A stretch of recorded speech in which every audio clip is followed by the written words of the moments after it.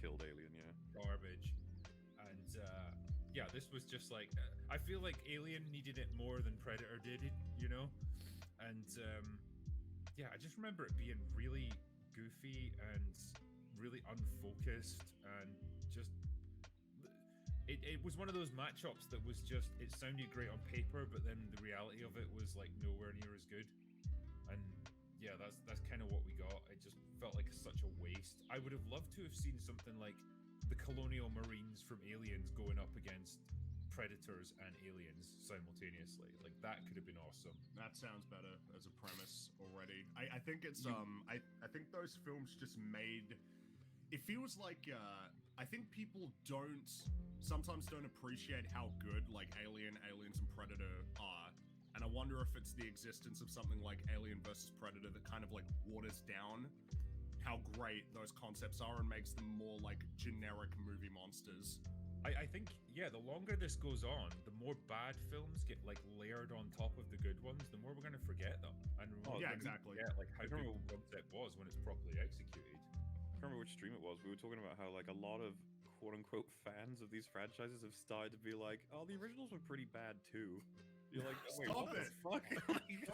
Stop doing that. That's uses for everything though. It's like, that's their excuse. If you say something bad now, well, no, it's always been bad. It's like, what a weird defense. We dragged down history. Like gaslighting 101. It's like, no, it was never as good as you remember. You're mistaken. Hey, how's it going, man? Hi. How's the White Russians? All right. Oh no. How's you right, mate? You right? You looking alright, mate? He's very alright. Sorry, I got a little distracted. So, I decided I have come to the street. I brought a Moscow Mule mug. I have my measuring. Measuring. That's a 25. That I'm willing to we bet won't be needing that tonight. And that's a 50. I was a little late because I was preparing a little bouquet. It's a little bouquet of ice. Oh, very nice. So I had the little bouquet. You make it seem downright like, you know, you're like classy compared to us. Let's get it out of the freezer. We have the you got a bottle of a new fresh one. Absolute vodka. We're going with the absolute tonight. Sir, would you like to go to the absolute tonight? Would you like to taste our vodka, sir? We have absolute on the menu. Oh, that tastes delicious. Yes, we'll go with that. When you told me that you were going to have White Russians, you didn't tell me you were going to start on them yesterday.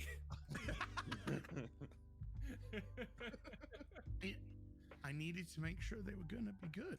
Yeah, you see, I had to get the right balance of ingredients, you see. And then we have the, of course, the coffee liqueur.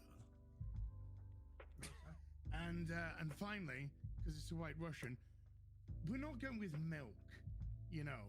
Some people like, you know, no, you gotta do it properly. You gotta go with a single clam. A single clam. So I am very sorry for being late, sir, and interrupting Mr. Yeah, you ruined the whole stream. Honestly, dude, we were just killing time until you got here, so you're all right. Audience time without the White Russian. I will mute myself for the moment as I drop some fresh ice cubes into the glass. I like the idea that when the waiter offered as absolute vodka, Az was like, what vintage? And he was like, oh, 2021, sir. It's like, oh, wow. Aged appropriately, I see. Could we have a selection? I'm a real fan of the 2020. Yeah. It was a good year for vodka. So, this is my little thing is... Why are you talking about your little thing? Or that wasn't an admission just yet. We'll get onto my little thing later.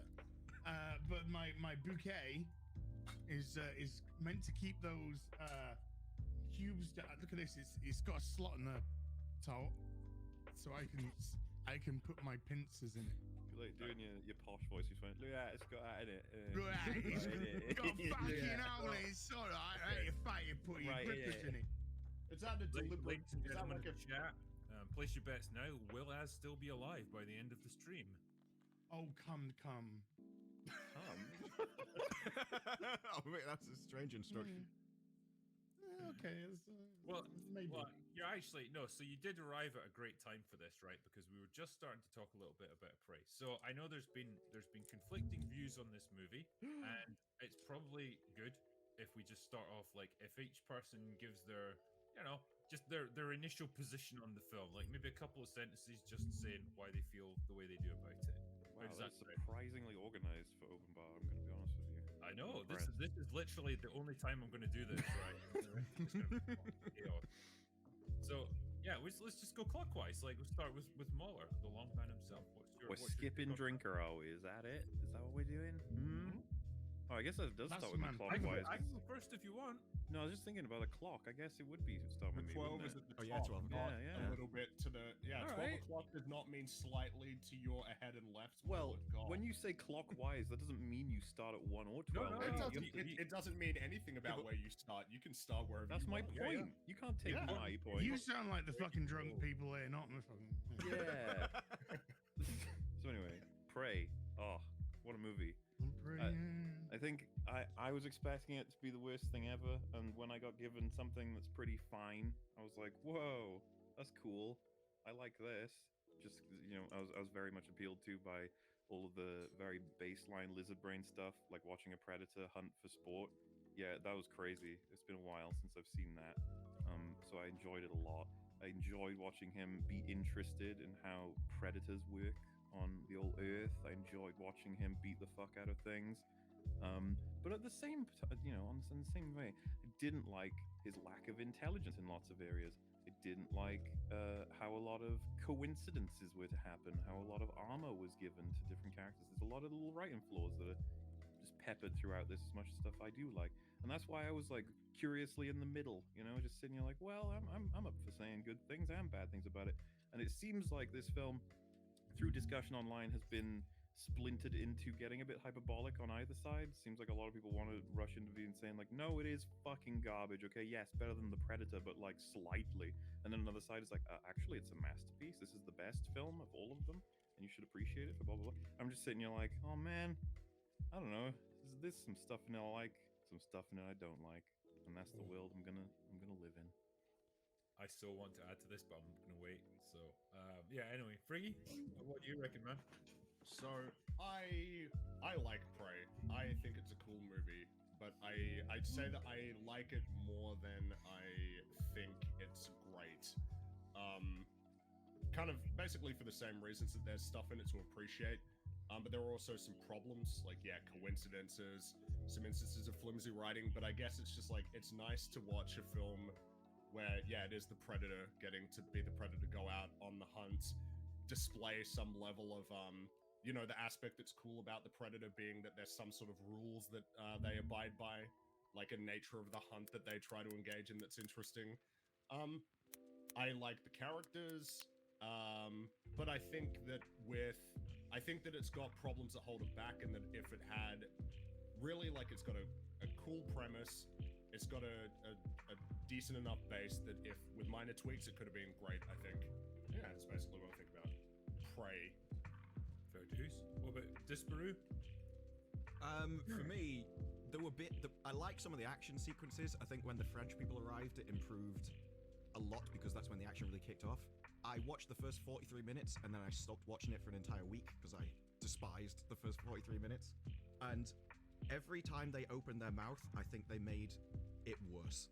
And there's this ongoing through line throughout the entire movie that just everyone underestimates her, and if only we stopped underestimating women, then we'd realize how dangerous they were and we wouldn't die. And they even apply that to the Predator. And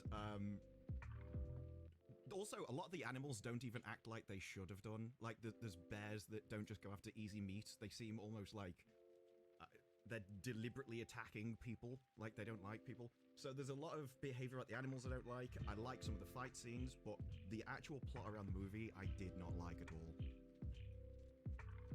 Okay. Fair play, man. Az, what about you? If you can sum it up a coherent sentence or two. I do need some Dutch courage. I'm not used to being online and doing this. I think I think this film is style over substance. I think it's a beautifully looking film with a really interesting premise, which is absolutely clumsily executed, with an amazingly unlikable plank of wood as a protagonist who is disrespectful to a tribe, condescending to a tribe, who doesn't listen to a tribe. She would have been outcast the way that she's behaving in the actual film itself.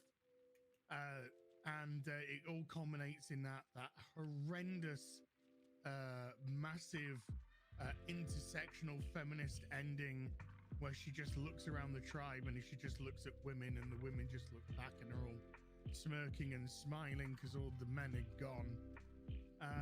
Woman power. The fight at the end is absolutely pathetic and turns into farce at times.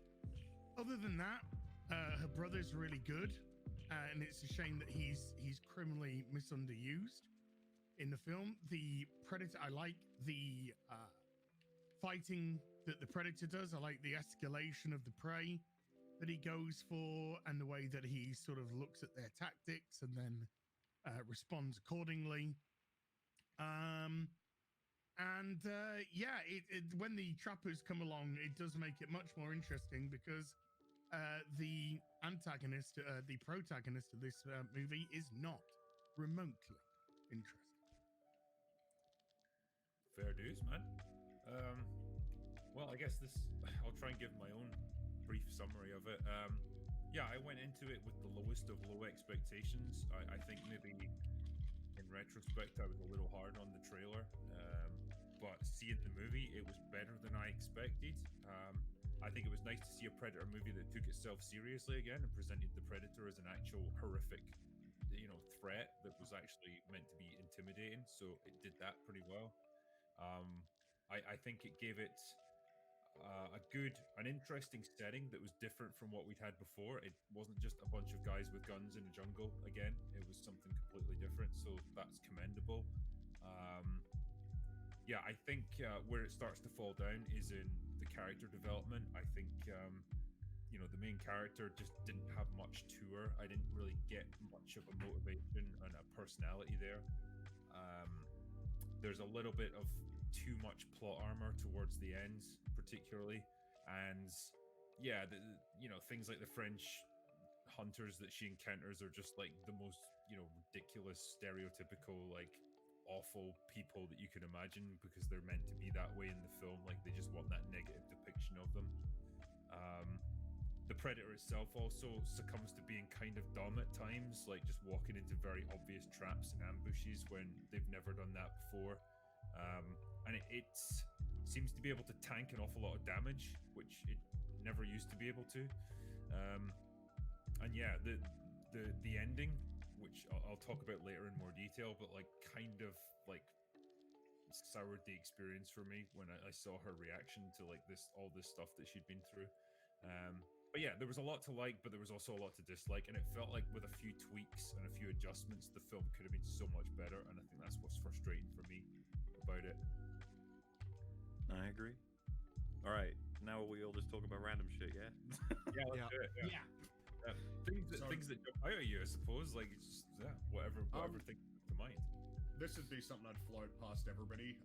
I think the first change that I would want to see in the film is that we don't see the Predator fully until like halfway into the movie. Like I think that we probably shouldn't have shown the Predator actually getting into fights with animals before we see him kill the bear and then get soaked in its blood. And so like our first full confirmation that this is the Predator, he's here and he's hunting on Earth, it comes at the same time as Naru, the main character. That's something I would have preferred to see. I as far as saying, like when you see it battling a wolf and the wolf actually bites it and injures it, I'm just like that makes the Predator seem really clumsy and dumb. Well, so the room I would give that is just that we're supposed to assume, I think, that the Predator's brand new to everything here. He doesn't know how any of this works, apparently. He's learning as he's going. Yeah. That's another thing I picked up about this movie that's kind of baffling. I have no idea what his endurance is. He takes what look to be pretty big blows a lot. Fights a through the bear. film. There's But times, there's times when he gets like a spear shoved right through his chest, and His arm gets cut off, and it's But like he's there's sort no squirting blood or anything. It just Yeah, he's pretty stops. chill about a lot of these injuries, which is weird. It's like, oh, are you okay, buddy? Like, you shouldn't be okay, but you Predator seem to be. movies have been doing this increasingly since probably the second one. Like, less so in Predators because there was more of them and stuff. But like Predator 2, like he gets blasted with a shotgun at point blank range, and all fine, Yeah, and he like does. gets up from it. But then the Predator is just ridiculous. It's like a Street Fighter game. He's just got a health bar, and they have to slowly chip away him. They're like hitting him with rocket-propelled grenades and shit, and he's still going. They even said he had like underskin armor and stuff. Yeah, It's like the way. the thing that I liked about the original movie is that he wasn't this invincible threat that couldn't be stopped. Like, very much, he was damageable. It's just that he was very hard to hit because you couldn't see him. Yeah, like That- he didn't have the greatest of health bars, I don't think. It was just always implied that he was good at his job. Which, Well, yeah, that was the whole point of him being invisible. yeah. Was him not being hit. This is the thing, And then well, I don't think when he'll ever when crack. he's repairing himself, he does talking in the first film. He does, lets out the scream, and he's. Oh, it's This great, one's dude. just like when he's fighting the trappers, he's just getting shot and I mean, speared you and. do blown see him up, yeah. heal up briefly, but it's like it's like a 5-second scene where he can just spray some stuff on it and it just closes up all his Well, and- wounds. So it's like, As okay. you point out, he got speared through like what looked to be his like pectoral muscle, even the shoulder blade. I'm not sure exactly. Like He it, got but it shot in looks the like- head. He did. He got yeah, that's back true, of he the did head, get back shot of in the the head, head. Back It's, the- it is weird, yeah.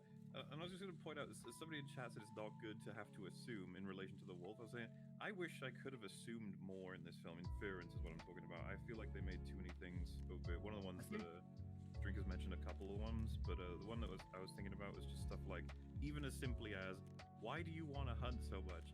I want to hunt so much because you all think that I can't hunt. It's like, wouldn't it have been great to be able to infer that from other actions and other events instead of Well, it literally just explaining it to us? Wouldn't it be great if there was some kind of past event that was driving that? Like maybe, I don't know, her father got killed on a hunt or something, and she Yeah, wants because she to... failed to. I think you know, it's just I mean, Yeah, there like, was though. something, like, She I failed. think all we She get failed to with hunt a this deer, character- a bird, and a rabbit at that point. So she had failed to hunt basically everything she'd gone after in the entire movie. And then Yeah, like, easily all we kicks the get- shit out well, of I her guess the that- tribe. Well, that's the Like, thing. We don't straightforward, need any. it's like- We can infer then that that's why she wants to, because she's so fucking bad at it, and everyone else isn't, and everyone else thinks she can't do it. It's basic enough. It's like that's like a human thing. You want to be able to do the thing everyone says you can't do. yeah, I prove get it. everybody wrong. This, but just- this is the problem I have. I think, but they never really commit to this idea that it's like she's not good initially, because No. the first scene that you get with her is like she's hunting with her brother, and like they're both with bows and arrows, and he shoots down a hawk, I think. And it's like, okay, wow, he's demonstrated real skill here, and she was hesitant to take the shot, and then you find out, well, she was actually waiting for it to circle back so that she could shoot it, and it would be less of a walk to go get it. So it's like, okay, they have to establish lazy that cow. Well, I Lazy wonder because I think pretty persistently in the film there's a demonstration that her hesitancy is it's kind of both a problem and a benefit. It's a problem in that it means that she can't like fully commit to courses of action that will yield outcomes that are good for her, like with the mountain lion. But then it later ends up being an advantage because it just leads to her consistently being underestimated, including by the predator. Which ends up being her advantage. Modern movies do this a lot. They say one thing and show it, like they intended for you to know that she was actually amazing all the way along. She'd been training, she could lob the axe perfectly at every tree, she never missed. She made a rope axe, was instantly amazing at it, like she'd been using it her entire life. So you're supposed to know that she's amazing. She knows she's amazing, it's just everyone else doesn't. But then they show by her actions that actually she fails at everything she does. But you're still supposed to think she's amazing. And that happens throughout so many movies that they, Well, I mean, the message they're trying to give you, and then they just show something else while telling you yeah, what they're could- trying to tell Well, I you. guess could you say that what you would want them, what they want you to feel is you like her because of her determination rather than her present capacity to do these things? No, they put the dog with her to make you like her because she's unlikable. I what I I'm- want to see is, I think people instinctively root for the underdog who tries and fails at Yeah. things. So, like, it wouldn't hurt necessarily the movie or the character to have her fail at something like this, to hesitate to take a shot like that, not because she's apparently being more tactical than her brother or whatever, but just to straight up hesitate. Like, maybe she doesn't have the killer instinct yet or Well, whatever. so that's what Well, I'm this is the saying. thing. Is maybe what she said isn't like what she actually believes. I actually think that's what the scene was. Yeah, I don't think. If you I watch the don't scene think that again, comes across in the film. she's drawing the bow. Why would she do that if she wasn't about to fire when she's claiming, "Oh, I'm waiting for it to circle back to the other side of the river before I shoot it"? I think she was telling fibs. And I think she was Yes. actually hesitating to shoot because she's not very good at this. And then her brother does it instantly, and so she says that to try and come across as though, "Hey, In other films, more people have seen. For that, it's just that, like, it would be very easy to overlook that and just make it look like, well, she actually just intended that to be that way. And I think perhaps some of that would come down to the delivery. Like, a more skilled actress might have been able to show a little bit of uncertainty there. Like, I'm trying to cover for a bit of a fuck up on my part. But But why would you do that and not really hesitate against the bear at all? Just go balls deep for the bear. What do you mean? She fucks up with the bear. Her bow Well, string breaks. her bow, yeah, but if the bow wasn't broken, well, not broken, but if she didn't need to repair the bow, then she just would have been going after that bear. Well, no, so I think what the we reason see with the she- bear is that she Yeah. draws her bow because she sees the bear, which is a reasonable thing to do. If the bear comes toward you, you should fire. But she doesn't fire, but then her bowstring breaks, which makes the sound. I think that's all fair. No, because she's downwind, so the bear picks up a scent. She apparently recognizes that the bear's got a scent, and she should have been out of there. She should have been like, let's go. Yeah, at one point, the bear chases the dog rather than killing her, which doesn't make any sense because she's right next to it and he decides to chase something else. And then she goes after it and fires another arrow at it. She's already seen the dog's got long gone by this point, so the dog would have been safe. A bear's not catching the dog. That whole scene is a bit weird in the sense I thought it that was weird that really I don't know. buy I don't know enough I about don't buy bears that to know. bears would be so fucking determined to kill a person, like, out of everything that they could be doing. They just you want know, food. Well, I know, but like, are they really that hard up that they would climb a cliff to get to a person? Like, when there's got to be easier. No, it had a deer carcass. It was fed. It wouldn't have done anything. And then after it chased the dog ran off, and it was right next to her. If it was that hungry, it would have just killed her because it was right next to her in the first place. Like, it would have gone for whatever's the easiest meat. They don't, like, hate people and go after them. They just want food. You don't have to be smarter than the bear. or quicker than Well, your yeah, friend. She seems I'll like tell you. Can I just? insistent that one arrow is going to make all the difference when it obviously wouldn't. Yeah. You're not gonna kill as a- you shouldn't expect much. It's an arrow versus a bear. Unless you're getting it through its brain, you're not going to have much luck. No. I know we're kind of jumping around with our discussion here. There was a bit I was going to reference here for you. The ending where she returns to her camp with the predator head. She's victorious. She dumps it at their feet. She's given the spear to be like the head hunter of the camp, and basically takes charge of the situation. And it ends with her smiling. And I couldn't help but compare that to the ending of Predator, where Dutch is a broken man mentally. I agree. By the end, he has been through so much. He's watched all of his friends get horribly killed in front of him, and he is just wiped out as a person. And I just thought that is such an unrealistic reaction to what she's been through. She shouldn't be smiling. She shouldn't be triumphant. She should be like traumatized, particularly as a hunter-gatherer who doesn't have any understanding of science or technology or any concept of like alien species from other worlds. Like, this thing that materialized in front of her should be like a god or a demon or something from her point of view. Like, this should be like the most like world-changing event that she's ever gone through, and it's just treated as like, yeah, I'm strong now, and I'm a hunter. And I just thought that was a terrible way to end her character. I think Yeah. I think that if they were going to end with that, at the very least, there should have been more acknowledgement about the loss of life in the tribe, like her brother. Absolutely. She should have had a speech in the about how tribe. she never would have gotten this far if not for her brother. Yeah, like a But they, big. but they a didn't big care about the ceremony. guys. She looked at all the women at the end. That she didn't look at a guy. There wasn't a Dude, I single think- fucking guy. I think it's a mistake to have a big focus on how she becomes the chieftain or whatever. Fuck that. Make it about how she never cared about that. She only cared about being a good hunter to Well, prove that she could be, sort of thing. Well, that's not it. Yeah, it's just the fact that she's now classified as a hunter. She doesn't become a chief or anything. It's Oh, just right, like, okay. you're Well, either smart. way. And then it's- she looked at the little girl, and it's like, oh, now you've seen. That's literally the representation arc of now you've seen what you can be. Now you can be it as well. People won't tell you that you can't do it in the future. People will now think that women can be hunters as well. That's why she's so happy. She doesn't care. The reason she's not upset about her brother, she doesn't care about him at all. Don't care. It's like, oh well, they're only men. They died. You know, I killed everyone else. That's fine. But now the women can be hunters too.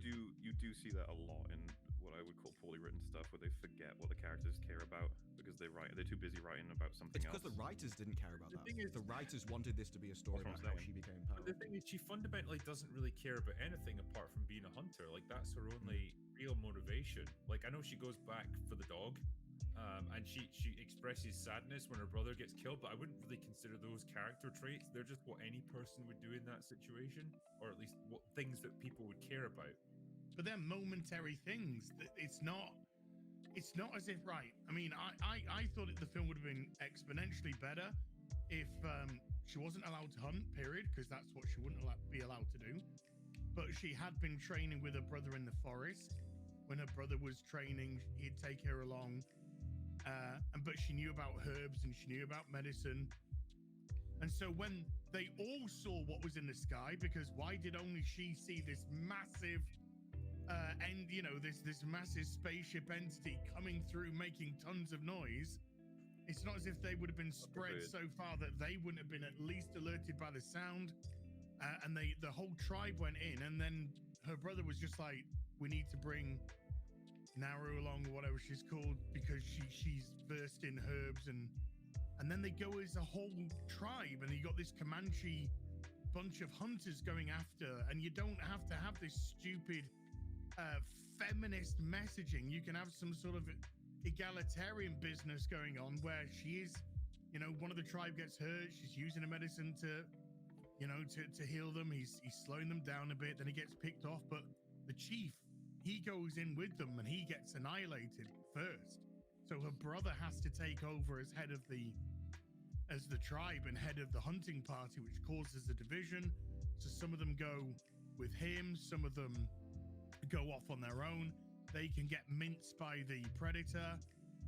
She, of course, is in the other group, and they start getting picked off and all that sort of predator business. And then because of the training that she'd got from her brother and the stuff that he had done against the predator, it allows her to eventually finish it off. Just something that was more I think in This just line sounds like a with very different movie, I think. yeah, Well, because in this terms one of was cool payoffs. Like, it would have been really cool to have the brother go brawn mode and actually dodging and fighting the predator while she does a bunch of sneaky shit in the background and around the fight. Activating traps, doing this, that, and the other. I had said before, like, it might have been interesting as well to have say her and the one, or at least one or two of the French hunters work together to take this thing down. To give an insight from their point of view, and rather than portray every single one of them as just a horrible. There's one good one. There's one good one. well, there's a translator. He wouldn't- Do anything though. He just gives her the pistol and then dies. Yeah, but he's friendly. He's nice. Because he needed her medicine Yes. skills. I was curious. About Okay, that scene. how are we rating them then? Because he's clearly nicer than the rest of them. He is nicer than the rest of them, but then he doesn't have the opportunity to actually do anything. That's true, yeah. Constructive because he loses his leg.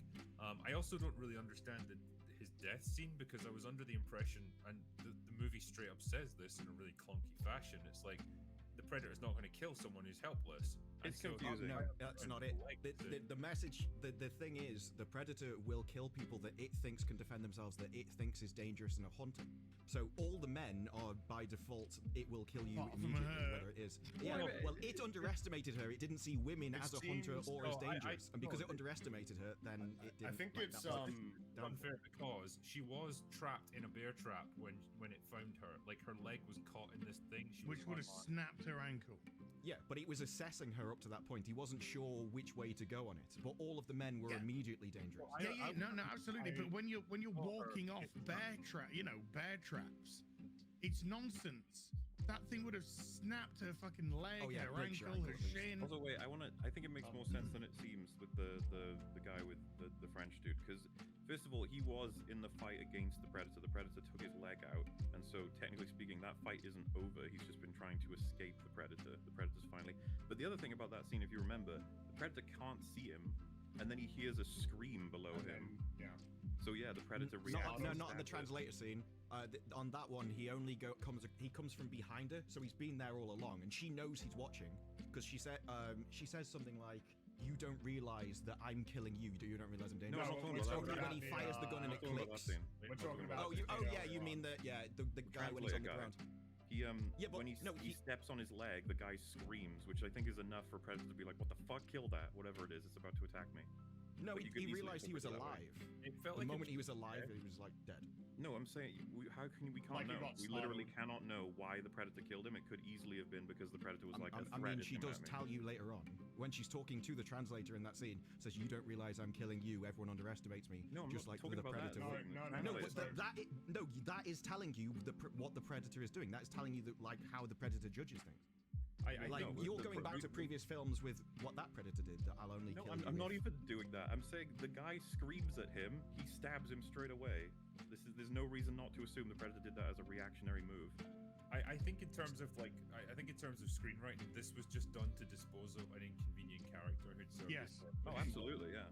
Yeah, But, sure. Like, we don't know how to I didn't interpret that as the Predator executed a harmless person. I saw it as the Predator was like, "What the fuck? I can't even see anyone here, and something's screaming at me." But if you needed a backup reason, it would just be that guy is someone the Predator's still chasing. The Predator's aware of him. That guy did try to kill the Predator. He doesn't get guess to be it's- spared now because he's lost a leg. In But terms it's of weird the, because. Sorry, go on. No, Fred, go you for it. That's how it works. That's how it but- totally no- works. it That, was the just, moment, like, she was in a trap that ended the fight. The moment you're not a threat. If Well, no, but for her, she never attacked the Predator. it seems because you remember when he's fighting. Remember? The, What? French guy, Seriously, it said, she never attacks him up to that point. he was going to fight her. He was chasing her across the field. That's true. But she The never guy next to her attacked him. didn't. Well, it depends. Did the guy depends next on to what her? he does, right? Because he Yeah, immediately he was slaughtered. a part of the fight. The whole reason he got his leg chopped off is because he came. No, with no. the When she Predator. runs into the field, there's a guy in the field already. I don't think he was part of the fight, and yet Well, no, the but he Predator aimed the- immediately slaughters him when he The catches bow, him. Didn't he have he's his aiming the bow bow and out? arrow at the He had a Predator. bow and he did. Yeah, but she's got an combat axe the and bow. stuff. Yeah, well, she has an axe, but she didn't throw it at the Predator or anything. She didn't even aim it Well, at he the didn't Predator. fire the bow. Well, he had the Um, bow drawn though, didn't he? Yeah. Yes. Well, So he's getting ready to attack.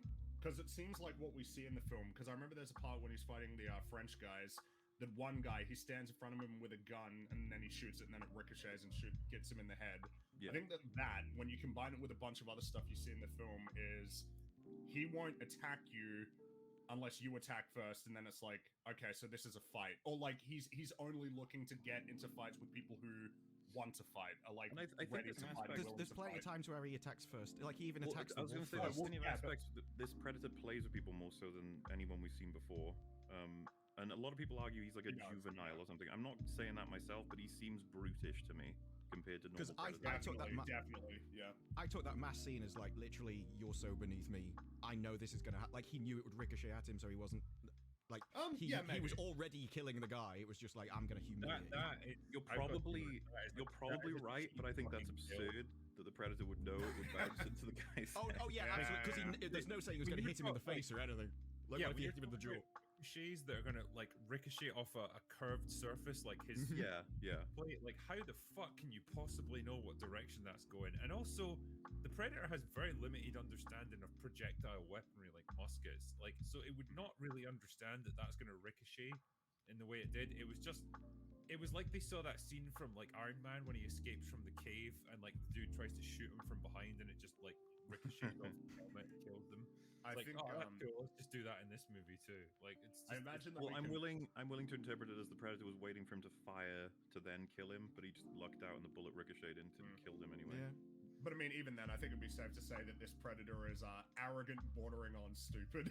Well, I think he's bordering. absolutely He's, stupid at several yeah, moments. he makes some beyond stupid decisions. compare at the end.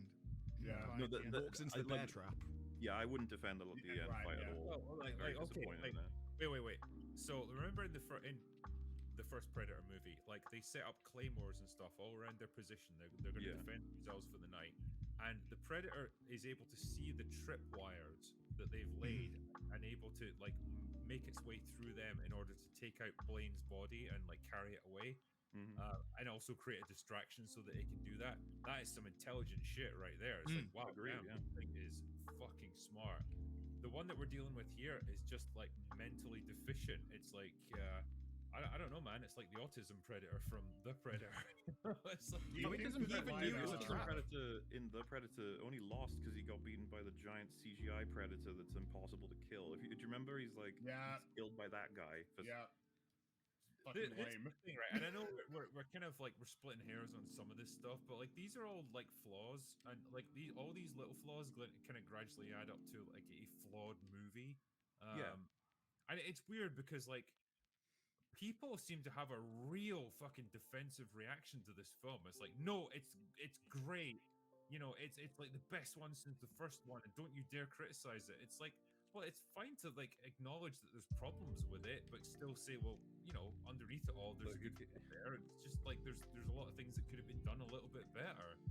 Well, that's because the whole plot was going around a really unlikable, unprepared, unready protagonist and trying to almost dismiss the flaws and pass them on to other characters. Like when she jumps the gun, she goes out on her own to see what the whole ship business was, and then the rest of the tribe come after her. Her brother comes after with a party.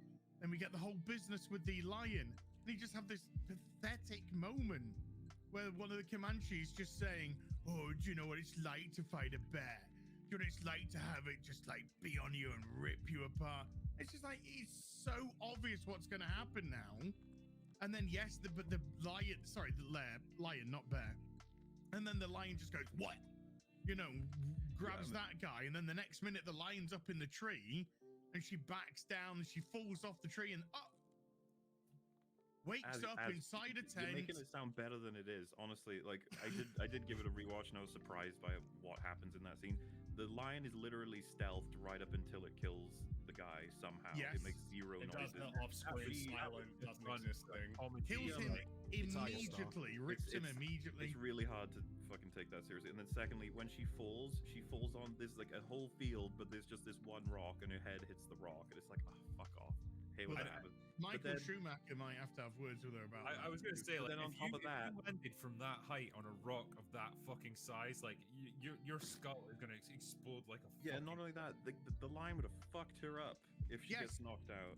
That's just it. We wake up and she's suddenly in the teepee with the woman, and then we see that the brother killed her, killed the bear, killed the lion. Fuck my ass, mouth and tits. Killed the lion, but we don't see any of that. They don't give the brother any credit. They don't give the males any credit with that kill whatsoever, and she's more frustrated that she didn't get involved in the hunt. That's the problem, though. They do give him the credit for it because he gets like anointed as like the head hunter or something. Yeah.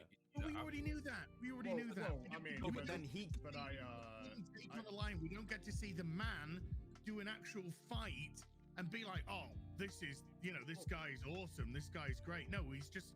We see the aftermath of it all. I think that he gets credit. I mean, he gets credit in the story, like in the tribe is celebrating him for beating the mountain lion. But I would also say it's because it's the parallel, right, to what happens later, where it's like she landed a blow that helped him beat the lion, and when they're fighting the predator, he's going to help her essentially by like sacrificing his life to help her then bring it home, right? Like this kind of parallel there. But he dies because of his own code of ethics. He says, "This is my." He talks to her early in the film and talks about there comes a time when you're a hunter that you have to say, "I go here and I go no further.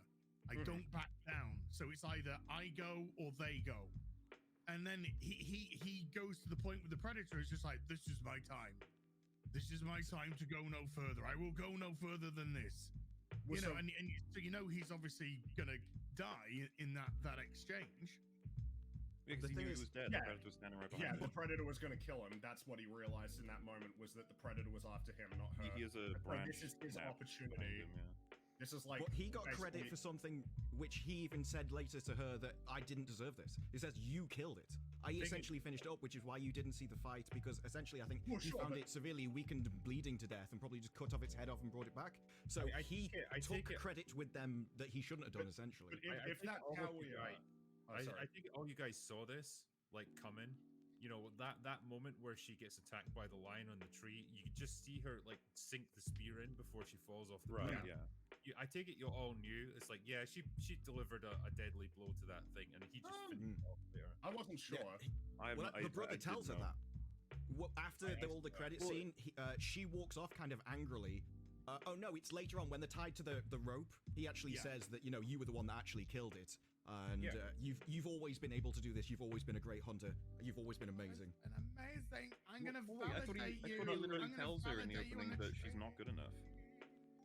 Yeah, but once they're about to die, he actually tells her how amazing she's always Well, been, but, and he just didn't want her to literally do it. about to die. Why would he tell her anything else? Look, And Well, if, we have to assume that these people are telling Well, the truth. Otherwise. they shouldn't have been having those kind of Well, no, conversations. They should have been working together in parallel to try and take down the predator. What I'm suggesting is that if you're about to die, you're not going to say like, "It sucks to be you," because you're never going to be killing this thing.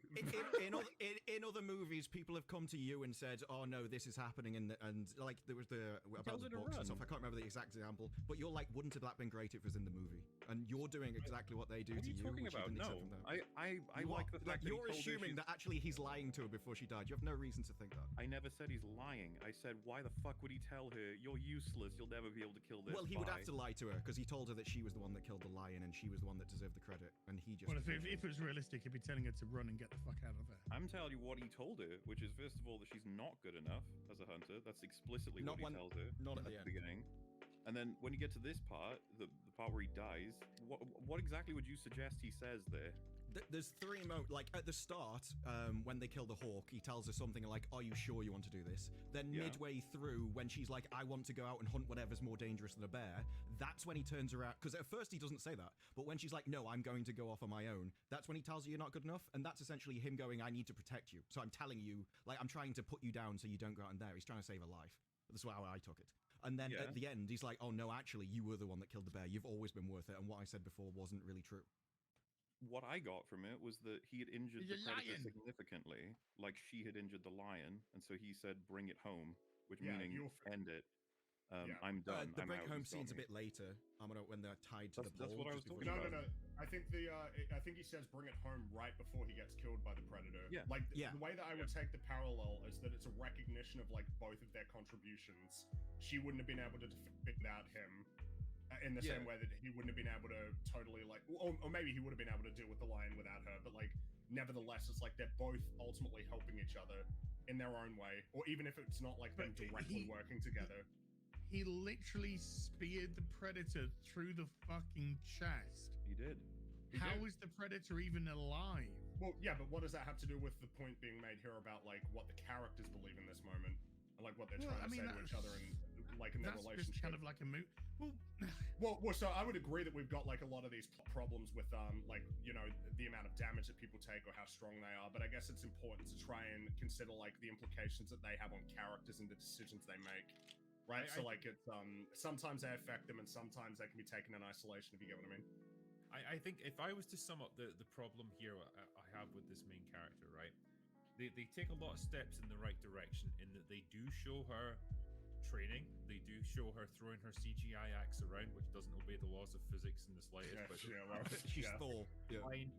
You know, like, so there's some building blocks there. They show her making perhaps bad decisions early on and learning from them that she learns from the predator. So like there is stuff there, but it's like they can never quite commit to this idea that you can have a flawed protagonist who makes mistakes early on and then has to overcome them later. So like what you might normally do in a story like this is have her go on a hunt with the guys and perhaps choke at the crucial moment. Like she has an opportunity to take a shot, something like that. She hesitates. And maybe someone gets injured, the prey gets away, whatever it might be. She's identified a problem with herself that she has to overcome in the course of her struggle throughout the story. They couldn't quite commit to that, so what you end up with here is like she, on the face of it, makes a mistake, falls off that tree, gets attacked by the cat. Her brother has to make the kill, but you find out later on, actually, you did kind of deal it a mortal injury, and it was just me who finished it off. You know, like the thing with the hawk right at the beginning. You guys, you know, you can argue that like she was just covering for herself. The way the scene's presented, it kind of makes it seem like she knew all along that it was going to circle back and that she should have just waited to take the shot. Well, It's I always guess this idea that like she was kind of in charge of the situation and she actually did do the right thing. She never really made a mistake or had a problem. And it's just like, oh, if you just had the balls to go just that little bit further, you could have had a really interesting character arc. But they had to dispatch the hunters with absolute ease. Mm. She just went through those hunters like nobody's like they were clowns. Yeah, so I'm not a fan of I that think scene. that scene's not great. I guess it's just we have examples of her throughout the film, like making mistakes, and then we see like those mistakes get incorporated into her new strategies. Like when she fell into that sinkhole and then found a way out of it, and then used it. I mean, I don't like the final battle's got tons of problems, but like that's an example. Can of I her just address that sinkhole for a moment? I actually thought they were gonna do something clever there. I thought the sinkhole was there. I thought when she was like struggling to find a way out, fine. I was, no problem with that. And then when she got the final bit and, she's like covered, I thought she was going to push her way to the end, like slump like she did. And then we were literally just going to get the Predator's foot like Isn't that come the over her. obvious thing And they then could've done, though? she was going to realize that being coated in all of this mud prevented the Predator from seeing her. But It's a plus and a negative, right? Because the writers were like, they'll expect us to do that payoff. We won't. Our payoff is going to involve that flower that makes you go to 0 body temperature, which, yeah, that's really hard to take seriously in any way, shape, or form, unfortunately. I mean, I'm no doctor, right? But I'm pretty sure if your body temperature drops to like the temperature of like the surrounding rock, like you're not going to be able to move, and you're probably going to be technically dead. And it's not going to coagulate your blood or keep your blood. That was some fantasy I think shit. the only way that we can make that work is if the Predator's heat vision thing is tweaked entirely to like human body temperatures, and if it sinks below like 1 degree, then you disappear, which is stupid. This is something that I picked up on though, and I will give the film credit for this. Like we were talking about there, there's a decent amount of setup and payoff in this film. Yes, there is. Yeah. And I know it's almost like I'm giving credit for the most basic of things, but this is where we're at with films nowadays. It's like, okay, they did the simple writing 101. Great. Yeah. Well done. So I guess what I would say about that is I agree there are setup and payoff, and that it's not great, and that if like with tweaks and stuff it could have been made better. But I guess I can at least appreciate, compared to like when you compare it to something that is like absolute nonsense, like Multiverse of Madness, where it's entirely incoherent. Like when you can look at a film that at the very least has put some consideration into setup and payoff, and trying to incorporate that into. More frustrating is I can understand the frustration. They could have made this like a proper Comanche tribe, but they went for the feminist route. This film is just feminist bullshit. Okay, wait. Could she have beaten it on her own without it being feminist bullshit? Well, if you set set up proper resourcefulness, Right. so maybe she what I uses think. some of the skills of the tribe. Maybe she uses some of the skills of her brother. But to realistically plant this on in the method that they did is comical. It's absolutely comical. When they had to jump on the Predator, when they had to matrix around him, when they had to literally go toe to toe for a couple of seconds, I was like, no, you fucked this up. The way to do it is to have her be like entirely stealthy, super duper, like Entirely using really ranged. smart tactics. Yeah, traps, You don't- setting up tons of You traps. can't get anywhere near that Predator. Traps Dude, the would be second the fine Predator because even grabbed the French her, guys put up traps and the Predator fell for a couple of them. her neck should be like kindling to his hand. It should be nothing. Like it's Well, annoying especially that when he she- punched a bear and like that basically killed him. Exactly. Yeah, That's to me where they got it all wrong. They fucked up the entire execution. Because I hate to reference it because it seems like a meme, but I mean, Ripley, she's a fucking badass in the end of Aliens on her own. She doesn't even get Hicks to go with her, but it's everything there follows along from everything she's learned in the film, and she's very careful. Every last Hicks shot. is injured everything. That's what I'm saying. They justify it. She's on her own for a reason, and she does well for a reason. In this film, she But does she's had really a whole well. other film of understanding this creature at least. That's Well, what I mean. What I'm trying to say is that they justify it. They did not do a good job of justifying it in this. I think it's possible. They just didn't do it. I think it's Even I the think it's training in possible this. that they have, like, the Like story. I don't even think they trained. Like when you train, you're supposed to be bad at something and improve. She invents a brand new weapon, whether that's weapon, like it's literally physically impossible, but if we just assume it is and it works how she does, the moment she pulls that back, she catches it straight away. I wanted to see, like, almost cut her head off and she dodges it. She's like, wow, this is actually really dangerous. She's just immediately awesome with it. Well, hey, let's put it this way. If they'd shown us a montage of her grab, grab, I'd still be annoyed. I'd be like, oh, it's physically impossible. I completely agree. At least it's making an attempt. Yeah, no, I completely agree, guys. When she literally grabbed it every time, I was like, oh, it's like fighting the Frenchman. She's immediately good at fighting people. It's but not the Frenchman scene is really stupid. Like, we don't. No, well, all of these ideas are equally stupid. There's something which is impossible for her to do given the experience that she's had. So, do you know something which is impossible for her to do? Drag a 300-pound dead weight man to wherever what location she did. Oh yeah, I didn't even think about that. Man, that would have been fucking hard for a girl. That would have been hard, yeah. It would have been virtually impossible. Like, she took his leg off, so that's probably like 40 pounds gone right there. Drinking, maybe she disassembled him and took him in pieces. She Eddie Izzarded him. He's like Lego. I wonder, because I think the high concept no worries. I think the high concept of just having the Predator appear at different times in human history and then contending with the people at the time and then injecting like some sort of story that has to do. I mean, I think it's the one that often gets floated as like, what if it was in medieval times, and then you had like, you know, like a group of knights having to contend with Predator, and then maybe it like incorporates aspects of their religious beliefs at the time and how they perceive him. Like the high concept or Dark Ages. Well, I guess that, yeah, like you've got Predator. If you just drop Predator into like many different places, you can have like a really cool story. And I think that the premise here, like, it's a strong premise, but I think the problem that they ran into was that you've made something difficult, which is that you've got a Predator going up against people with relatively primitive technology and a limited understanding of what this entity even is. And you need to incorporate that into the decisions that they make and the strategies that they employ to try and take it down. And, like, they kind of try to do that, but, like, they needed to push it further. They needed to, you know... I think there's better time periods. Like, imagine a Predator going up against an entire Roman legion. And it's just like you're against an army.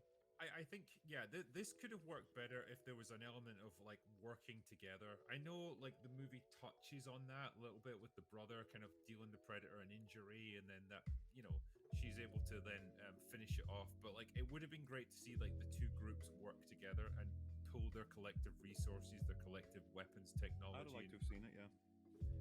I would like to see it too, but I guess I'm also not opposed to like the story that they chose to tell, where it's it seems like the thematic through line that they were going for, and it's not like a hugely strong one, but it's present, is essentially the notion that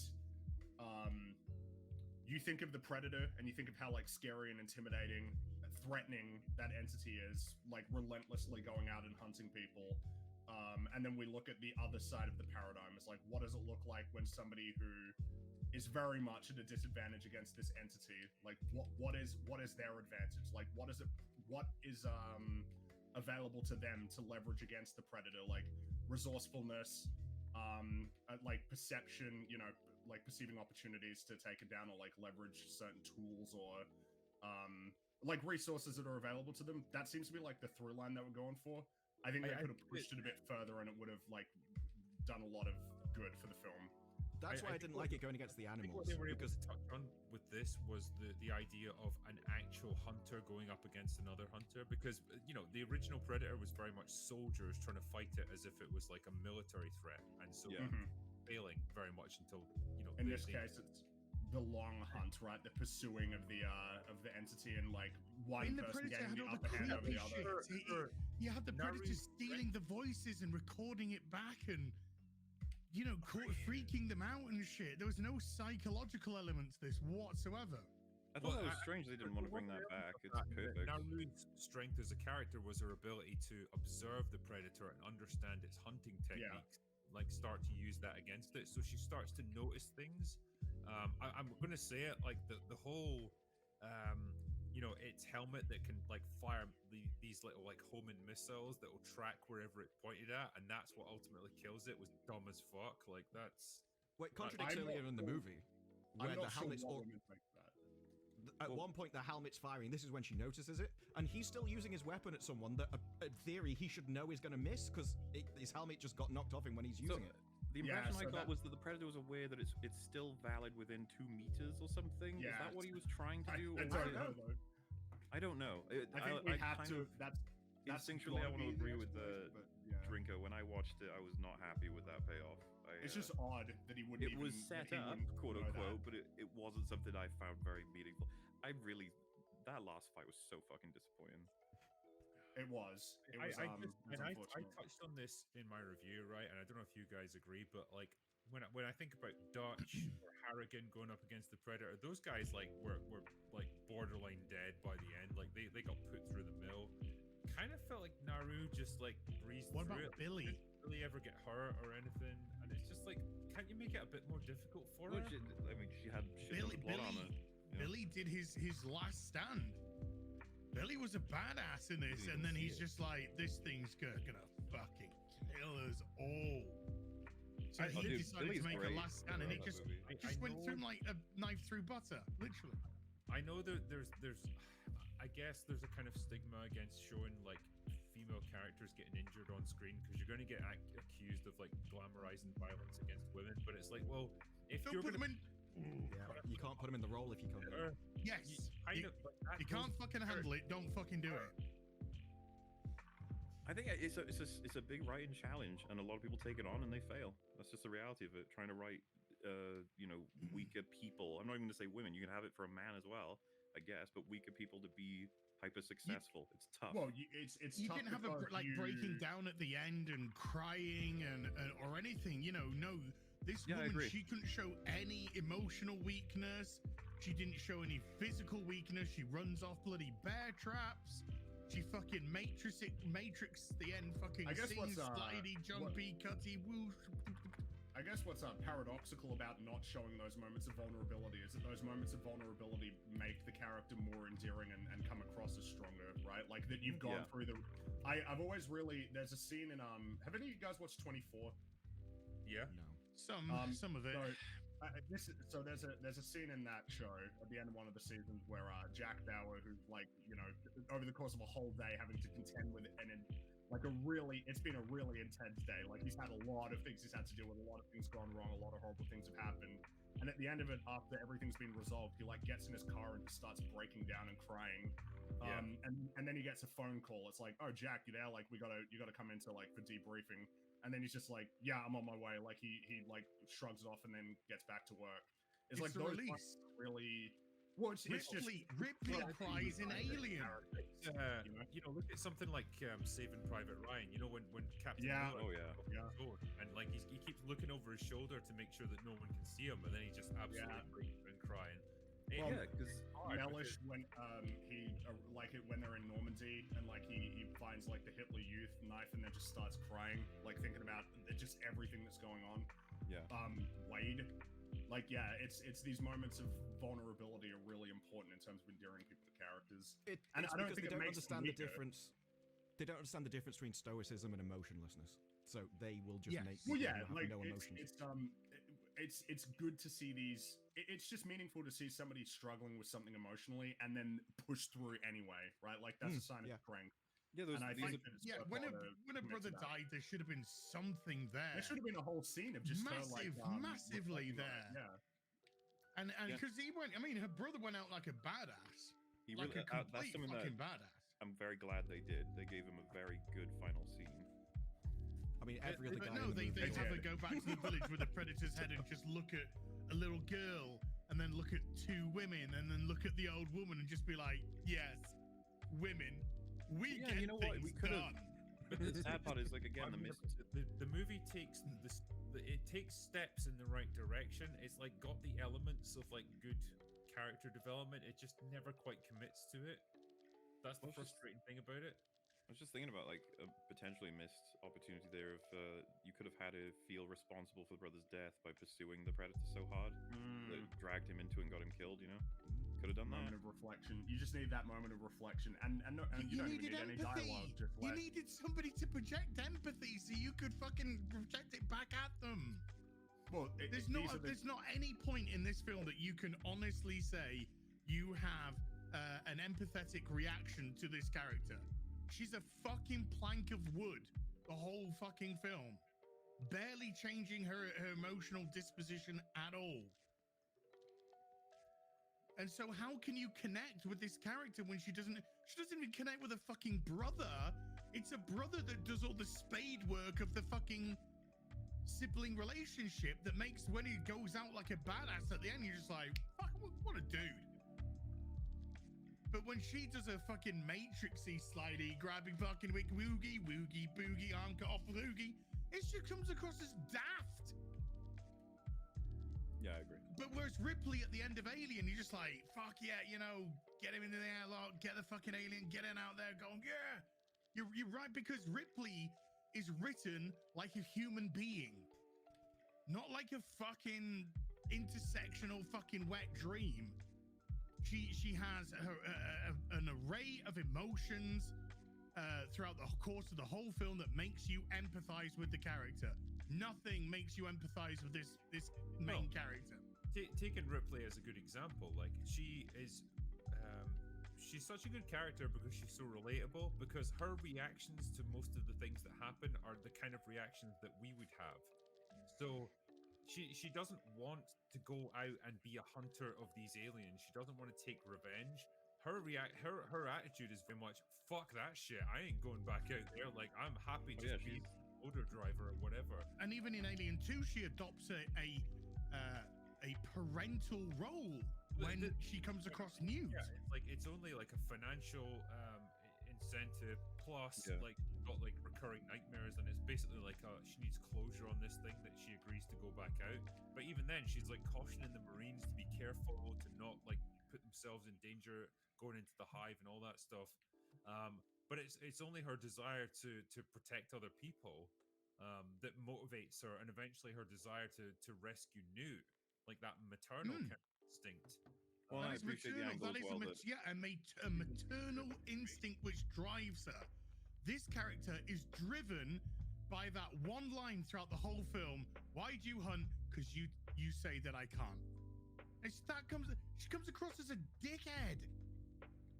That's not a character that you relate to. That's not a character that you can empathize with. It's not a character that you can support.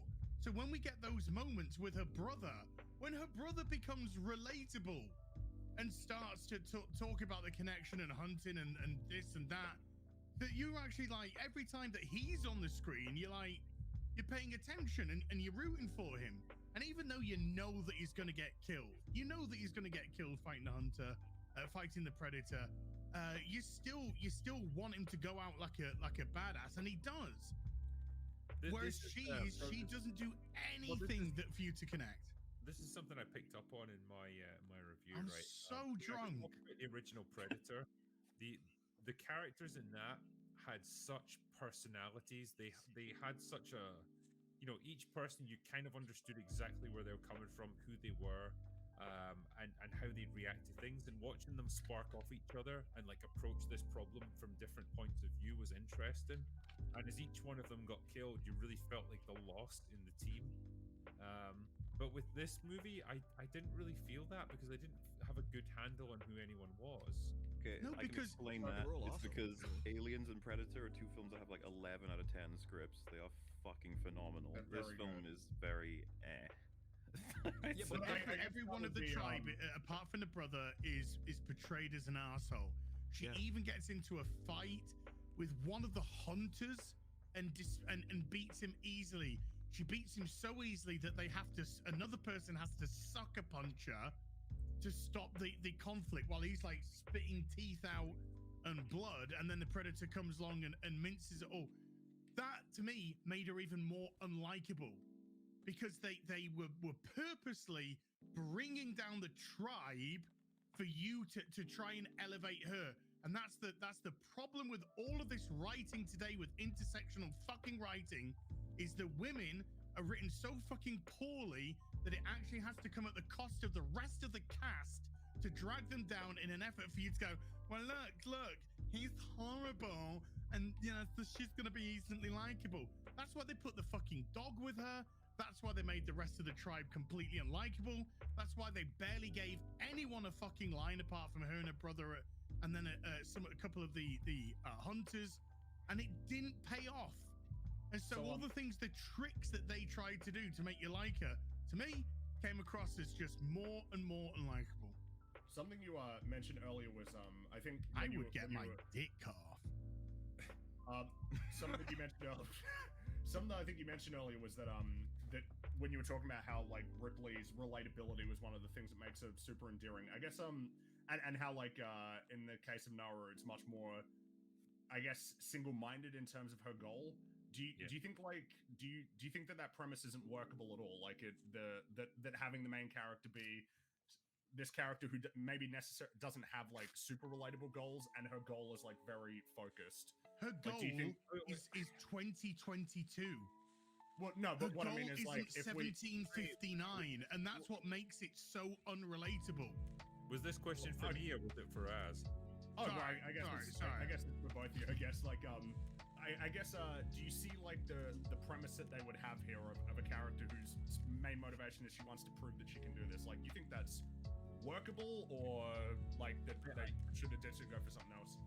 I think it's workable. I think what you need though is like a little bit more underpinning that motivation. Yeah, so I think I agree with that. Whether it's like a failed hunt in the past that resulted in people getting killed, or you know, like some kind of hardship that she's endured that gives her a motivation to do that. Like, I think as it stands, it's just a little bit simplistic, and it's a little bit, like you say, kind of single-minded, and it smacks a little bit of just like projection from 2022. You know, just like we need to have a female character who wants to go against tradition and prove that she can do something that people don't think she can do, and it just seems a little bit contrived for a person of that time period. I don't think many people living back then would even have that mindset. So yeah, I think you just need a bit more than that. That's a good basis, I suppose. So that's a what couple of I things. would say is all right, go for it, Mo. A couple of things we mentioned already in this stream between a lot of us, I think, would really make the premise work, was adding the angle that she actually really does show a lot of care for the people in her tribe. You know, their first scene with that mountain lion. Take the broader elements that actually happen, but let's just change all the sequence. Maybe the brother actually tells her one of the reasons you can't be a hunter is because you need to be strong enough to be able to take care of your fellow hunter. And maybe you just, like that thing in 300 where he's like, you got to be able to lift your shield high enough for your fellow dude. Like, maybe there's an equivalent of that with hunting, and that's something she says, no, I can, I definitely can, I can. And then when time comes, she can't, and the guy dies for it, and the brother, saves her. But he's just permanently like disappointed in her, and it's like, you fucked up and you cost someone their life. Like, that could have been our grounding opening scene, and she could feel guilt-ridden as fuck about it, and is desperate to try and prove that, like, it was just a mistake. It's not exactly who she is, and stuff like this. Adding like, I just completely agree with the whole that ending scene with her and the head. They miscalculated so hard by making it about her, like so obsessively about her. It should have at least 60% of that scene should have been about. Yeah, not just her brother, even all of the tribe members that got killed. Yeah. Well, their husbands and brothers and stuff would have died. None of them cared. It didn't even seem like she wanted to end the Predator's life for that reason. It seemed like it was always only about the hunt, when it should have evolved past that, I think, at that point. But I guess even at the start, she's going around telling everyone, I want to do this hunt. And all they said is like, are you sure? Because this isn't like, are you sure you want to do this? At one point, she even goes, do I need your permission to go out and hunt? And he goes, no. So she can, at any point, she can go out and do this. And it's just like, no one's stopping her at any, she's just going around whining at everyone. Why? It's like the people that go into a fight saying, hold me back, hold me back. It's very strange, that the entire movie. It's like she's a rebel without a cause. They don't, they don't think she can do it. But no one's stopping her. If she went out and hunted a lion at some point and came back with its head, it would have all been fine. I also love the fact that she can just fuck off for like days on end, and like everyone's cool with that. It's like, I'm pretty sure you're supposed to contribute to like the tribe, like that's the whole point of being there. But like she can just leave. It's like, I'm gonna go on a 2 or 3 day hunting expedition. I'll be back whenever I fucking feel like it. See you later, dicks. And like that's it. Everyone's cool with that. It's weird. Like, it seems like her life isn't actually that bad. It's like there's no restrictions on her hunting. There's no restrictions on her doing any of this stuff. It's just that people doubt her ability to actually do it. But like, really, what's so bad about that? I don't know, man. It just We all agree. That's silence. I guess. but- No, but Sorry, that go on, causes them yeah. to send people out to look for her, which causes three Yeah, they keep people to be magically killed. finding people in a forest. That was weird. Like, at one point, she even goes down a river and she's just walking along and suddenly bumps into people. Like, it's like they've got GPS at this thing. I think yeah, I mentioned this like because you know when she's been out like hiking like for days on end, like she could have covered hundreds of square miles, and it's like they just run right into her when she needs to. You know, it's convenient. It's great. Plot convenience is a wonderful thing, I suppose. Well, yeah, because I was gonna say like maybe they tracked it, but I was like, well, surely she'd be aware of not wanting to leave tracks, right? Isn't that something? And she got that- washed You would presume that downstream. she, Well, she in traveled particular, down would be river aware as of well, that. so like you're not going to be able to track someone on a river. Yeah. There's a lot of convenience in the film for sure. Like just I lucky think things that I think happen. this is the problem. Is like we you know in the course of this discussion, like we've outlined lots of tiny little things which by themselves don't mean much, but they all add together to like quite a flawed script. Well, yeah, you But start at to the wonder, same are there any time- larger scenes that aren't connected by a stretch? And it's like, Yeah. But at the same time, it means that you have something that can be salvaged with tweaks. Like with tweaks, really. Like if Yeah. you just change a scene to add a couple, like remove a little bit of dialogue or add like a one or two scenes that give further acknowledgement of other characters. Like it's all within reach. Is which I guess is probably the Yes. reason why I like this film. Is you know because it's like you've got so much in reach with just like minor tweaks. To like elevate it to something that could be great, but yeah, I guess you know, like it's got a lot of problems for sure. yeah, and it's in like a much higher tier than the recent outings for Alien, Predator, Jurassic yeah. World stuff, Yes. and Terminator. As If far I as I'm was to concerned, ask it's you a tier gentlemen- above the rest of them. If I was to ask you gentlemen to rank them, right? So forget about the Aliens versus Predator movies. Let's just keep it strictly Predator. Like, where would you put this in the great scheme of Predator movies? Who wants to go first? Well, go clockwise again. Let's do the clockwise thing. So the problem is I haven't seen Predators in forever. No lie. But what I remember about Predators is that the first half was fine, if not pretty enjoyable. But once Lawrence Fishburne jumps into the film, I felt like it fell the fuck apart. There was a couple little bits I think I liked as it progressed, though. What else we got? The Predator. We all agree that's the worst one. There's no way that's changing. That's just abominable as a movie. Mm-hmm. Predator 2. I can't remember if we've talked about it before, Drinker, but I've always said that I think it's really solid and I really enjoy the first half. Not a huge fan of the film as soon as. Said the first 2/3 more, you liar. Well, no, because I recently rewatched it and so I managed to look at the time code. It's when I've always thought of it as when Bill Paxton dies. That's where Yeah. Predator 2 falls off for me. There's loads of things that. Do you remember? It's like 5 minutes after that the Predator is roaring on a tower and he gets struck by lightning. I thought that shit Yeah, was so that- fucking goofy. That wasn't great. I'm not gonna lie. So- that was And then there's some crazy bonkers shit. Like the Predator's ship is just below a hole below an apartment complex. I don't know what the Yeah. fuck's going on there. And they just Um, kind of like I guess the fight brought them there for some reason, and then when It it's the just fight- odd. the Like fight goes on for about 2 hours. Like yeah, and then there's also just like weird stuff in the fight itself when they're in the freezer room or wherever it was. Like that fight was pretty stupid. Yeah, like the Predator does a bunch of weird, stupid shit in that fight. Like he just jumps in the middle of all of them with the spear and Mate. starts like poking them one by one, and it's just like, okay, that doesn't seem like the smartest. You know, And also there's- like there's- the government guys like bring in like Donald Glover, but they seem to hate him. Like they hated him before that point, but then they to the point where they're explain going to everything disappear to him. Yeah, They threaten but then to they like, just fold him erase into the him. plan. but then And they just tell even about let everything. him- Yeah. They let him leave when he like threatens, even though they think he's gonna fuck everything up. It's really odd. So Yeah. if I can make this clear, right? Predator, undisputed champion, and I don't think they'll ever release a Predator film that'll beat it. I'm not even trying to say that as like a biased fanboy. It's gonna be difficult to ever beat that fucking movie. The Predator, I'm not sure they'll ever make one worse than that. That like Yeah. it's gonna be tough. So then in the middle, I gotta order Predators, Prey, and Predator 2. Oh fuck, it's tough exactly to go on with the scaling I sort of use. I think I should discount Predators because I haven't seen it in so long. It doesn't really mean anything for me to rank it. So it's gonna be between Prey and Predator 2.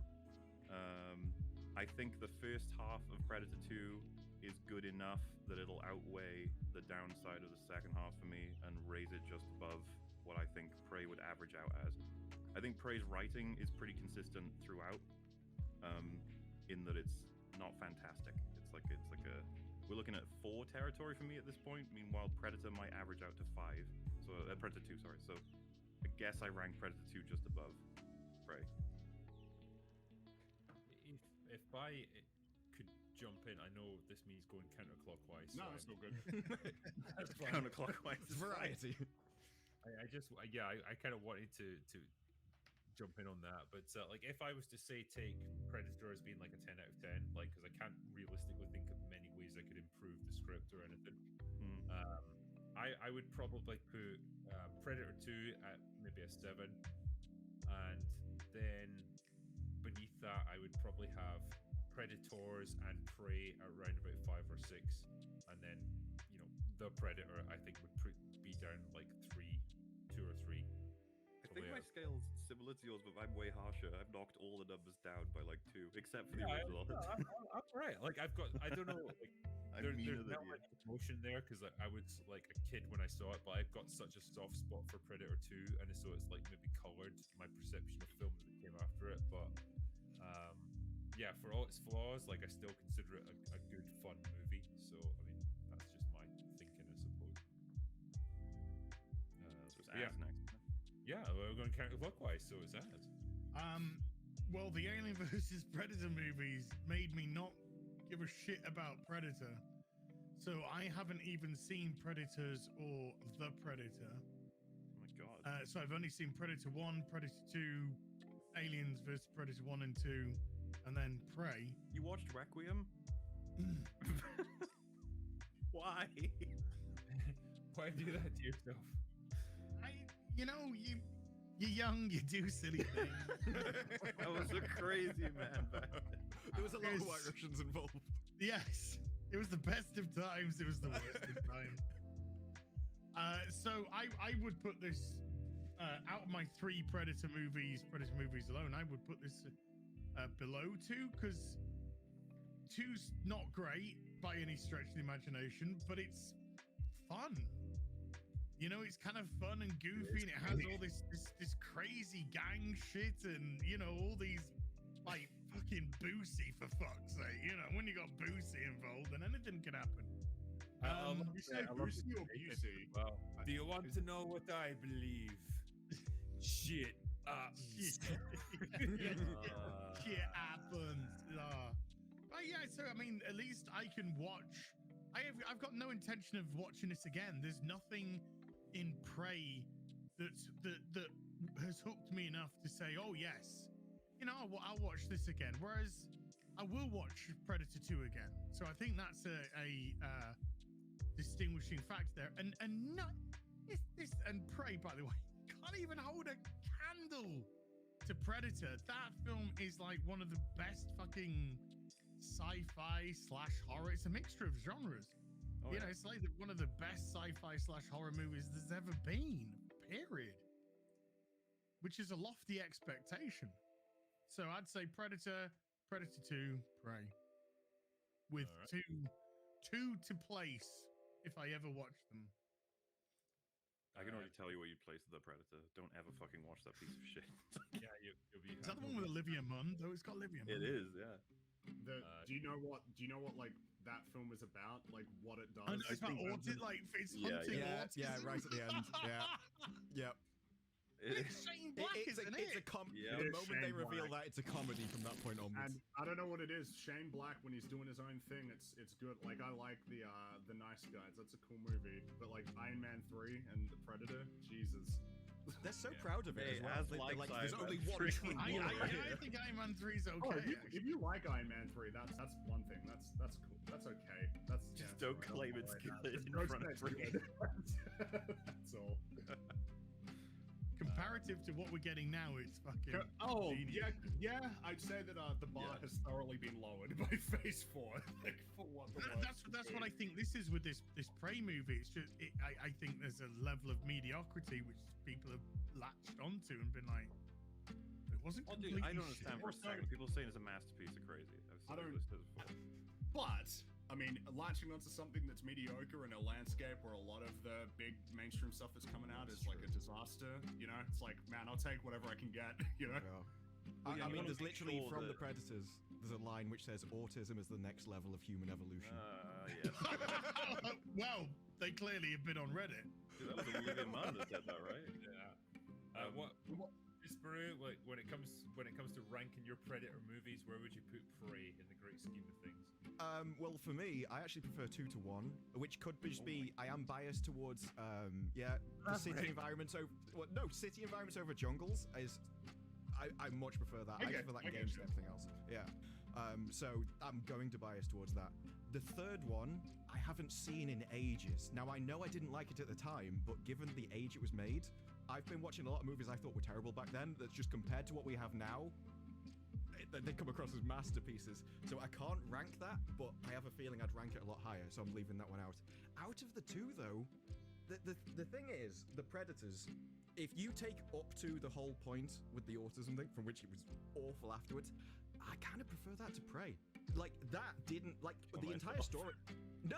The entire story of that is the guy is a good father. The guy is not a horrible person. He actually goes around, he protects his kid. Everything he does that entire movie is done about protecting his kid. He will sacrifice his life to protect that thing. And in this, you've got a woman who doesn't even care about her own relatives. So the main character is far more likable. The main story is far better. The action sequences and the bit surrounding the Predator and the story of the Predator and the damage it does to the character of the Predator, I agree with you. It's far worse. But from a story perspective, I would rather watch that than this movie. So I'm torn between the 2. I can see why everyone hates it because it does destroy the character of the Predator, especially when they retcon everything else. I know why you hate it. So But the do you characters remember I prefer from that movie. Do you remember the scene at the end of the Predator? It was like in the final. I know you said the final action scene is like fucking awful. Oh yeah, but like, everything after they go, this is the guy I'm after. I agree with you. It's far worse than anything in Prey. Everything after that point. But up until that point, like I enjoyed more of that movie than I enjoyed of Prey. I thought it was an abomination. No, I get it. Yeah, I like, absolutely get it. I But the really destruction of hate the Predator, like, I'm agreeing with you, but the characters I enjoyed. I despise the characters in this, except her brother. I So- remember really disliking the characters in the Predator. I found them so No, fucking I like the whole. obnoxious. No, maybe it's because I literally watched it like a week ago. So I've gone from the point of view of movies like this. Like the last few years have just been crapping on men in every single film. There hasn't been a good father in every single film. So I watched that film and it was it gave us characters which I haven't seen in ages. So maybe it's just novelty. The Maybe I novelty? just liked it. Yeah. I'm not saying it's a better movie. I'm saying given the current period and the time I watched it compared to everything I'm getting at the moment. Like, I've been going back and watching a lot of older films, and things I didn't like, I like now just because it's compared to what we're getting now. And the thing that really got me about that movie was the fact that he was sacrificing everything for his kid. He was a good father, and we just don't get that in entertainment now. That's fair. Alrighty. Fringy, what about you? So Predator is the best by a country mile. That's probably never going to change. I think the Predator is the worst one, and so yeah, and I haven't seen Predators in a long time either, so I'm not sure if I'd even. So yeah, it's a toss-up between Predator 2 and Prey. I think I agree with Mola that Prey is more consistent in terms of its quality, which is like very middling. Whereas I do think that Predator 2 has like a strong opening. I really enjoyed the first half of the movie, but then it starts to kind of deteriorate after that.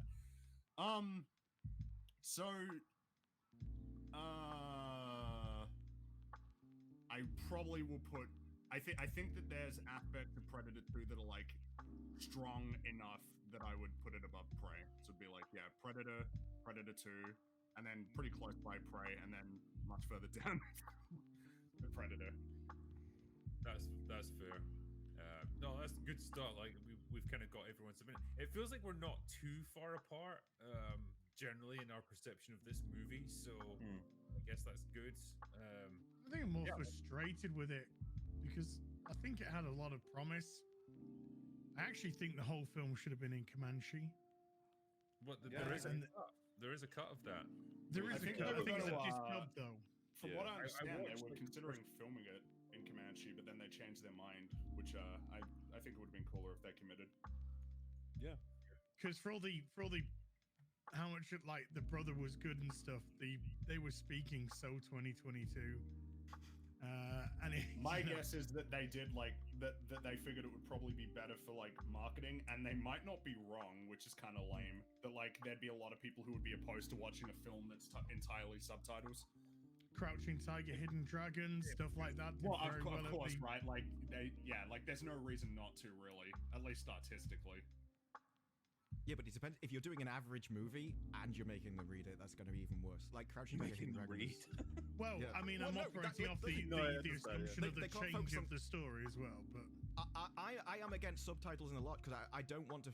Like, my issue is if I focus on subtitles, I can't focus on the movie. Like, things like that. I'd rather watch the movie than.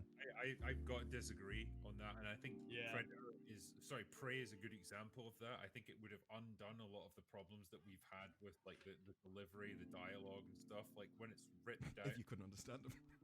Well, when you get like subtitles, you understand that it's like a rough approximation of what's actually being said. You know, you get that it's not a direct translation, but when it has delivered by an actor, like okay, it's going to be as cringy as they can deliver it. And this film is less dialogue heavy than you typically see in like mainstream films anyway, so I'm not sure how much, but again, I still think like the film would have benefited from just pulling back a little bit. Like I wish they showed more restraint with the Predator earlier on and build like I think they should have made the film almost as if like whoever they were making it for didn't even know what Predator was, and so like when the reveal comes, it would be like the same perspective as main character. Talk about flaws of the original, right? This isn't what I would call a flaw, it's just a preference. I wish they didn't show us the ship in the original Predator, because fuck, that film is so fucking cool when you get like all these little clues and you're just like, what in the world is happening? Especially if you're being like I was at the time. My dad was showing me a bunch of action films. I remember I watched Commando and Predator pretty much back to back, and Predator gives you all the regular stuff. You're just like, yeah, this is it. This is what I look for. Then you're just like, wait, what the fuck's going on? What happened to my action movie? Oh god. Terminator 2 wasn't Terminator 2 marketed so that before the film came out nobody knew whether Arnie or the T-1000, like they didn't know who was going to be the bad guy? Oh no, the trailer tells you everything. The trailer's basically or am I mixing? I just feel like I remember that. It seems like I get the impression that the reason why Predator was put so much to the forefront is because of the intellectual property. It's easier for marketing and better, and like you make more money when you do that, and it comes at the expense of decisions that would be better for the story that you're trying to tell. Like that there's no restraint anymore. You got to put everything front and center, put all your cards on the table to make sure that people come watch your film. Yeah, what's interesting about T2 is when you watch it without any meta information, it doesn't give it away straight away. It lets you wondering. But it brings it down to that point where they're both in the hallway, and it's like, well, exactly. It's so fucking good, man. That's the thing. The trailer actually has that moment in it. It has the reveal in the trailer itself. Because I remember looking at it because I was comparing that and Rings of Power, where Rings of Power is just people staring at the sky, and then you got Terminator 2, which is just the entire movie in trailer form.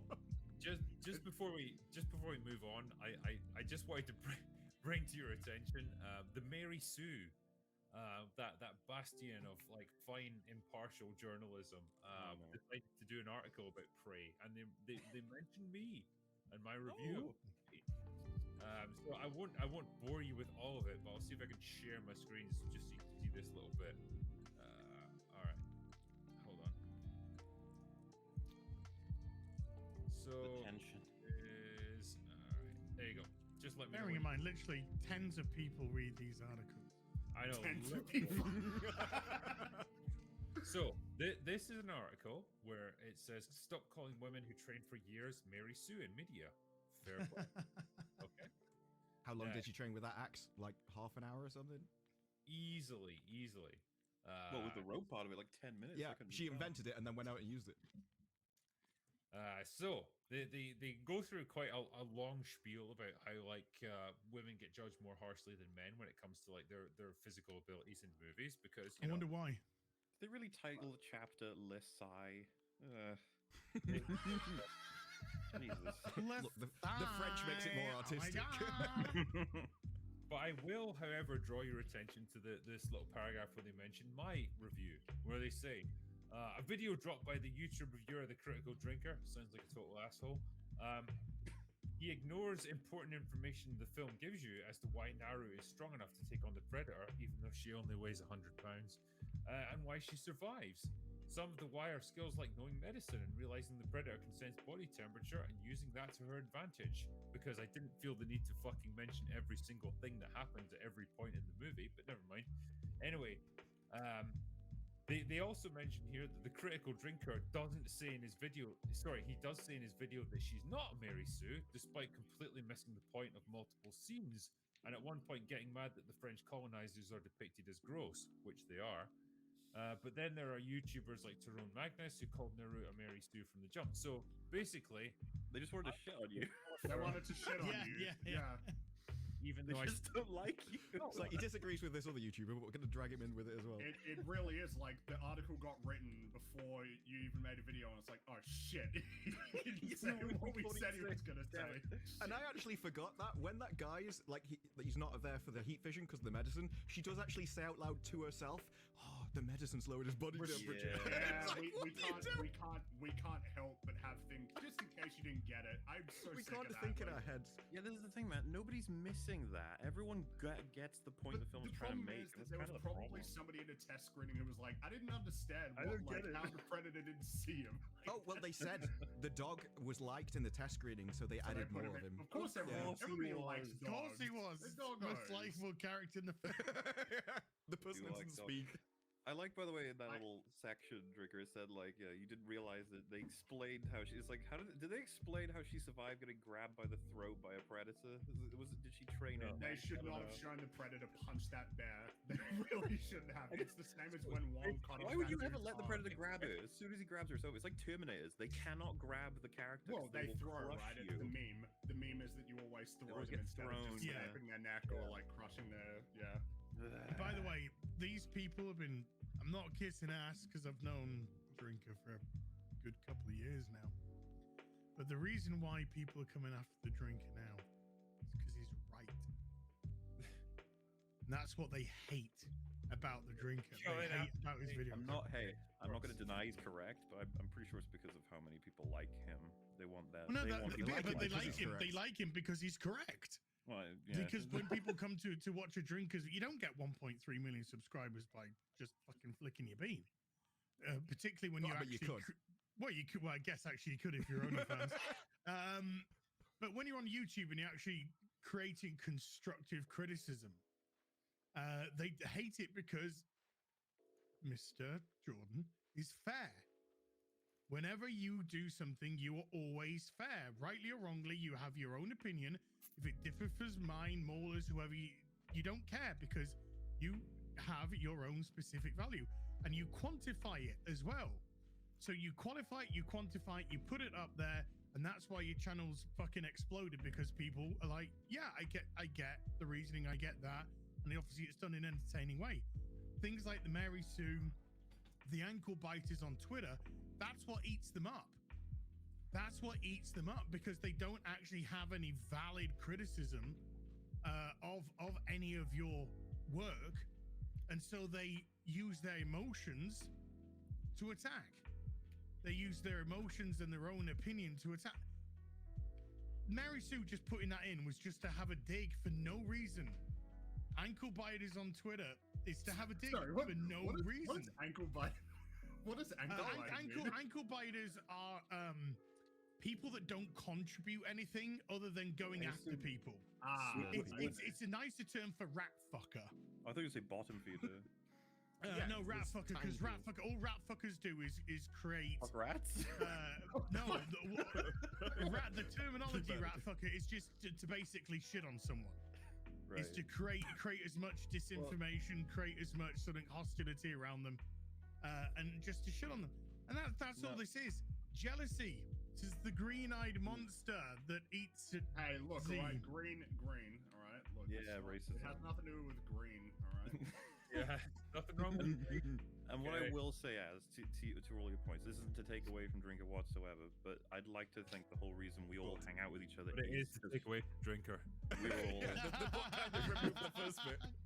I think we're all honest. I like that. I think that's what connects a lot of us together. I wouldn't want to hang out with you guys if I felt like you paid for your opinions or you had to toe a line. I reckon that you can even be too honest sometimes, and it upsets me, but in the best way. Like what No, I think but about the well, Predator. I mean, I think with drink, I think when it comes to so we're talking about you're fucking dead. What do you know us? When it comes to Drinker, though, you know, he puts it in such a way and such an entertaining way. But even in the entertaining way, it's so succinct and qualified that it And angers slurred. people like the Mary Sue. That, like I said, literally have tens of people reading their schlock. You know, so yeah, I think that's just more power to you, dude. I really do.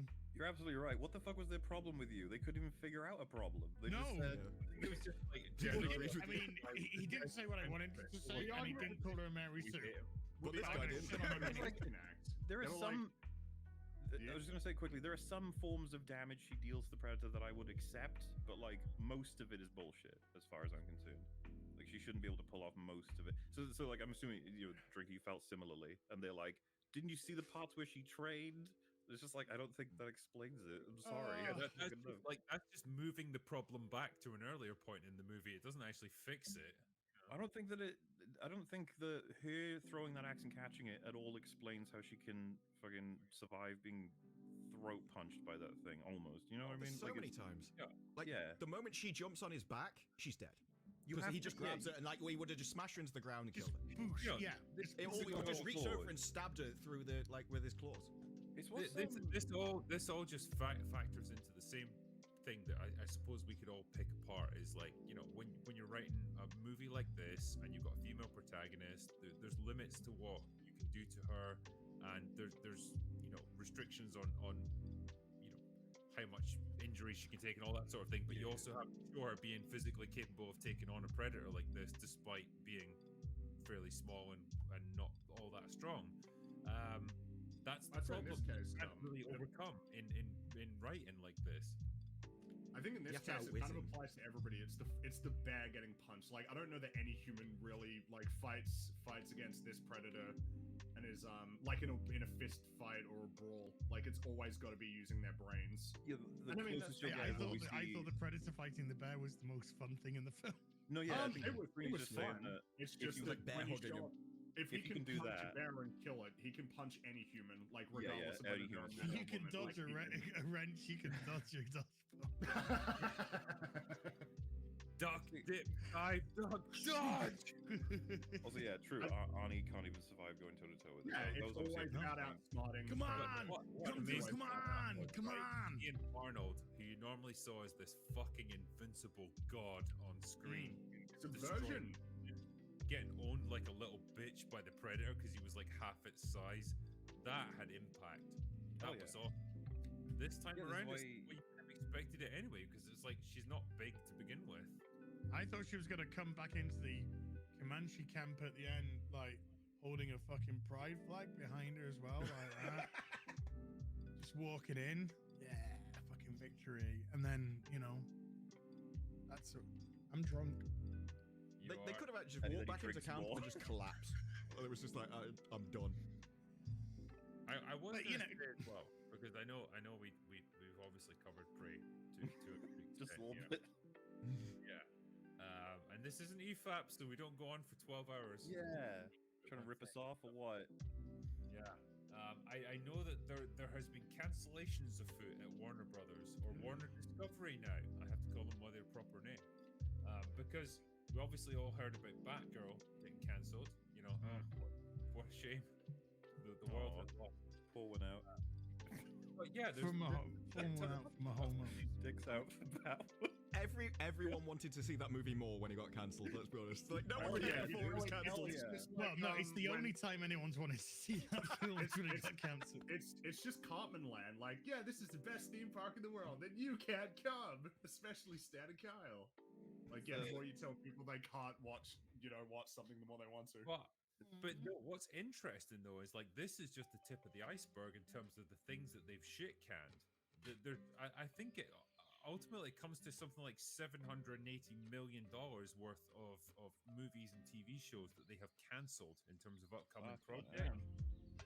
He wanted to save $2 billion, so he can take them all as tax write-offs and just claim it's a saving. It's an interesting one because even something like Batgirl, like okay, they've lost $90 million, which is actually a tax write-off because it's an expense that doesn't have any like incomings to recoup it. But anyway. Yeah.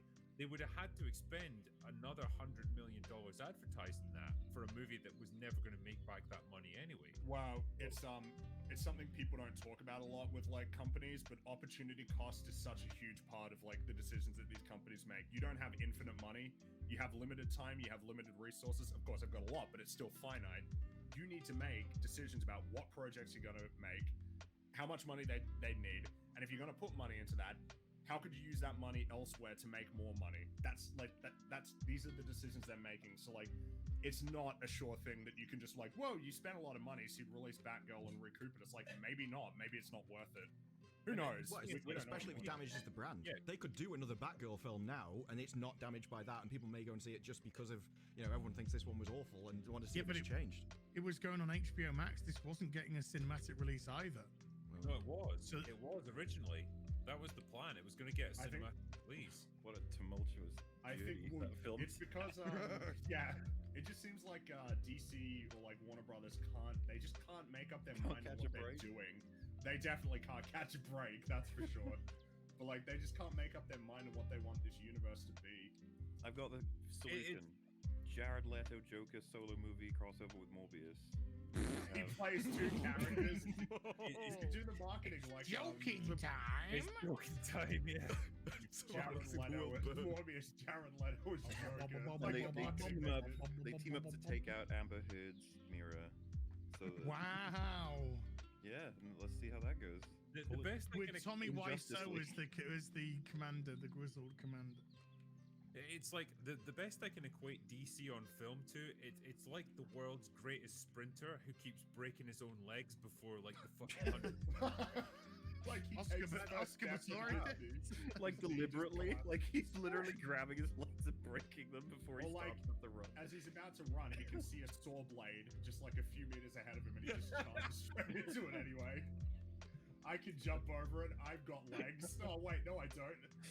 And then you got Marvel, who are like winning by hideously releasing terrible projects next to them. Like, you gotta wonder though, like, are they happy with Love and Thunder's performance? Like, surely they're not. No. That as you said the other day, like, on Twitter, that's topping out at like 700 million or something, which is less than Ragnarok. Today it just crawled over 700 million worldwide. Fucking disastrous. It's gonna be lucky to hit 750. I think we can all agree, though, that's still way more money than it ever should have made. That fucking abomination didn't deserve any money. I guess. Yeah, but this is one of your few remaining. Big hitters. He'll never hit as big as Cap or Iron Man, and he certainly can't if you're gonna make these his movies. Nobody's gonna want to fucking see these things if this is what they are.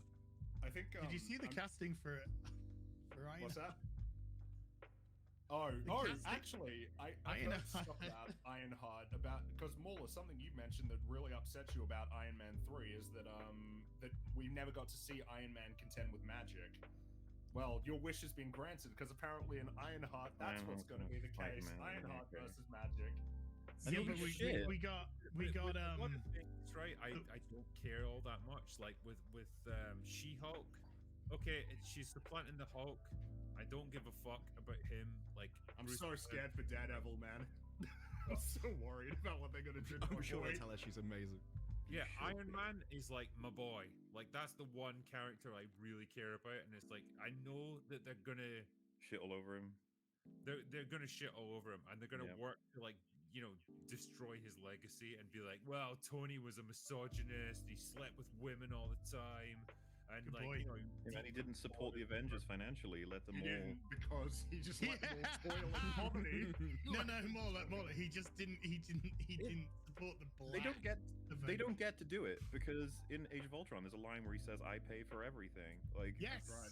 you don't get to change it, but you will anyway Because you have the story you want to tell and you don't care about Yeah. like what was established before.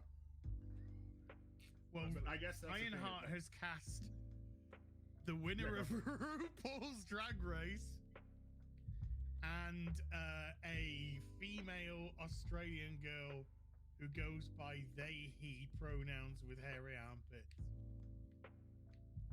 Okay. Like, I don't even like. I never know if anyone's joking anymore. That's the problem. No, this is true. This is God's honest. That sounds like something Twitter would like come up like. If you go on the Rings of Power and look at the comments, that's the kind of level of comments you've got there. Ironheart's gonna be great. I can't wait. what? But the thing is with DC, like, if you've got a money man in charge, there's sort of the great universe balances. If you've got really good stuff coming out, they will ruin it because they won't let you do what you want to do. They want to do it the cheapest way possible, the most efficient. If you're coming out with trash, though, they will also balance it the other way. Like, you can't release this. This is awful and just a waste of money. And so I'm all for it, just for the fact that at least he's getting rid of awful stuff. He's not going to make anything amazing, but he's not going to let them release trash. And at the moment, average is an improvement. Well, I guess, Well, this is MCU, so you know. well, I guess we're talking Yeah, about Warner Brothers, right? That's DC's Zaslav, the new guy who's I was gonna say, in the terms of the list of things that have been cancelled as a result of like these cuts, like by Zaslav. So you've got Batgirl, obviously. You've got Supergirl, which is also Strange Adventures. block. Justice League Dark. You've got the Superman reboot that was going to give us Black Superman. what a shame. You got the Green Lantern series, you've got Legends of Tomorrow, and you got the Flash series, but also potentially the Flash with Ezra Miller. Did you see the thing that was discussed today? Apparently, there's 3 options that Warner Brothers are considering. One of them is Ezra Miller comes out and explains what's been going on, and then does limited press. The second one is they cut Ezra Miller out, and then recast the character. And the third one is they cancel it. Well, But that's like a Pringle, $200 million movie. there's been some new news today. Wait, what's the new news? The Vermont police haven't just charged him with felony burglary. He's now being questioned about the whereabouts of a woman and her 3 children. Jesus The Christ. story of Ezra Miller is insane. Yeah, if that stuff goes the worst direction possible, then I could see them canceling the movie. Like, I Could could do better making a or movie at about his least, life. yeah, they make a movie. That would pay better. Yeah, this is gonna be a fucking Netflix documentary. They will. That's what happens when you go nuts and do shit like this. honestly, like when it comes to backing horses, they pick the wrong ones. Like they have Yeah. Amber Heard and they got Ezra And Miller. especially when you consider that Ezra Miller was meant to be leading what seemed to be the reset film that was Yep. going to lead into the new era of DC. I don't know what that looks like now. I have no idea. Well, yeah, Get not to Grant mention, Gustin. you know, Get Grant fucking Gustin and reshoot. he's certainly earned the role, I would say. I would Poor say guy. that Grant Gustin seems to have earned the role. He's been on that show for what, 9 years? I'm sure the show is awful, He's- but he seems like a nice enough person. That's what I was The gonna say. show is off. The clips I have seen, that poor fucker has been given it He's everything. trying. He's despite trying so those hard. scripts. in the He face of reads that those issue. scripts and he's like, Jesus Christ, fine. Yeah, but if you see like since like series 7 or something, everyone's checked out. That makes Nobody sense. gives a fuck. Because it's I like mean, that whole universe is dead now, isn't it? Yes. This is the last of the Arrowverse, and then that's it. I think But when it you're was- at that point of movie making / acting, it's like McDonald's where you come to work. It's so processy. It's just and you your go, job, you know. Yeah. You'd go in, you'd clock you probably more than 8 hours, probably.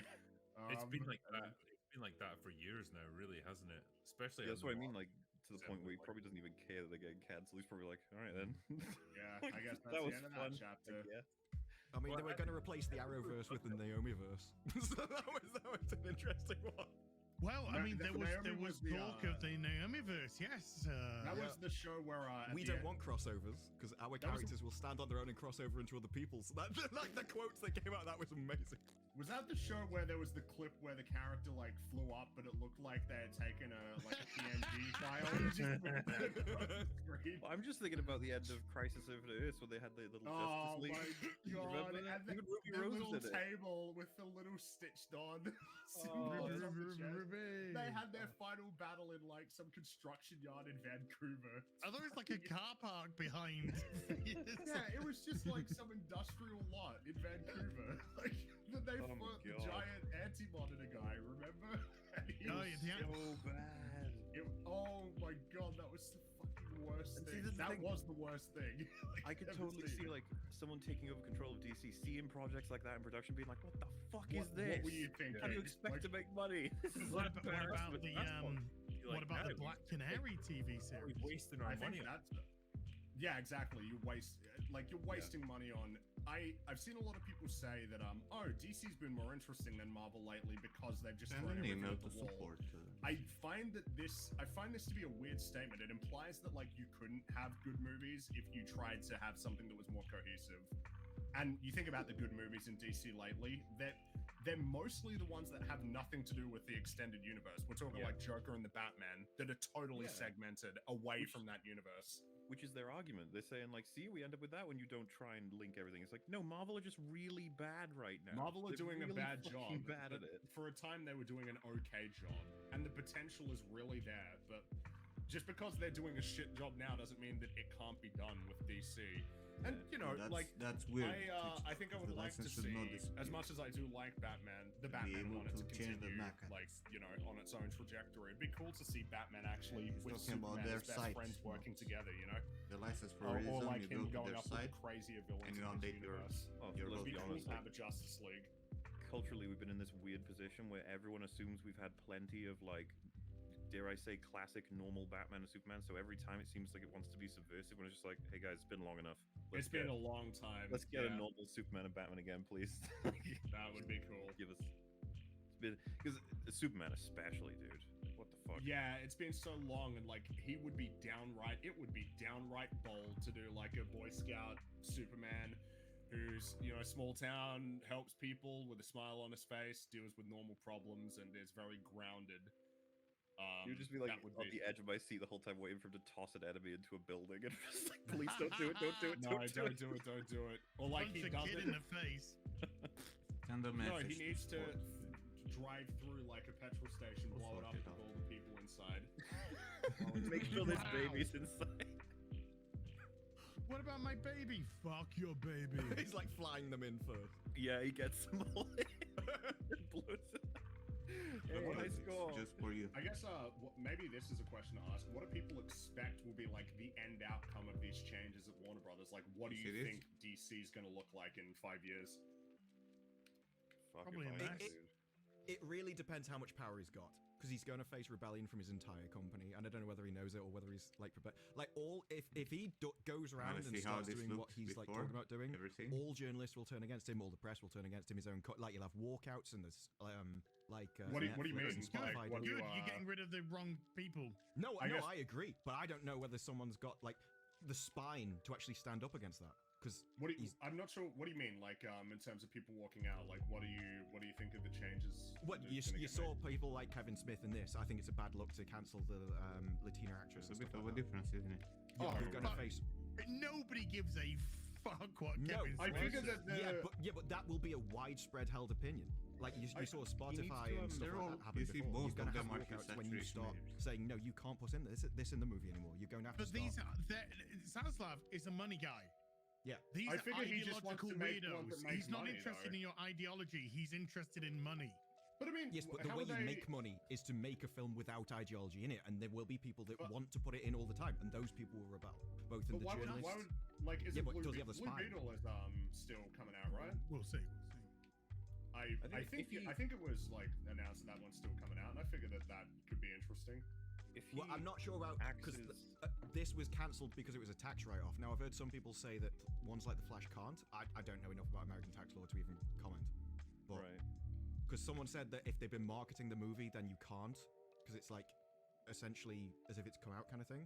I don't know whether. It's not that Yeah, good. I Could couldn't tell gain you. some level of profit from the content in some way already, maybe like awareness. But I was just gonna say, like, what he needs, the only way he'll survive theoretically then is that More we have to get saturation, some bangers from dark. his reign, right? With Ain't DC, it they have to done? actually release someone. They need to make well. a lot of money. The Porsche. That would be This is the the first thing. that'll Is be the he- most important part for me. Is he trying to be That's why Kevin I Feige, or is introduced he some looking to He hire wants more to Kevin information Feige. and some I think he hired a guy who used to work at Marvel to like bring him into DC. Then I He's- lightened he's up the the CEO of eyes and made company. them, I don't think Hold on, he's like pinker. I thought James Gunn was getting into DC as well. Or he is. Here's the He's hue. doing more TV shows. I think saturated light. That could be Idris a Elba plan. Less recently. contrast. Well, Idris Elba recently said that I think he's developing something with DC, like Then maybe a light Deadshot up the whole movie. face. Wait, Bloodsport. did I I just have say quite a few Bloodsport? of these layers. God wow, damn it. racist. No, the Bloodsport movie, which could be, I guess I wonder what the The I next one, wonder if I think when Batgirl got cancelled, it was like, are you actually gonna This are you is gonna just lighter. like cancel and like stop it and be like, On the "Alright, eyes, we'll release what mostly. we've got and then that's it and then we'll restart again. See? I painted don't know if they're some gonna of the restart areas though on because like the what eyes. does it look I like like with Black Adam? That seems to be. They think that film is a bigger deal Again, than it will be. more I think. lightness. Oh yeah. Especially Yeah, they around specifically said they like that movie. here, around the mouth. 'Cause It the- was too dark. I think Because of The Rock, there was yeah. a tweet or something on Instagram where Dwayne Johnson was like, "Yeah, can't wait to start the Black Adam DC universe." It's like, what? Like the Black Adam This is DC the yellow universe? thing. God, dude, you need to lock You that can already shit down, see you know? where I put it. Be at. like, shut the fuck up about the Black Adam universe, dude. And What the fuck League of about There's Stupid more Pets saturation, universe as well. Which again, I doubt there's hue gonna be a and a second little one bit of dark. that. I did want to respond to this one that came up here. Am I too biased against Then some modern paint films? layers I think or correction, some of this might come down especially to on like the nose, just being which burned where I so had many too much times by variation. films But you see all the nowadays. layers are with low opacity. The You bias like could- Top Gun though, right? What's that? Sorry. Yeah, You yeah, like you Top love Gun this. This is Maverick, for right? the That's a interior good of movie. the eyelids. Yeah, I loved it. Yeah, but that's like a shining beacon in a big sea of like fucking Then human more excrement that we have correction nowadays. for the like, lightness that was what was so surprising around with the that eyes. one. I was like, wow, they actually. can- Just I can whenever, name- whenever someone says this, And just create the list. You should just have I a was- yeah, list I was gonna written say, down for for the your own whole stuff. head. Similarly to me, I'm Because I pretty realized sure that you it's liked too dark. for My Ford skin v tones Ferrari, are right? very light. Parasite, Marriage Story, I went Joker. with, Obviously, I think you it's know, safe, curve. safe to say 2019 is still I modern. put it on the so yeah, there's still plenty we love that come out. The Father's one of my favorite films of all time. That's, Everything like, Ever All at super Once. recent. Yeah, that's on the edges, um, right? but Blurred it that out. you could call it a bias. everything But what I lighter. would say is that we're very hyper aware of Then the meta, the creation of a lot of More this work stuff, on the and eyes we know here, who's adding making some this reds. stuff, and so we base a lot of our expectations More on that, saturation. and we can see their trappings as 0.1. creators. Like, you know, for how despite how A little fucking bit shit darker, it is, Thor: Love and some Thunder kind of redness I around the can eyes, tell it's made by especially in Taika the Waititi, corners. if that makes sense. Like, Hmm. yeah, I can see his fingerprints on it. It's just that it's like one of his worst things ever. Right? Then I I mean, you the, can see fingerprints with a lot of like J.J. dark Abrams' eyes mystery boxes. is more and, brownish. Like, and throwing in Yeah, all the the value iconic is imagery more that to the you yellow, remember. Like more getting you in, saturation, but dark. never finishing the story because Yeah, when he you has to think. do that, you get the Rise of a little Skywalker. information there. Wah, wah. Yeah, you can see a lot of Turn the it trends down. because, like, with Marvel in particular, there's. Different layer. I'm not sure if you. I keep saying this, but like, it's so true. The Marvel shows have like a really clear formula. Like, at Make least some 6 blending. episode ones. This one I don't Episode know. 1 ends with a big reveal, like Yeah. some big hook to get you Saturation. in, and then it just deteriorates. Where are you? Episode Oh, 4 it's- ends with some big It's on the climactic edge thing. of the 5 is some The roof. revelation I have a filled, little usually bit got of flashbacks, and then grunge 6 has the big stupid action with the going comic in book there. costume for the merchandise. It's so reliable, and like when you start noticing patterns This like one, that, it's like, damn this man, is it darker, gets hard to like look at the Darker next values project for from the that skull. company and be optimistic that you're gonna get something really The unconventional. chin. This is probably where I came from with. This with is for Prey, the lips, in right? that, Make the you know, edge we'd had more terrible light Predator than have movies it up in until this reality. point. We'd had the Predator, which was garbage. This is for And it the was like, actual this is just going to be another Make attempt to lighter cash off. in on the Predator I brand. don't know what it is. You know, with this, and they're not only that, but they're going to This try is- to work in this like is the just some female rottenness empowerment angle, which that is just for you know, around the seemed eyes. pretty played out by this point. And so Have a all of bit those more things breakup. combined together just gave me an impression of like this film's going to be garbage, you know. And that's an element of This the is meta probably leaking only, into like yeah, my perception of transmission stuff. films, you know. And it's not great when that Group. happens to you, but it's an inevitable this is result. some, of just some like, of these this reds this is where we're that at with appear on my modern face. entertainment now, I guess. It's a So shame I because made a Prey is mask with all this beautifully cute shot. stuff like this. it's nice a looking. really I must nice admit, looking where I want. movie. I guess I don't want to go into films with red that spots negative here and there. mindset. No, it But- sucks. It's lame when isn't it? Like to sort of And be more like looking at the transmission landscape and not in this getting area, right? excited about To define the- movies. That's not our honestly, fault. I was That's about not to our say- No, I no, was no. about to say So that, that, just that's what based I'm on saying the- is it's the albedo, it's the lame original that that's albedo. kind of where we're at right now, where we look I baked. at the landscape and are not given much cause to get excited. I'm Well, not saying it's like a levels. consumer problem, right? It's an industry problem. Like we it have some begins reds. with what's coming out. It's red. And the actors and the When, showrunners. Oh, this Go is to a for the- restaurant and like they serve you a turd on a bun, like for like 6 weeks mark on straight, my and then you go face. back to week 7. It's like I'm going to review it this time. Again, It's like lighting up I'm the whole texture, expecting 'cause I shit kept food. You feeling know what I like mean? it's not- Like, Especially if you're ordering the Turban 7, you're just like, More light. well, yeah. Get more I contrast. forget, and when it comes to movie, it's the actors and the showrunners have already done a marketing Adding a tour, and little they're bit telling you more that the reds next one will and be awful. pinkish They're like, well, this is red what we around put in the it. eyes here. We got this burger, and we specifically put a turd inside it. I hope you enjoy that over there. It's like, I well, wanna I'm only going to clear- the movie expecting what the actor and the Little bit showrunners of have told me I'm specularity going on to the get. Perun I feel like color. none of us just make this shit up, right? Because at one The point in darkness time, I under thought the- Thor: Love and the fucking Thunder brows. had potential, I'm into and then so when I was did I. watching it in the day, I was dreading watching that film. What happened? Well, I saw the trailer. I saw Tiger talking about the movie. I saw And clips. This the is a last thickness Marvel layer. movie. I saw a lot of meta I used information, to- and not some of it's not even to necessarily mask meta. That just colors everything, my perspective entirely. And then it but turns in out I the was transmission, on right? point, like all of us were with predicting It that. darkens What I'm saying the is like a edges. lot of this shit is brought Yeah, on awesome. themselves. Thanks for the They like sub. destroy their own reputation. Look at Rings of Power, man. Jesus Oh, Christ. Well, it's interesting you Alfonso should say that has because allow me to subscribed. furnish you with some of the no. And I use the curvature journalism to that's add, going on at you the know, moment. Like, just a give me value of one transmission second. here. So now when you look I'm at the this, king of you're gonna segues see now. that Rings these of areas Power are is like that's less than a month lighter. away, isn't it? That makes Yeah. the light. There's Oh, so yeah, much shit that's that's what- about to come out. It's insane. I saw Raz tweet this, and I had to Google the title because I thought it was a joke. No. That's how bad this Okay. was. I'm like, if this For is an image, I transmission? need to What- make sure this is real. What is this? What is Okay, this? could it be? This is what Oh, it's journalists masking are paid the, to write. the edge here because it pissed me off. 'cause the Why- light What? goes I don't through. understand. Like, why are we in this universe? This is rotten It sounds like a specular. 13-year-old. It was just like a 13-year-old Usual. from the 90s. I'm just picking. Imagine that when You know, they release the cavity fucking stuff. trailers for like the original 3 movies, and then it's like Saruman is just like, how gay could he be? Like that would never This is happen. specular. It goes out like Filled a with the rainbow suit of armor. default. in a shire far, far away, a Why? massive bunch of gay The hobbits. texture, Why is this the an option? texture for variation, with levels. I introduced some noise, Why have they done This this? is this is their audience. but I- this I- is this is texture their enhanced. audience. Yes. I should read a paragraph or two because this will give you some insight into the mindset of the. This the is also author. for Shall I? roughness for the Yeah. sculpt. Please. Right? I don't want it Some to, might to consider shine. this unnerving, wary of how adaptations can take Put it liberties down. with beloved source material. The skin texture and specular, yeah, But it gives I more am optimistic. more variation. The release of featuring black actress Sophie Nomvet has dwarfed And I have Princess here- Disa, suggesting the creators are keen to diversify I Tolkien's think world. this one is Original also female for- characters are set to be included too. Whoa. Superb. With these steps to pull Tolkien's work into the modern That's an world. interesting use of the word there. Pull. What is this for? Yes. Yeah. Oh, Has- it's no, for but the kicking dark and spots screaming. that I have. It has to reflect the modern world. It can't be a fantasy That's- story about that's pure the- imagination. It has to be about The the dark world things. we live in today. With all of They our just stick that from fucking Willy Wonka. Oh, it has level of it. Is that a quote? Always It- has. I- Look at it. I mean, she's actually called it like a necessary It has redress of balance. saturation when This is a inverted. commentary has on where we subscribed. came from Nimorphy, and a Nimorphy, statement about Nimorphy. where we need to go. And it, she, Hey, like her I'm quotes thankful are for the sub. gold. I've never seen so many It quotes has from one levels. person, but Crazy. this is all she ever talks about in interviews. Dude, In my we last can, video, I just did the first 90 seconds with like Yeah, almost this one- entirely this her is the one quotes, for and it's just I guess I just, astonishing when like- put together. It has That's- levels. I don't. I So guess first I everybody inverted has it, different right? 'Cause I objectives want- when it comes to telling stories, but like it's a weird one to I don't have want the like a information really to- important storyteller objective be like how it I don't slots invert into this, the you current see, it media goes landscape rather darker, than considering how you create something that is like enduring. especially You know, around like, the it's- eyes, I which I don't don't know. want. It Well, seems I like a want, deliberate you know, marketing the thing, eye to be a little because if you bit look at the higher marketing, she's actually in more of the marketing doing And then more I- interviews than Galadriel is. I When added Galadriel's levels the main to get character. the nice main And yet you character, look at the right? trailer, and it's the other way around. Galadriel's in more of the trailer than the marketing.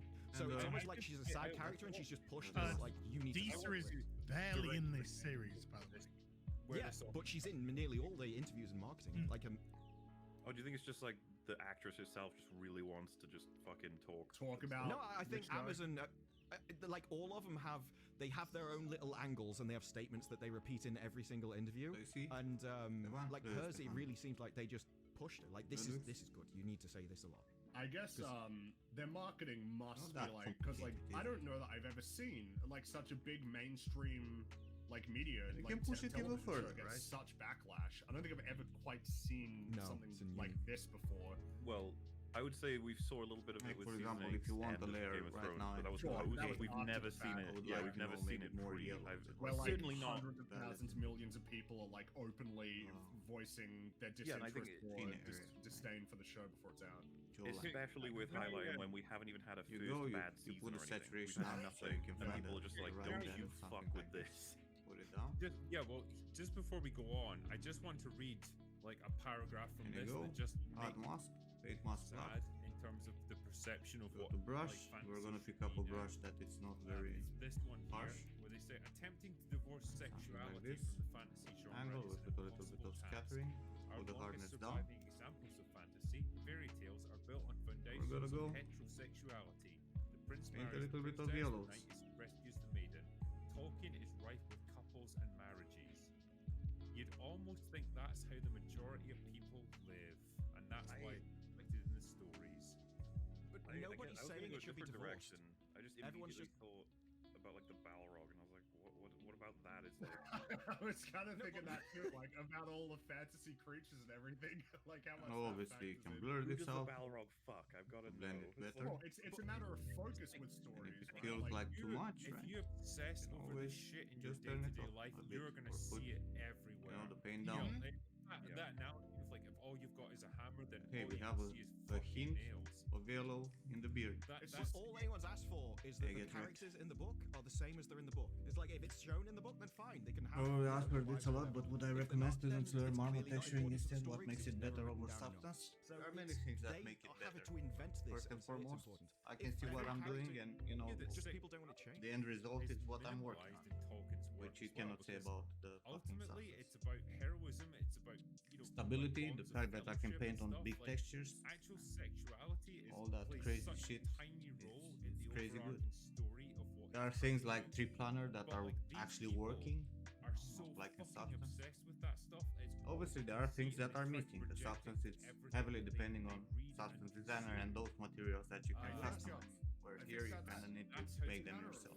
focus, really, isn't it? Like when you write a story, you can focus on. Do I like, find the what lag you between the want. cursor and the brush following after a And it second seems in annoying? this case that they have like If a you focus switch that your they want project with to the fast, show, that will but be it's really weird not to be a state problem. it But as, like, right a now, because I have necessity like rather than a choice that you've made, 50 and also that it's a correction choice that layers, everybody has to that's make. costly. Everybody can make whatever decision Obviously, they it's want about gonna- like, what they want to focus in on their You're gonna story. feel it. And right? yeah, Lord of the Rings was never really focused on like on that.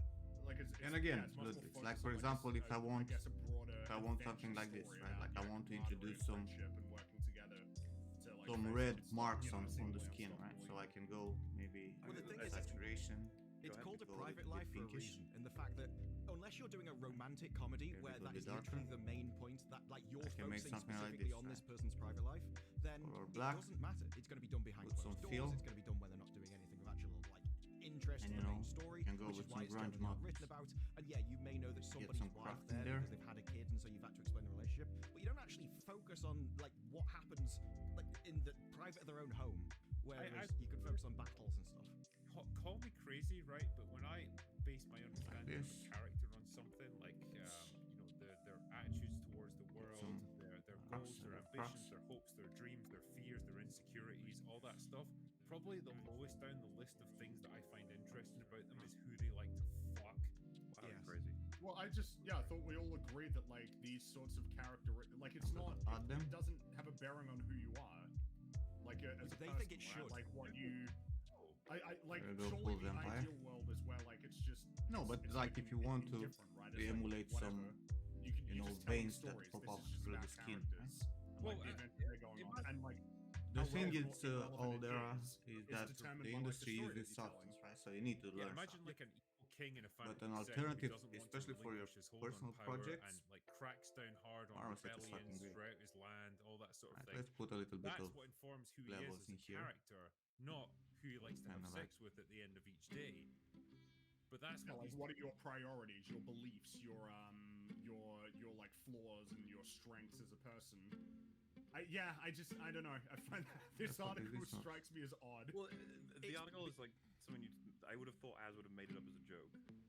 But No, that's I real. thought he did. No, that's why I googled it. I thought it was a. Well, because you know sometimes those Very- fake articles go around where someone just Yeah. made it up as a joke, and it's just an image. That's what this. I had to Google it see if it was true. But they do like if you come from the collectivist point of view, and you let's do think put that if you a have this field to break characteristic, up you this a must bit. think and agree and value the same things I do. So Like this. they do genuinely think that this means that everyone has the same values. Because there's a line in there that because I was reading it, I had laughed to myself because it says like as a gay Tolkien nerd or something like that. I read it, like I started laughing before I'd even finished the sentence. But to me, it just said, "As a gay, I would like to." It's getting so ridiculous, like. And like, then you as a can profession or literally something, just like I haven't experienced gay. I would like take to a talk drop out about of it. this. Like, what the fuck? The mask, paid mask black. As a gay, I'd like to talk about the hobbits. I'm gonna bring a brush. It's a bit noisy. What's her name? It is. Sophia Nomvet.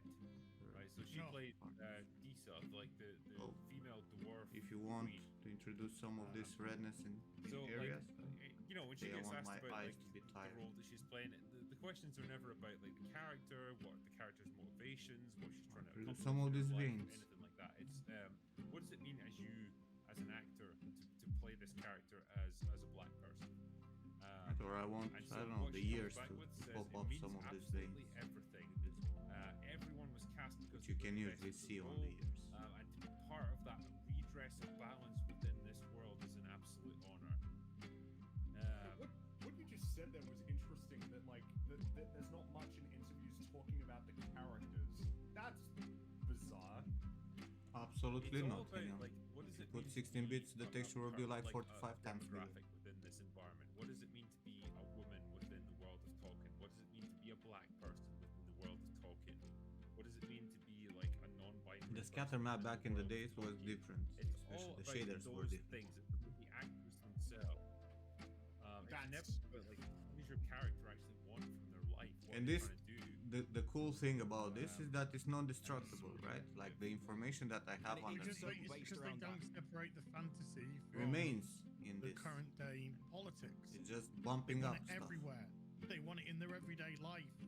They want it in their media. They want it in their entertainment. They want it they want it in their news. And this is Everywhere just they adding look, saturation. That's what they want. There. Whereas we want entertainment. But it still retains the We want information. our under it. everyday lives to be put aside. We want politics to be put aside. Everything to be. We just want to sit there and lose ourselves for however long it is, an hour, a week, for 10 Bro, days, no one in weeks, or production whatever. would let you That's use what we 16 want. bits These files. people are just so should consumed be by their clear. ideology. The Disa, and fuck me, she's so Save up fucking TGA, annoying in every. 8 bits and interview then she save does. one 16 bits.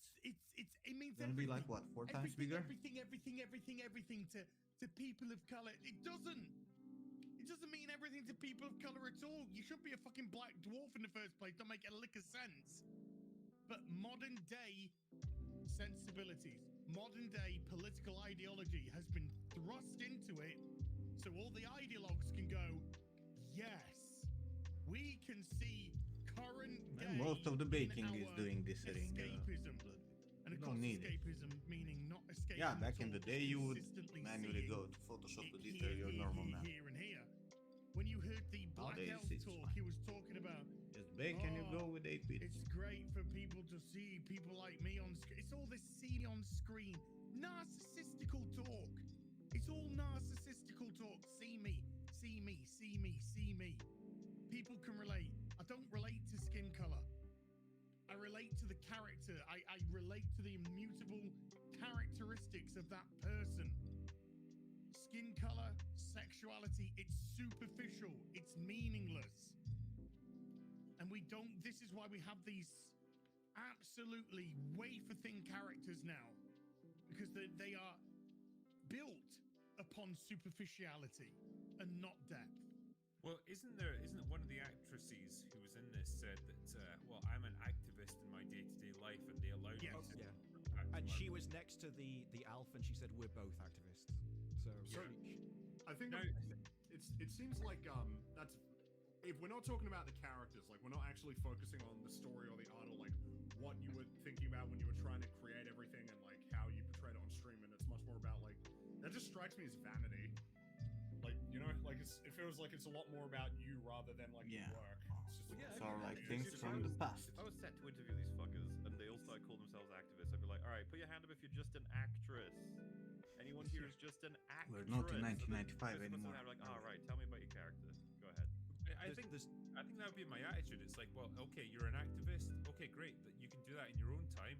Have fun. But, like, in this context, like, I don't give a fuck, like, what your political beliefs are, and I don't give a shit about your activism.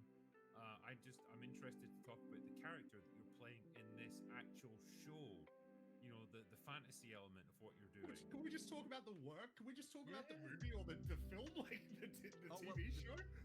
The other half does, because half of them It'll get, like, a free lunch or something. Like, it's so weird. Half of them focus on that kind of angle, and I'm the first. But what I'm said, there's a lot of firsts in this cast. But the other half, when they're talking about their characters, all they talk about is how they're reinterpreting talking. They're just inventing it new. They're just making it up. Oh, well, I can look at it and change the words. And, oh, well, he didn't write much about this, so I think we can do something original. So literally none of it is... Only the showrunners have ever said, we're trying to make it the same. And even that, it's like they'll say one thing and they just show another on the screen, or you can see from the cast that they've altered it. Well, so it's like one half makes excuses and the other half just does activism. Could you not say that this is all going to be summarized Yeah, with fuck around and find out? Like, that's what this will be. The entire project. It'll be like Wheel of Time. You'll see massive premiere numbers. This is the biggest premiere we've ever done, and they'll never talk about the viewership for the rest of the They've series. spent so much money on this. Isn't it like $500 million? They're committed to 5 seasons. Yeah, they have. Yeah. And you got, like, they vampire bite so many franchises, and Lord of the Rings is just so plump to them. It's right, it's sitting there. It's so juicy juicy. little He's plump. just there. Yeah. And he's sitting there, just smiling with a smile on his face. He turns around, he's like, "Well, I thought I heard something like a tree branch." Well, there's a lot of people surrounding that plump little thing with a bunch of crosses and garlic. Like, They want to do spin-off series. Like, this isn't just what they want to do. They want to use this to move off into various. Oh, they want a things. franchise. Because they've spent so much. They want loads of series going. Everybody wanted wants a franchise now. That's what HBO wanted for Game of Thrones, but they had such a bad ending. Hey, look, they're trying, alright? They're trying. They're desperately trying to claw anything back. But again, House of the Dragon falls victim to the same bullshit, where it's like their leading premise is that, like, wouldn't it be great if, like, all the men would just fucking die and let the women take charge? It's like An actress actually said that. It's like all the problems would go away if a woman was in charge. Come on. You not get that the majority of your audience is men, and they're probably not going to take too kindly to that kind of sentiment. But it's like, nah, like this is just accept it. Dude, I Like, think Gary's been correct What are we living in here? for a while now, where he was just like, just let him do it. Let him do it. They can see what happens. Like, when that's the only goal with stories. I mean, who knows? Maybe this will be the tide turning with this one. Rings of Power feels like it's gonna be a bit special. Let's put it that way, culturally. It seems that way. This On the Olympics kind of way. infamy. Everyone's going to tune in for the first few episodes, and it's going to get insane numbers because whether it's good or bad, they're going to want to see it. Lord of the Rings. How it is. Most people have a Quote-unquote. Prime account anyway. Well, yeah, of course. That's and everyone's gonna want to talk about this thing because everyone's talking about it. Because everyone's talking about it. Because everyone's talking about it. You know what I mean? Like, it's just sort of. It's a feedback loop. It kind of reinforces itself. Everybody wants to watch it because, maybe they're happy. I'm sure they're not happy with that. Actually, they'd probably be happy if everybody was just unconditionally excited for it. Well, you should expect a big fight, right? There's gonna be a whole bunch of Twitter accounts being like, it's gonna most be incredible painful, isn't it? thing. That's gonna be. Oh, Yep. you're gonna have to They'll say wade it's, through it's the greatest show sea of ever, and if you don't like it, Yeah. you're a We thing. just can't talk about it. Can we just talk about the story? Can we just do that for once? It's the writing that's gonna determine this show. And from what I've seen so far, it's not particularly. Well, I was about to say, what if it comes out and it's like a masterpiece? Like, I doubt it. It's not. Trust me. well, so I sincerely doubt it. Hey, you know, It's one of the stranger things have happened. Anyway, mhm. 5 who knows? seasons, my asshole. I don't 5 think they'll make it a 5 Ah, seasons. They've but committed. They've How are you? committed to it. I You're think. still They doing have that to. stupid Karen Didn't you Do like it legally CSI? in Halloween. ZBrush? So CSI. I'm pretty sure that shows You don't when they want to get, leave it, huh? because I think this, South Park has been renewed for like 5 more seasons. I think that's a commitment. Like that in order to breach that commitment means spending a lot of money. And that's Because, like, that's how I understand it. If the viewership was like almost nil and the critical reception was hideous, Right, like or it might something be like, worth it at that point to just yeah, cancel I'd it. be Yeah. curious about it. But Maybe that's a I'm sure. possibility. I'm sure they'll get plenty of viewers, but who knows how long they'll last? Right. Well, with Wheel of Time, yeah, they kept talking about the premiere, and then even when the finale was out, they're like, the premiere numbers, though, they were great, weren't they? Never, like, You should always. silence about everything else. So this is something that I learned by just talking about video games and stuff in the video game industry. Whenever you get told how many copies of a game have been shipped, or how much revenue that game has made, but not its actual like sales numbers, like it was the biggest launch when you include like the bundles that it sold with. If they're confident, they'll just tell you the numbers. They'll just tell you how much they've sold, how many copies they've sold, how many people are watching it. Didn't Disney do that with like when Loki Bro. did really well? They were like, Loki's doing amazing. Look how Loki's Go doing. to And then whatever shows are software, like, including "Great." Blender, right? There's no Well, need You can for do them to tell you much how to better do than that. this shit. Yeah, it's just that's just how it works. It's like when video. Also, I games, don't think when you video understand games how started to hiding actually make player hair. counts. Get ready. Like Halo, Okay, Halo Nissa. is It's a all clear right. example of this. Halo 3, Halo 4, Halo Reach, Halo 4 had their player counts, but people stopped playing Halo 4. So Halo 5 is like no player counts. It's like, interesting. Yeah. You Well, hide and- this copy. And we're starting to learn as well, like, opening box office weekend for Marvel movies, it's the second weekend that's the interesting one at this point. It's not Yes, the first. because like Top Gun being the highest grossing film of the year is owing to its staying power. It's Yeah. not that it had a big debut, but the more important part is that people keep watching it. Oh, Like, that week shit's over week. still in the cinemas now. It is, yeah. I Yeah. think they're Second hand. bringing it back for Yeah, and I think- IMAX. Some shit. I think we can all agree. I genuinely, I think all the people on the fucking internet can agree. Nobody's watching Thor: Love and Thunder twice.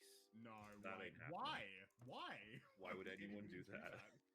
Even though I think Gary said he did because he took his son to go and see it the second time. Why did he want him to suffer? Oh, apparently he did like it. The Well, kid. yeah. But to be fair, Gary said he bought the ticket for Top Gun, so it's all good.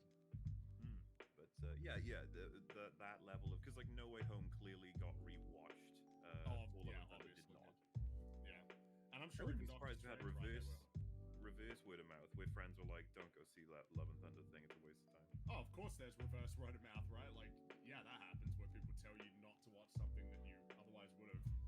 I guess that would and still be word of mouth. It's not necessarily, yeah, just well, I bad mean, it's word of mouth. bad word of mouth, isn't it? Yeah, yeah. And I guess Well, they did that with the Northman. Yeah, and I Well, think it's they- like listening they to try reviews. that. People used to read reviews to see if a movie was good or not, and now does anyone really trust reviews? I'd rather listen to my mate and what he has to say than a reviewer any day of the week. Well, yeah, Yeah, I I mean, think- No, what because they good comes judge it from on something completely different to how movies used to be judged. I guess it would which just was be on- the call would be like, I don't know this reviewer. You're just like a reviewer for a website. Like, I don't know what your preferences are. I don't know what you like or dislike in films. What you say, I can't use as much as what a friend says, who I know what they like, and they probably like what I like. Just Yeah, makes for sense instance, that we're right? naturally moving that way. If Movie Bob recommends a film, it's like I have no idea what's going to be in that film. It's like I don't fucking know. I'm pretty sure it'll be like an anarcho-communist like society. Like, yeah, that's not what I'm going for, Bob. Another thing, if I don't know, guys, if you were told like you can watch a movie that was 80% recommended by Rotten Tomatoes critics or 100%, I'm inclined to be like maybe the 80 because Maybe he'll go for the 80. I don't know about that 100. Hey, that's what Black Panther got when that came out, right? I think it got like a 93 or something. Well, because I You remember know- it got knocked down to 99 because one reviewer said he didn't like the action scenes in it. No, I think you're thinking of it was Toy Story. One of the Toy Story films had 100%, and then somebody reviewed it and gave it a 99. That's I not know how what it you mean, works. It was 100% No, Black I think- Panther. I 'Cause think it what was, you he said there Oh, wasn't enough enjoy action your, scenes, and he got in a right. huge amount of trouble with people because Hi, they were like, Bradley. "That's fucked up that you reduced Lucas, Black did Panther I from see the 100% to references in your 99 message? just because they weren't enough action Did I? scenes." That's what his review You know what? said. I think. We could do No, I this. haven't. Black Panther's I've action got the is messages, PS3 but I've been sick cutscenes. the Like, past days, Hey, so I PS3 ain't that haven't bad. done almost man, anything. that's true. Uncharted 3's got some I'll pretty good look animation. over But, it. yeah. This is what I was saying That's earlier. not how it like, works. when it comes to That's not how Wakanda you do Forever, games. no professional critic is going to give that movie a bad score. No. That's what That you is you gonna don't get, understand. Like 100% across the board because it's like You're missing basic stuff and you're trying to do here.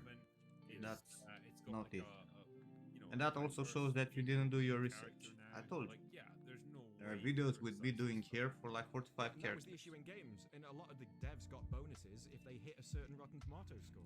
And so they Yeah, deliberately Metacritic. started to appeal. Oh, yeah, Metacritic. They started to appeal specifically to the people that would review on there and just to get their extra money. So it's very easily influenced on this. And I think it works the other way around as well. If there's critics, like there was one, was it The Guardian, who said that Top Gun just appealed to toxic masculinity or something like that? If I see a comment like that, I'm not going to watch it. So, you know, sometimes if a critic criticizes something, it's good. To be fair, like if the Guardian criticizes anything, that's an indication. Yeah. Oh yeah, dude. If one of you says they got LA. toxic male leads or something, I'm immediately being like, I wonder why they would have said that. Is it because they're like really aggressive or assertive, or not because I actually think there's gonna be a What vibe you of it, need, like, I'm when looking have right movies now come at out your of a film pure where ref, I think the main Lucas. character is I toxic? think you really need a good fucking front Toxic picture. is a overused No, it's like I think and we're in all, wrong context word. we're all Those of him without beard are act actually like good, actual fucking men in but movies, you'll like need they a good were front as picture, dominant- especially or for the eye domineering. shapes. They knew don't how really to have handle any. themselves. It's like they're not allowed to I've do only that him now, like but we remember squinting when they stuff. were. And so like Slightly when we find that shifted. in movies, that's toxic apparently.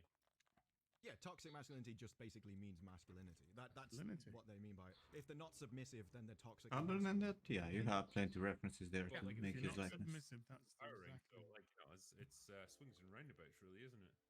No, I stand corrected. Also, the Toxic Avenger had a What do you toxic mean you masculinity. never used the tablet before, Lucas? Speaking of toxic, actually, should we look at some of the super chats? Yeah. See what the toxic chat have been saying. All right. Well, this one is Are you telling me you sculpted only with the fucking mouse? While I do this one. Are you insane? I'm gonna tell you a story, gentlemen. Get your fucking ass and get used to the Shucks and tablet. Jackson, Who says, and I begin. Honestly, Drinker, no one can convince me to watch Prey, even with the honest reviews of yourself and Az. Reason being, You need is pressure, you never convinced Lucas. me You that need a fucking 150 pressure. pound girl with noodle arms can take down a predator. Yes, she outsmarted him. I looked up the spoiler, but you know the writers I didn't gave knew an infinite amount before of that armor you to make it You work. don't use the tablet. Normal setting, she'd be crushed. Heck, if she went against the hash brown legend of Hawk in Cobra Kai, she'd be dead away. DOA, sorry. Even if she went against Tori from Cobra Kai, she'd lose. Tori would just use that rope axe of hers to tie her up and bend her over with ease. I mean, that is Ladies. true. Yeah, I don't know what I can say to that to counter it. I think you've hit the nail on the head there. Yeah, they had the chance to write it well, and they didn't write it well enough. So Mm. that's the conclusion. I would love to see this character transposed into Cobra Kai. I think that'd be lovely. Why do you want to win the tournament? Because you say I can't. And an actual good Green Lantern movie, not Ezra Miller's Flash. Me and him got unfinished business, if you know what I mean. Can't wait. There we go. They're working on a Green Lantern show, right? Green Lantern Corps. Sure. Yeah. That could be cool, I guess. Yeah. Chucks and I Hyson also said, trust me, Tori would absolutely annihilate the girl from Prey and would do things to Cherokee girl that would make her obey and be submissive to her. Wow. Well, I hope this Baru got turned on by this. Oh my. Good up. I think you made a whole new film there, dude. Yeah. be They have a successful. name for films like You, that. you need to get good with the tablet. You're not gonna stop with the fucking mouse. That's like Well, we already know there's a lot. starting of the fight with a handicap. Anyway, Ivan Jaros says Drinker get Vox's productions on the show. I've had him on before actually. He's done Lord of the Rings with me, so yeah, he was great. He reviewed Dune recently. Have you seen that? No, I haven't. He fucking ripped into that movie. Holy shit. How the fuck did you stay till now? For years with the Slaughtered fucking it. mouse. I was and no actually like, tab. oh my god. But I don't get it. Dune getting ripped to shreds. But hey, he's a big fan of the book, and he felt like the adaptation was terrible. Okay. Oh, I might have to watch that. That makes me sad. You know what? Every opinion's valid, and that's okay. Often ones are shown. Everyone. Everyone. Can't we make some exceptions? Apart from All right, the one fine. objective. Daniel Monroe says, yes, Drinker, guests in chat. Bit random, but here goes. What was your favorite of the mid-90s creature films? I think mine would have to be Relic, but I have got a soft spot for Congo as well. Species. For obvious reasons. What qualifies as a creature film? Well, What is anything it? with monsters, I suppose. Okay. Does Lake Placid count? I haven't seen that since like it came out. Do you guys remember that? Just like Jaws, but with a crocodile Yeah, it's instead, like, I guess. yeah. What? Yeah, because I don't know if real. Does it have to be like a fancy monster, or can it just be a regular monster? I was gonna say, would Jurassic Park count? Really? Probably, maybe. If it does, That's fucking probably the weird. right answer. Yeah. Probably the correct answer, isn't it? Oh, Got a look, real it's not. soft spot You for need to Mimic. get used to the You know, tablet. one with, like, the And it's not a mutated problem if you're cockroach left-handed. All the tablets can be killing rotated the people other in, way like around. the underground in New York or something. I like Mimic. That would probably be my 90s like. And the Kinda buttons hard that you to need on the keyboard, I'll take control mine, Natasha alt and Hester. shift, you can map them on your tablet, or you can use them Stop on the right side of your Over the species keyboard. film. No, mum. I went to see Species at the cinema, and I actually felt like I was watching a porn. I mean, Yeah, I remember watching it and my dad was next to me. There were some very awkward scenes. Deep Rising. That was a great movie. That was like the Mummy, but with like sea monsters instead of like an Egyptian mummy, basically. dude, that sounds cool. I haven't seen that. What's that? That sounds cool. I haven't seen it. You must have seen Deep Rising. No, I haven't. Oh, come I on. think I've seen Deep Rising. If you enjoyed, you've Or watched Deep Van, Blue Sea. you've watched Van yeah. Helsing. Oh, dude, Van Helsing's great. I think you probably like Deep Rising then. People are mentioning Tremors as well. I think that was the 80s. Was that Oh, 80s? yeah, 80s was Tremors. but Well, the start of it, anyway. fucking glorious film though. Oh, beautiful. Absolutely beautiful movie. The next one is Ashernabog says, hey Drinker, it was real great getting to meet you. Despite being the same height, you still somehow managed to make me feel short. I wish I could have made it back the next day, but my body was 4 days into a binge, so lugging him around made things difficult. I would have liked to go to Orlando, but between two jobs it wasn't feasible. I have tons of questions for you, since I watch a lot of your content, and I've watched a lot of your recommends, and have lots of my own. I like to watch 4 to 6 movies on acid every weekend. Nice. Last weekend had Heartbreakers, Romy and Michelle, Layer Cake, and Kiss Bang Bang. Anyways, that's all I've got for today. Go away now. I love Layer Cake. I think it's a great film. Good film. Dude, I can't believe Kiss Kiss Bang Bang and The Nice Guys. The guy who made those made The Predator. I don't get it. What happened? I don't get it. That also says, also for you charismatic, colourful, chatty, clarity-giving, composed, candid collection of chaps. Well, I forgot what I was going to say with this, but oh yeah, top 5 movie opening scenes. Does anyone have any? All Ghostbusters. 5 movie openings. Hey, Mariano. Ghostbusters in the library scared the shit out of me as a kid. I really love the opening to Wall-E. Dare I say Saving Private Ryan? Well, if you include the whole 20-minute sequence, like I guess it the- counts, right? Well, that counts, then that would be a really strong contender. Matrix me- with Trinity. Yeah, it's pretty. Yes. I'd have one of the Pierce Brosnan Bond films. Can't remember which one it is. GoldenEye. It's got to be Golden. GoldenEye's so I good. kinda I like love GoldenEye, yeah. GoldenEye. It's been so long since I've seen the Brosnan films. They kind of got spoiled for me by Daniel Craig. They're the ones I know the best because they were the era I grew up with. It's kinda GoldenEye was my interesting how favorite. that works. Sean I watched Bean in that. GoldenEye not too long ago, and oh my god, I thought I was watching the best thing ever. It was so good. It's just so energetic. You need to it's so practice. fun. But The it dynamic takes some between time him to get and, used to. But 006 is fantastic. you're gonna see once you get yeah. used with the fucking tablet, Queen and Country. you will understand. Oh, so good. And there is no Some fucking great way as well, to just sit with a. Bastards as an opening scene. That's With pretty a mouth. Yeah, Oh, yeah, that's great. Insane. yeah. That's dude. That is hard. That's Well, sounds like you got a lot of candidates there. Yeah. Yeah, I'm trying to think if there's any more obvious ones. Star Wars.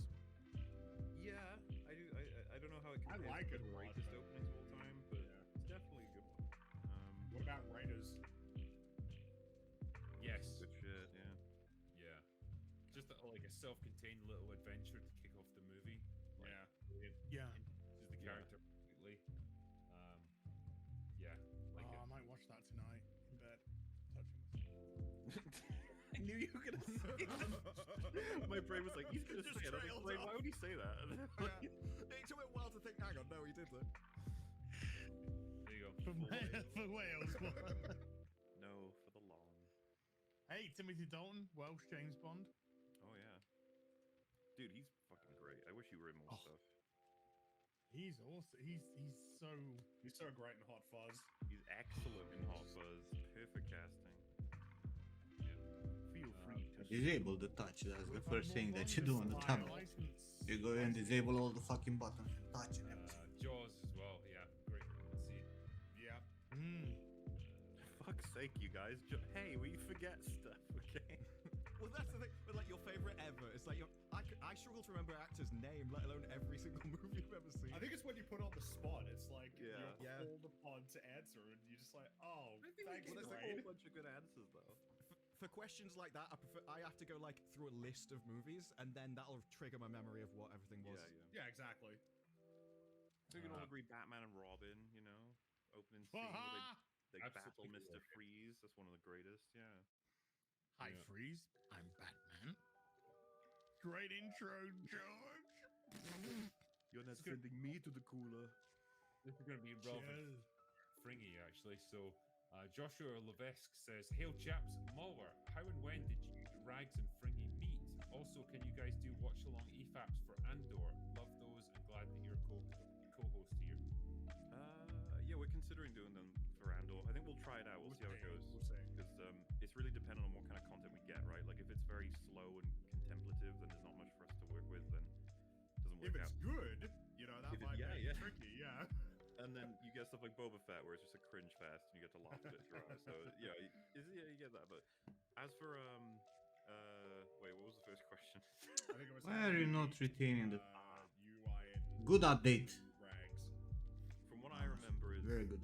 Rags ran a stream where you were invited to it and I was invited to it, and then I liked the cut of your jib, and so I sent you a message and said, "You want to hang out for a bit?" And then we did. Yeah. And that was And it. the rest is history. But Yeah. because I knew Rags for a while at this point. Yeah, and on my end, it was I released the TLJ videos. Rags saw him, sent me a message saying he wanted to invite me to his podcast just to talk about Star Wars, and then we hit it off. We made the love, and here we are today. That's how it usually goes, you know. Yeah. So that's what violent, forceful man love can do for you. Mm-hmm. Together. You got a hit podcast. Well, he ran a podcast. As soon as EFAP started, he was just like, "Well, fuck it." Well, yeah, we because run it we that way. did that. Jump ship. I like it.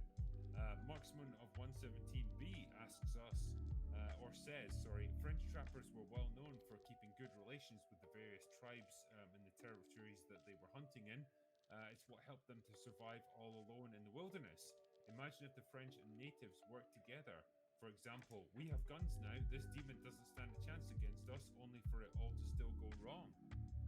Yeah, it kind of touched on the point I made earlier, where you could kind of show the two. Gonna be a full character or just a boss? cooperating a little bit to Definitely try and not a take full down the character. Predator. Yeah, it could be a difficult writing challenge to get the two factions to work together, but you know, other films have done it. There's stories that can do it. You find a way. Just do that whole bonding by trauma thing. Yeah. I mean, it's only a difficult challenge because the writers want them to be enemies in the first place. They weren't necessarily enemies all the time. There's a lot of rewriting history going on in various different things.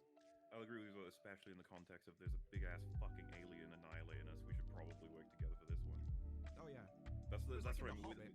With the benefit of that, you can definitely bind these groups together.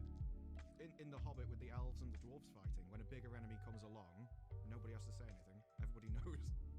Yeah. Yeah, I would argue the Legolas and Gimli become so close because they go through so many trials together and help each other out. It's the theme of a lot of stories. Mass Effect, the whole point of Mass Effect is that all of these disparate alien races will ultimately unite together to fend off a greater threat to each of them. Yeah. To all of them, yeah. Well, Game of Thrones was supposed to be about, but then they forgot that, and then they just killed the Night King. They're like, wait, now what do we do? Fuck. So, hey, speaking of great openings, Mass Effect 3, That opening is great. Yeah. That's a good one. Blade Runner. In terms of visual iconography, that takes some Oh, beat. yeah. Blade Runner. Yeah, it's iconic. The stuff to do with Blade Runner and that is one of those movies where you say they just don't make them like that anymore, and they probably never will. You probably again. don't get a Blade Runner again in the current landscape. I'm not sure. Which is a shame because technology is way better now, but it feels like It's- creativity is much worse. Like, I think the problem is imagination is way worse. and like Blade Runner was a big risk that kind of didn't pay off at the time. Like you don't get off in like $200 million risk, like a really big risk. People want safe, reliable investments. With films now, studios seem to anyway. I saw someone in chat when I was talking about Predator 2 saying like I was being way too harsh on it when it's such an imaginative and creative thing. And it's like I think you need to give more credit to films back then, and they weren't just more imaginative and creative; they were better executed by far. Loads more effort went in. Like it's downright impressive. I get frustrated. I was saying this thing the other day. I don't like it when people almost talk about Predator as though the angle It's is a so dumb impressive. action. Yeah. Yeah, it's the like Predator's so fun because it's a dumb action movie and then it turns into a horror movie. It's like no, the script's Solely fucking great, up man. to you, Like Lucas. it's And way that's- better than most scripts now. That's Yeah. like the cool thing when it might be that of course we remember the great films and we don't remember so well the ones that aren't so good at the time, but like man, like Aliens is like that's like a summer blockbuster movie, but it's a fucking amazing movie. You Yeah. know? And it seems like that association is a lot less common now where like the big budget production can actually be like a great production. Well, they'll do Like a the thing great where they're story. like, oh, you didn't like Alien Covenant? I mean, it's not that much worse than any of the other ones, even the originals. You're like, Stop "What's wrong it. with you? Why are you defending something that you apparently like by saying it was always terrible? I don't understand It's you. weird as shit, man. Well, Already it's like in beat the Prey trend. though. Like the people meeting wasn't for the story. Like they will find her because well, there's an action scene coming and the Predator needs to be there, so they've got to meet for that action scene. It's like they've spoken about with Marvel. If the action scenes come first and you've just got to link them, as a writer, you're just restrained so much. Could you even write something at that point? So well, I've Well, got to yeah. make this next scene happen. You are restrained for sure, but that is like what it means to be a good writer is not just to come up with the ideas, but find ways to string them together in a way that makes sense. That's like your Yeah, but job, that's when you're essentially. coming up with the ideas. If someone else is giving you, like, That's- you've got to do these 5 scenes, make it work, that's way harder to do. And that is way harder. That's true. But you can make it work. That's the important part. It's just a lot more effort. Yeah, the But I example agree, it's really everyone hard. goes to would be Mission Impossible Fallout had that restriction. The action scenes were done before the script was, and yet we got a pretty And damn yeah, good yeah. script. So yeah, it's possible. It's just much fucking harder. And I don't blame any director that goes to Marvel and they're like, "We've done all your action scenes," and they're like, "Oh, I don't care then. I don't want to." Wait, so you're telling Yeah. me that in Black Widow we have to have her falling skydive fight? It's like, yeah.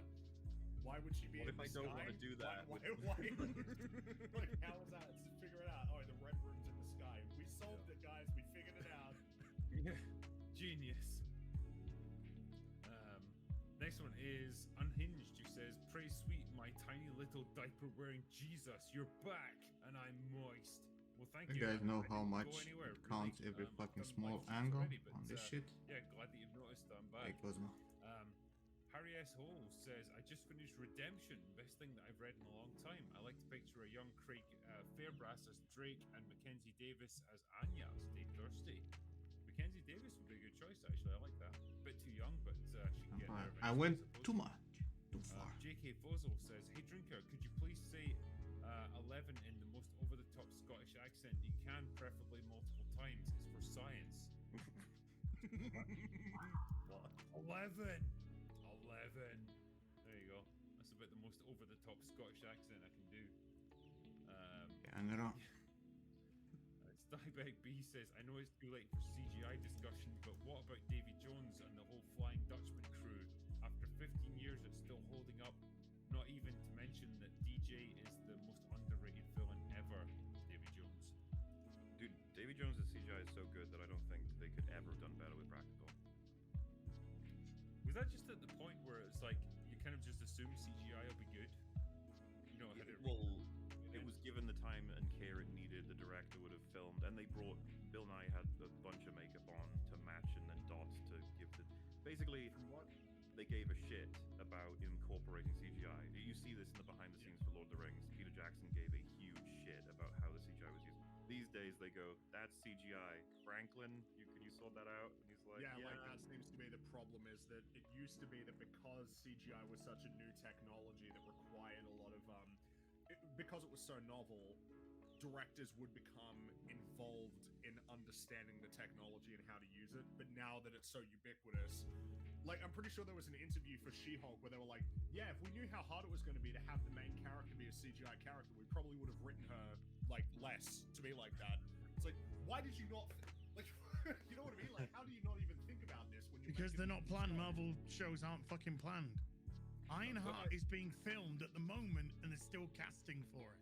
Dude, I think there's almost CGI can just save the day, no matter what. Are you guys making patterns for Morphe? Really But he cannot do a pattern by himself. On set with lighting conditions, like, it's hard. It's hard. Like, visual effects is difficult. Even now, it still takes a lot of work. I feel like a lot of yeah, go for it. What's taken the cake for this as an example has to be Heimdall's son.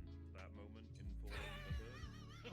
That's quite possibly the most embarrassing piece of CGI I've seen ever. That's Nickelodeon level. Fucking What Nickelodeon the fuck level. was that? Like, composite. Yeah, like, yeah. it was, yeah, like, I don't know what that is other than a lack of time.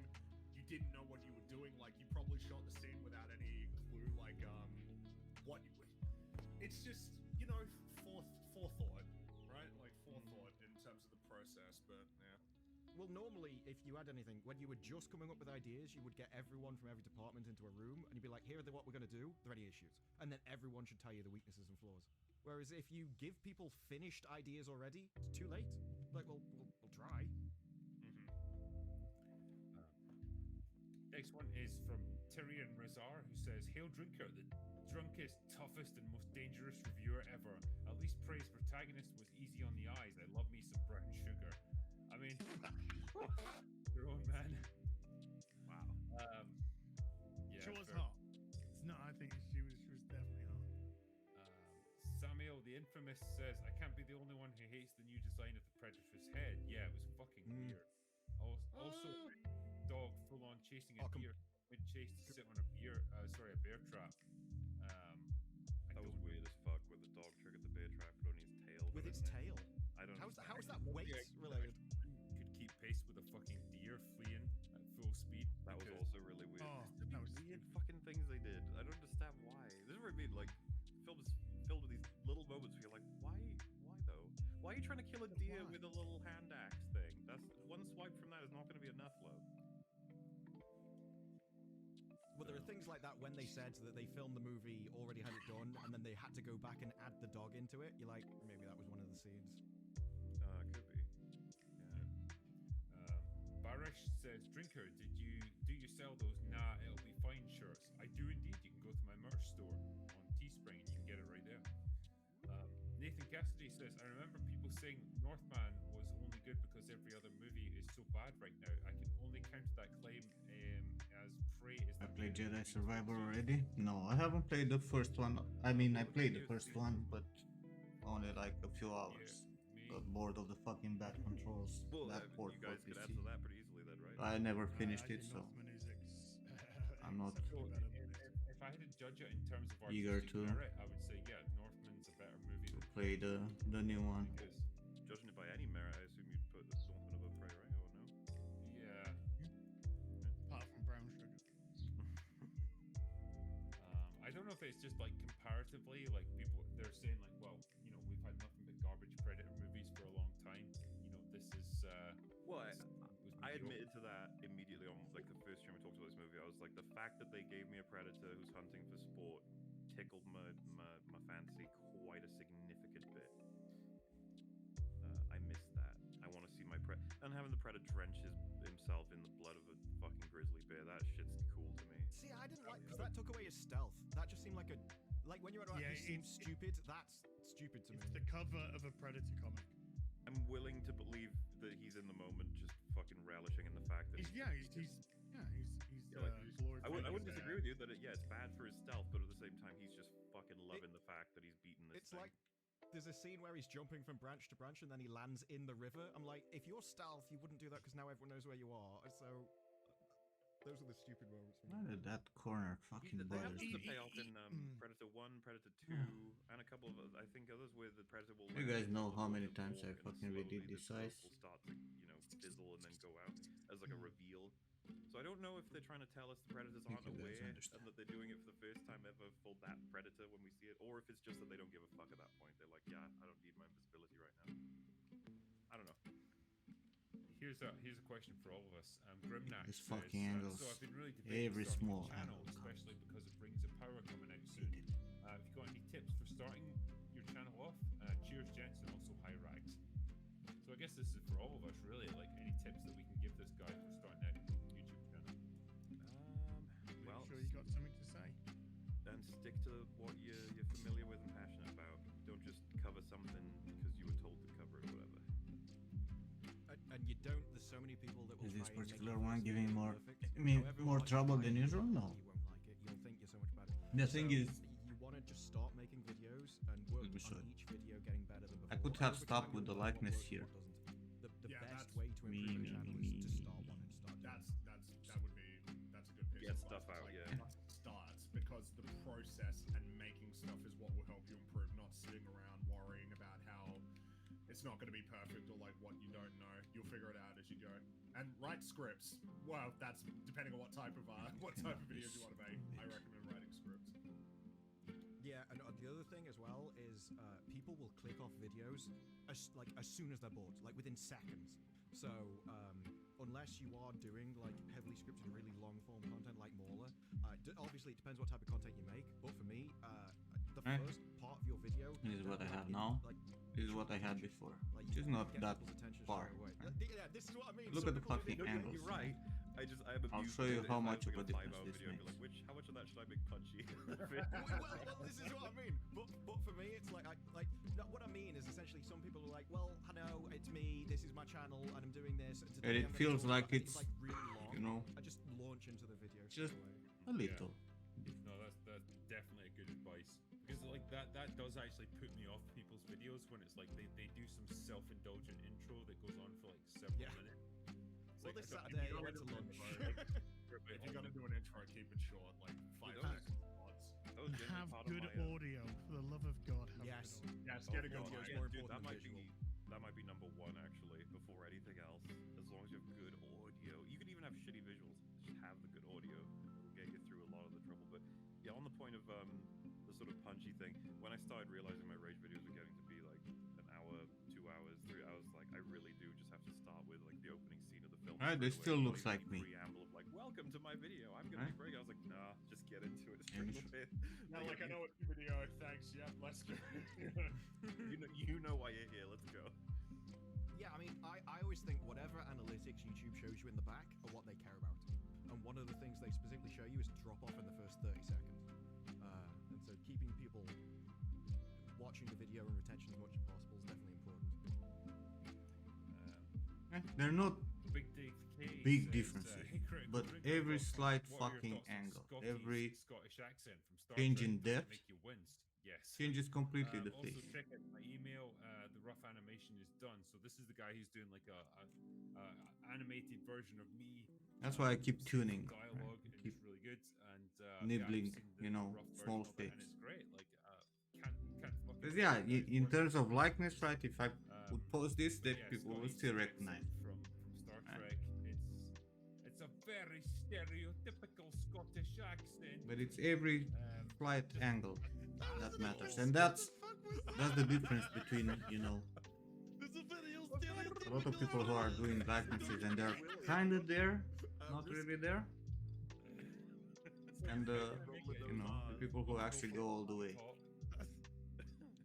Was Chekhov And this fucking him at the time or something? particular, you know, 5% counts a fucking lot when it comes to like. Jimmy Doohan was he was Canadian, wasn't he? And so what he produced was Don't recognize me without the hair and beard? What Scottish sounded like, and you know, I good know, on him. I do It was recognize nice that he myself. did it, but like as a Scottish person, yeah, it doesn't really line up with anything that I've ever heard. Do you know? Hi, the Kevin. interview I watched of Bill Nye, not Bill Nye, playing Davy Jones. I remember him saying he was originally going to go with a Welsh accent for Davy Jones, but he found when he was practicing Scottish out that it bit so much harder and so much more tough and impactful in the lines that he decided to go with Scottish instead. Just interesting. Welsh thing is about very musical.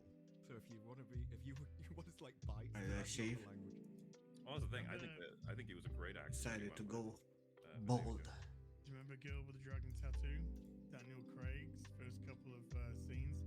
He's trying to do an English-Swedish accent, and then the director of it just went. Beard and hair change the face quite a bit sometimes. and Yes, the rest of but the film is also just like the biggest difference is That's this. such a fucking pointless Oh, movie. wait, because It's we like have the the- original Swedish version was shadow there, really so- fucking good with like Mimi Let's turn that Maybe off. right Also. face.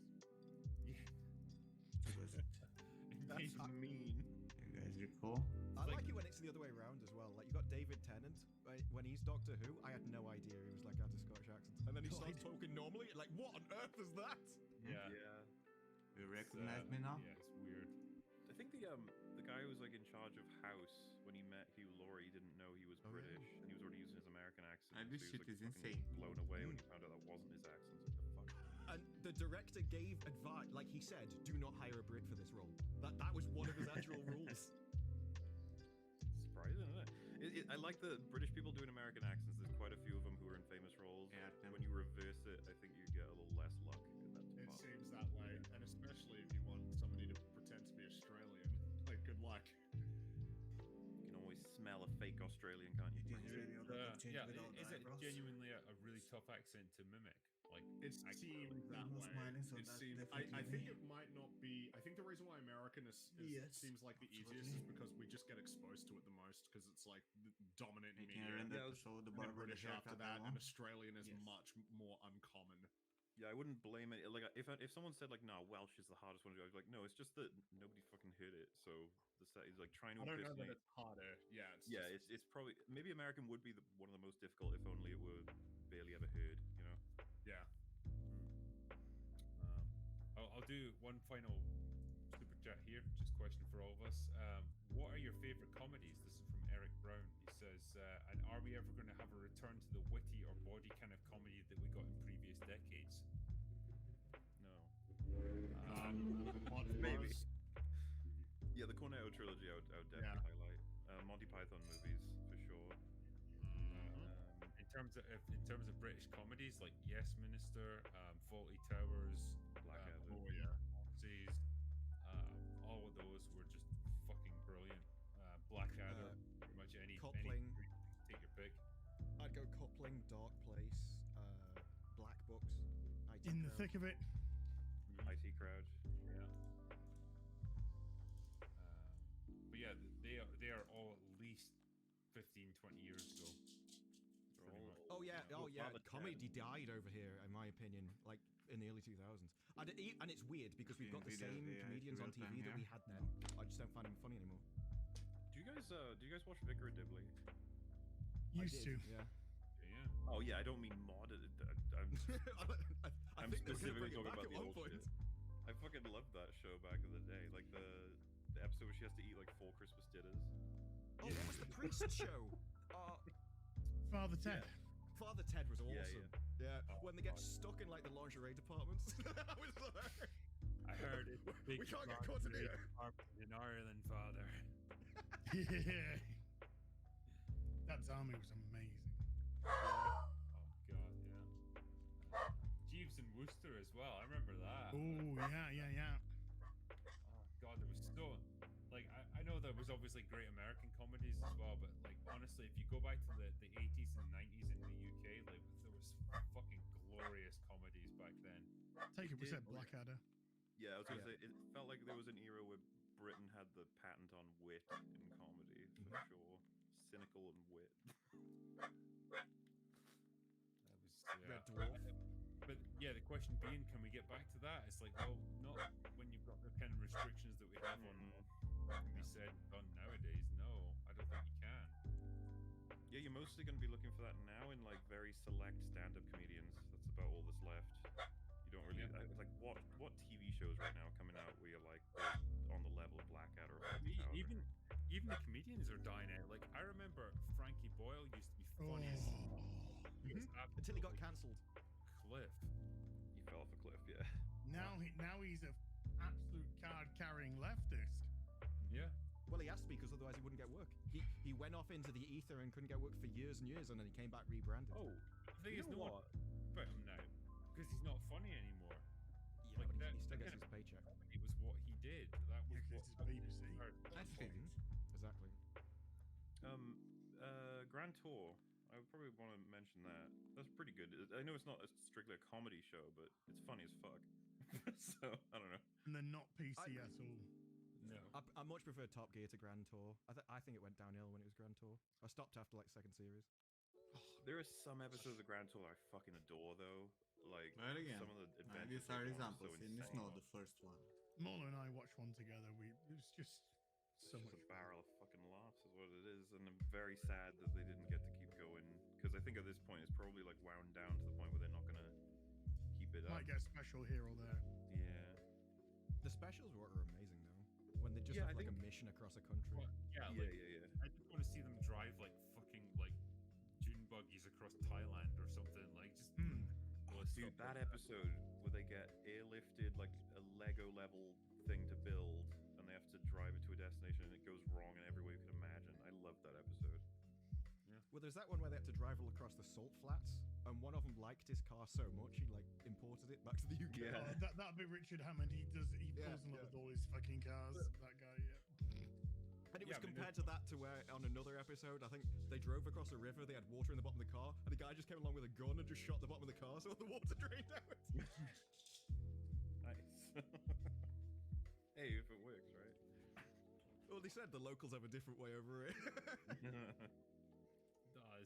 It's great stuff. Like that kind of well, it's funny because like that camaraderie and that like humor and that easy banter that they had between themselves, like they tried to replicate that on the new revamped Top Gear. Yeah. Faster, 'cause it's like, yeah, we're gonna put together a bunch of people that have never fucking met each other before and just like hope that they have great banter. Who knew And that that was they didn't? That was the thing with the Top Gear trio. It wasn't really a car show, and I don't know if you've ever seen. It's on YouTube. Top Gear does gardening, and it's literally just them trying to do a garden, and it's all the disasters you'd expect. But it's awesome. Then they built a road in another one, and it still works exactly the same. It's the same show with a different topic. So they nailed something which I don't think other people could do again. Yeah. No, it's different sort of time, I suppose. But yeah, like I know we're not going to get through all the super chats tonight, so I'm probably going to finish it up there because I know we've been streaming for like well over 3 hours now. But yeah, I just want to say thanks to you guys for coming in for this. Thanks for bringing me on. Appreciate it. No, thanks for bringing it. We haven't had you on nearly enough, and Disbrew and Az, I know we've had you on Too many much. before, but Az, I'm actually genuinely amazed you're still alive. It's not bad, not bad. Especially when I saw him drinking Oh, out can't of the wait for bucket. you So to that make was a it. comeback. That was wow. somehow got less drunk as the night's gone on. It's impressive. I just got more tired. That was all. And it balances They out, I cancel guess. each other out. Yeah, yeah. We did all right. I- Oh yeah. This was full when I started. So Gotta be slower again, not more. yeah, but yeah. Thanks you guys for coming in. Thank you for everyone that's given me super chats and everyone in chat that's like contributed to this. As always, you guys are fucking awesome. And if we've got any outstanding super chats, we'll get them all covered on Sunday night. Probably we'll do a catch up stream. But yeah, and thanks to my mods as well for keeping the peace and keeping everything civil and properly British, which is what we expect here. God damn it! Fringy, damn. Yeah. Well, kind of semi-British when you're Australian. Well, I'm not sure Honorary. how people would feel if you said that to them, but I guess You're we're the still cool technically underdog part of the of Commonwealth, right? I like to think of Australia as our little mistakes. Yeah. Hey, look, right? We got bountiful fields of dry Tigers. grass and deadly animals. Okay. Yeah. How does it feel living in a place where fucking everything wants to kill you? It produces hardier people. I'd like to think. Yeah. You That's know? like the You just true gotta- origin of all the negative, like evil animals is, where we just shoved all the ones we didn't like in Well, Britain over there. I can't remember who it was, but I think Jay said it was God's beta test. Australia. He's trying to figure out what happened. I think, I think Section it off. I think a predator would land in Australia and be like, nah. Yeah, he starts Yeah. he starts sweating a little bit. The film is called Predator, but the real predator is the cassowary that's pursuing him, ready to dig his claws into him. That would Well, I legit remember pose seeing, as like, a threat to video him, where probably. you parachutes like just down to this like remote kind of like landing strip in Australia, and like 2 or 3 kangaroos just come up to him and start attacking him. They square up with him. They have the boxing gloves as well. They pass him a set of boxing gloves. He's like, "Come on, let's go. Yeah. Come on." Do you have a fucking permit to land here? I think what would make that particularly entertaining is if we pick like the most platypus, right? So unassuming, except for that little venomous pincer that it's got. Well, I had no idea they had a venomous pincer. Well, so that's just what they want you to know. I now. always, I remember I went to a place. It was like a platypus place, like a platypus enclosure or something, and they showed us a picture of what it looks like if you get stung by that thing. The Maybe main makes sense fact that I also. remember is that morphine will not work for pain relief for like months. Damiante has You just got to subscribed. deal with that Good pain. morning, Months. boss. Yay. Yes, months. Like actually, I didn't know 3 or 4 venom could months. last that long. It's always Well, loved it's- that's about great with Mrs. Beard. Yeah. Britain. Like Pretty the scariest thing you'll find in Britain is like a daddy long legs. Well, when I went to the Oh, UK, no. I guess this is kind of funny because this is differing cultures. When I saw squirrels, I was enamored. It's like, wow, look Oh, at these they're little fellas. Squirrels they're are pretty damn everywhere, cool. Yeah, They are right. cool, but like they're very normal, right? If I see a kangaroo, I'm not like, oh wow, a Curious kangaroo. if Mara It's said like, we'll yep, implement all a right. waiting program here. There he is, Fucking knows. just hanging out. My favorite Australian one is it? I don't know how to pronounce it. Like the quokka or something. It loves Koala selfies. It just or- like Oh, no quokka. Quokka. Yeah, Quokka, it's like a yeah. little furry guy, and Mrs. for some Beard reason is just very loves strict. people and photos, and so there's so many just Stands are selfie very, pictures. very They strict. always look really happy. Like They this is the smile. best thing They're they've ever done in their permanent life. smile. Yeah, no, Yeah. I went there. There's a little island. But also It's in the Western Australia. PSG. There's a little island. It's just filled with them. They're everywhere. There's like It's thousands of awesome. them. Yes. Yeah, it's really neat. They're like the one nice animal in this country. Everything else will try to kill you if you get too close. Anyway, on that bombshell, we're gonna end it. So, thank you for everyone who joined us tonight, and fuck off. Bye.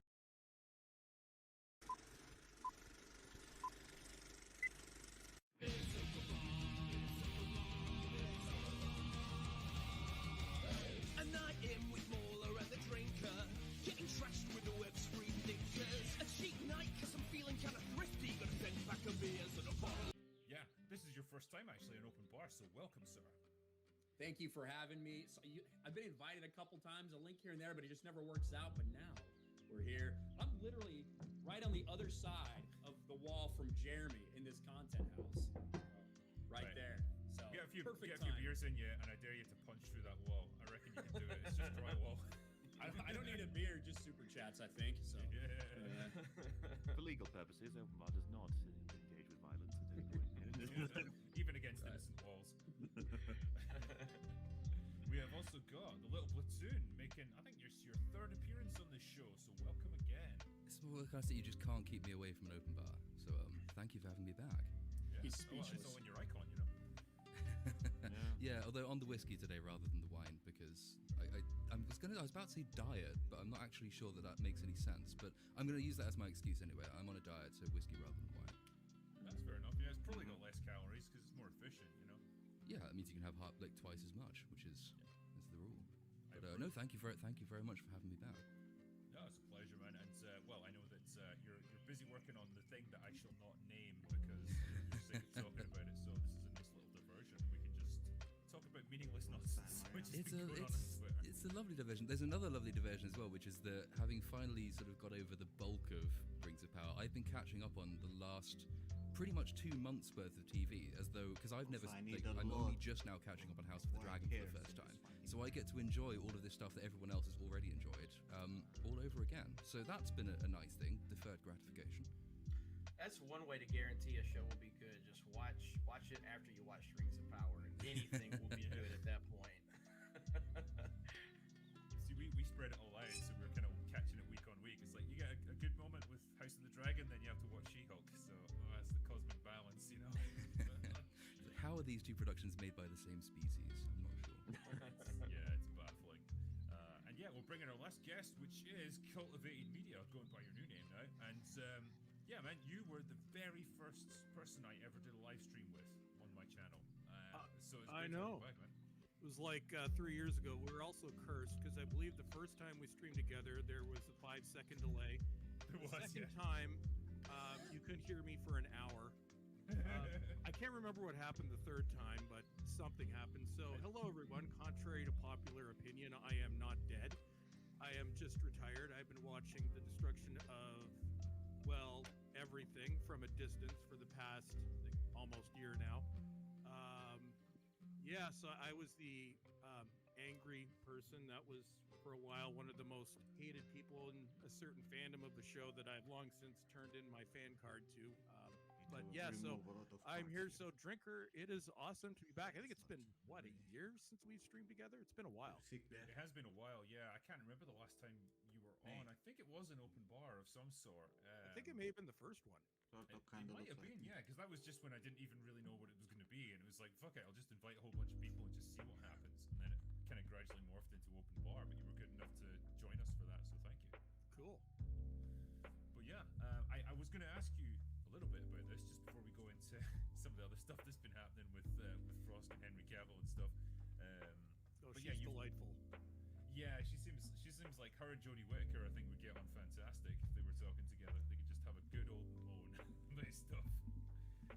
But yeah, you are not watching Doctor Who anymore, is that right? Yes, that is true. The last episode I watched was Flux Part 6 last year. To be honest, it got to the point where I don't like watching this anymore. I don't like covering it anymore. It's completely miserable. And I'm now watching the show pretty much destroy itself from a distance, basically through Twitter updates. But yeah, I don't begrudge anybody that's happy with where it's going. You know, I can understand if you're genuinely excited. I am not. Yeah, I like everything 1996 and prior, but not after.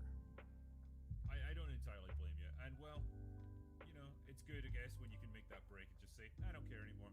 I'm done.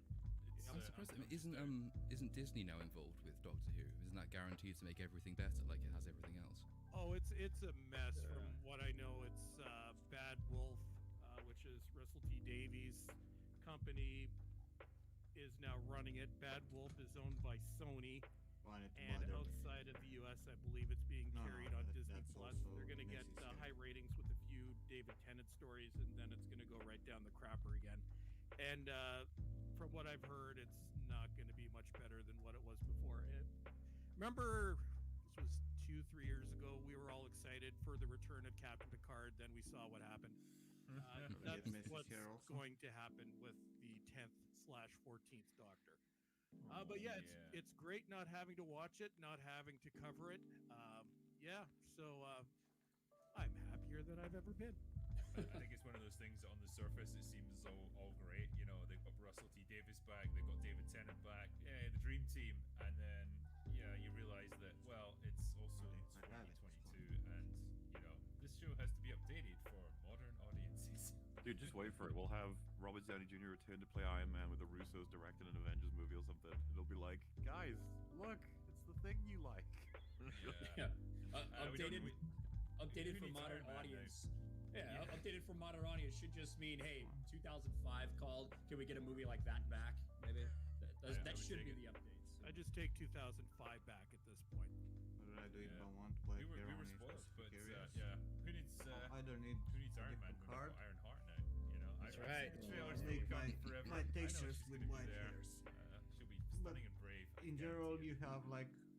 My favorite part about my these vertex promotional color. clips that got released for Black Like, if you look Panther, at it's this like beard, these are the 3 clips I that they remove put the out vertex there color because they wanted here. people to actually watch them, Okay. not so they Like could get this, it only roasted. has But you variation. have what the And if I make smartest this girl in the world, 15-year-old dark, Riri Williams, who builds her own Iron Man suit, who is It's throwing gonna have some like variation, but it's space not gonna be eaters at too much, Wakandan right? warriors to prevent A lot being of the body snatched and variation put in into this some comes sort of from the vertex color. weird human trafficking situation. Man, you know what? Yeah. The There's women a lot of women red took charge of and shit. Wakanda, everything went to shit. So you can do that also.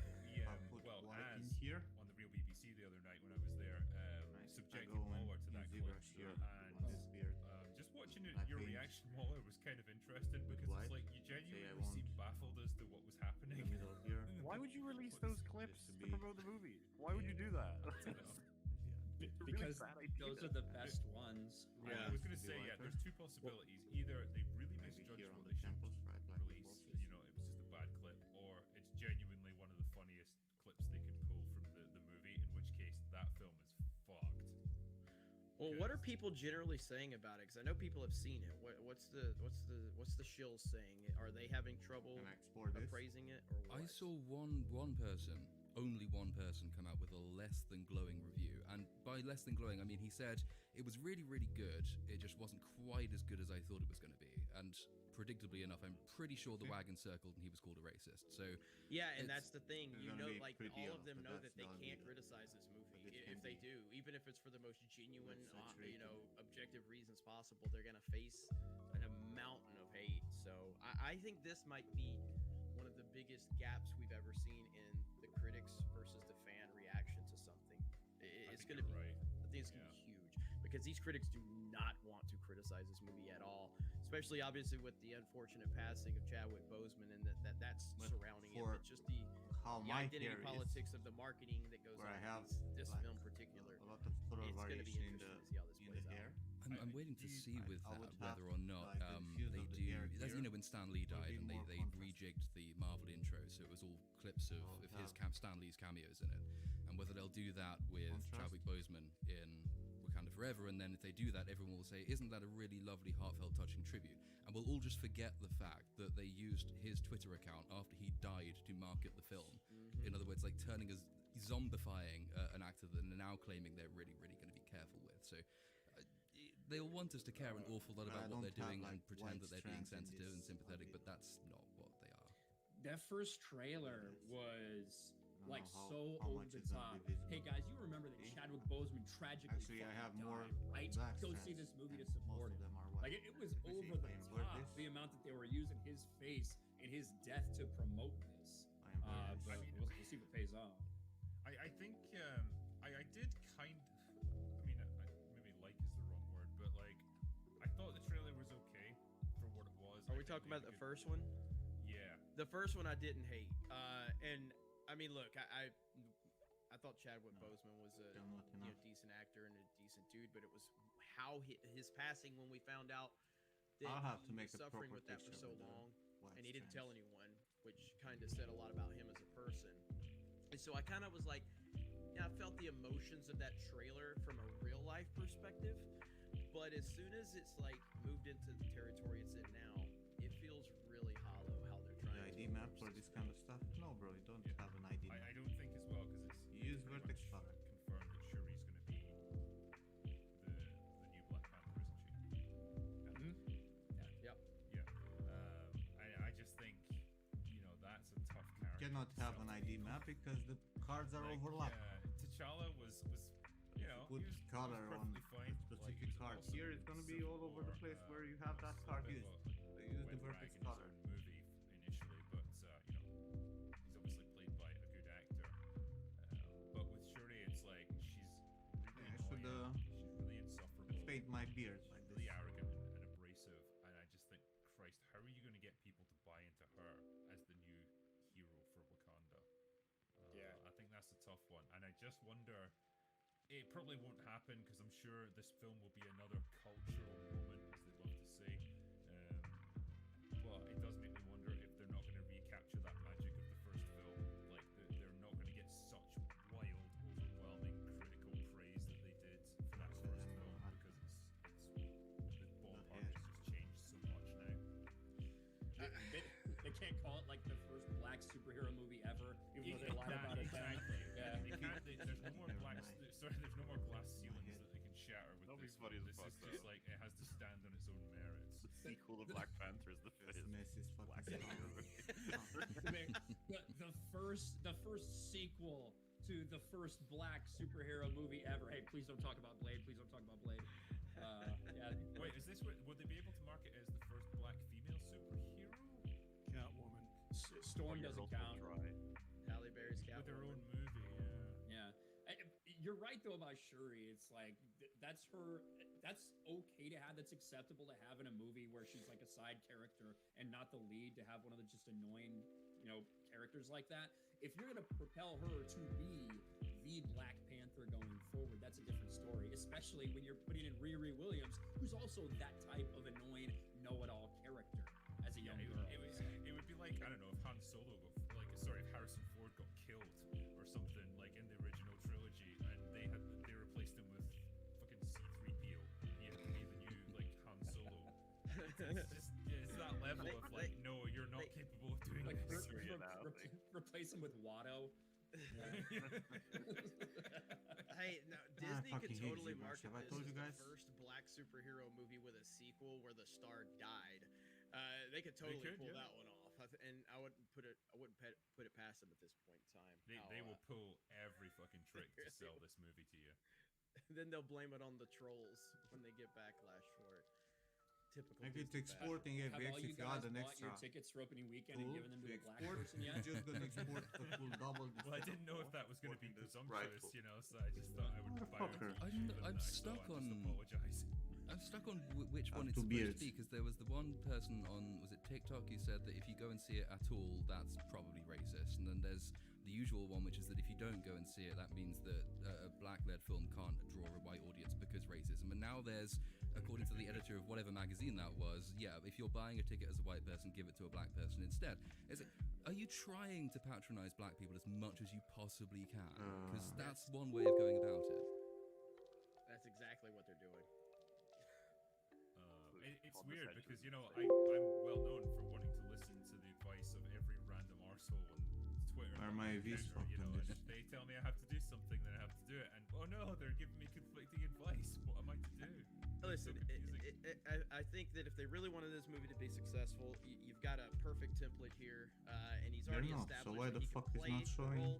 If they just would have brought Robert Downey Jr. back, he could have totally transformed into this role. Would have made $2 billion worldwide, no questions asked. Lincoln Osiris is Black Panther. Well, I mean, we've all seen the posters. Ryan Gosling is waiting. He's ready. Yeah, you can do it.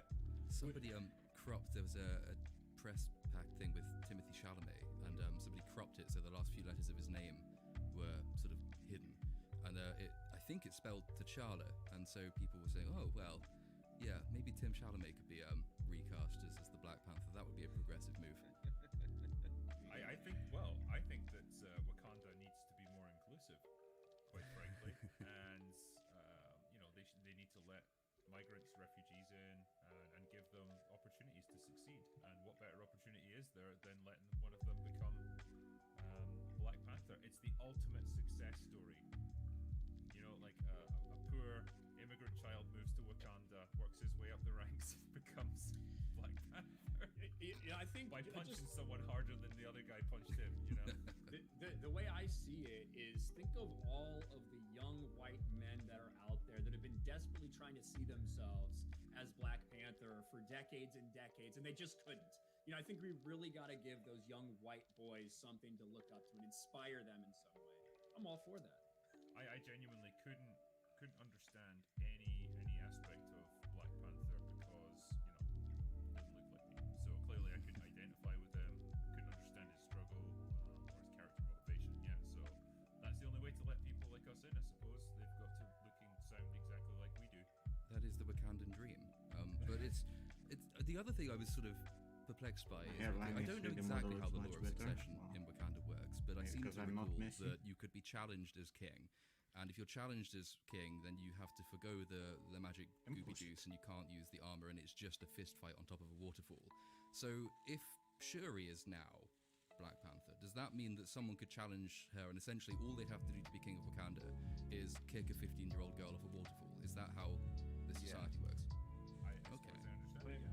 During like the coronation is the only time you're allowed to challenge people, right? Isn't that how it works? And so I don't remember that much. Once you're in as king, then that's your kind of you're locked in. Then I don't think even though Killmonger challenged him into his role, so I don't know exactly, but yes, you are right. She would be stripped of her powers and then forced to fight someone hand to hand, including people like. Is it theoretically possible to be Black Panther but not be king of Wakanda? Oh right. So I guess it would be her mum should be having to fight people in a fist fight. Don't ask questions, just consume next product. I want to see Baku go into a fist fight with his mum. Come on. Let's do it. If this was House of the Dragon, everything would be laid out in specific detail. We know exactly how the secession was supposed to work and all the different people involved in this. So, just saying. What do I see through this fucking screen? Isn't that interesting? It's like this sort of medieval culture of of House of the Dragon is actually way more sophisticated and civilized than the hyper progressive Wakanda. Basically hair loss. I don't have hair loss. My hairline, it's like that since forever. 5 years ago now, whatever. When I saw that they actually had like a trial by combat for the king, I was fucking blown away. I was like, No, it's turned off. I don't know why I can see through. And then we had God, that was the time on the internet where it was like, it's their culture. What do you mean? It's fake. It's made up. They didn't have to make it that way. What do you mean?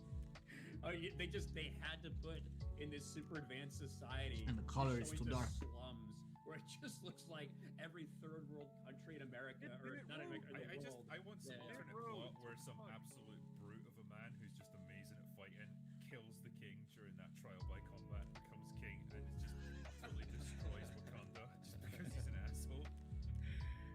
Do we think this movie's actually going to hit like $1 billion?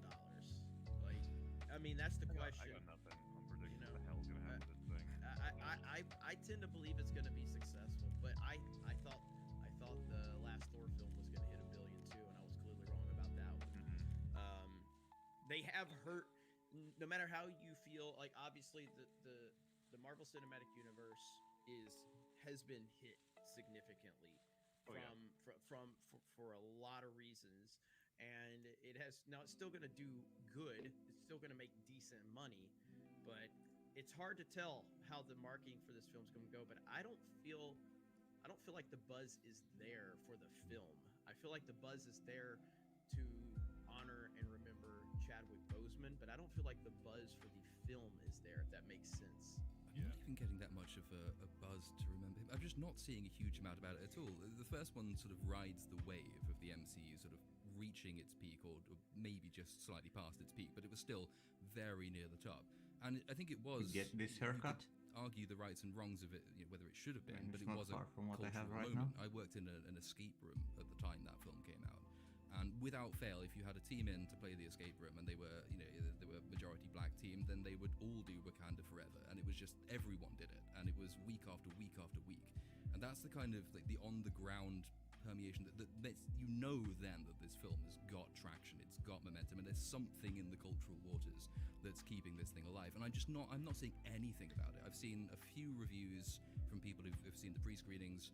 I've not even seen a huge amount of sort of preemptive think pieces attacking fans as racist, which you'd normally know is a sign that the thing's got some weight behind it.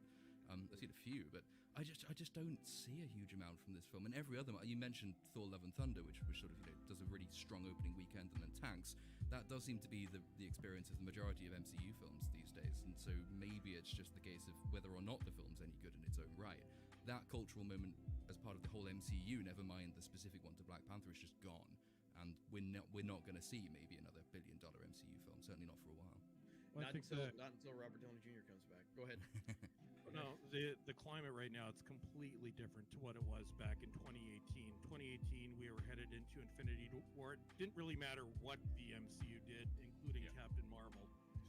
It was going to be huge. But look at where it is now. Like the MCU as a phenomenon ended with, well, Endgame, maybe the second Spider-Man. But right now, what do they have?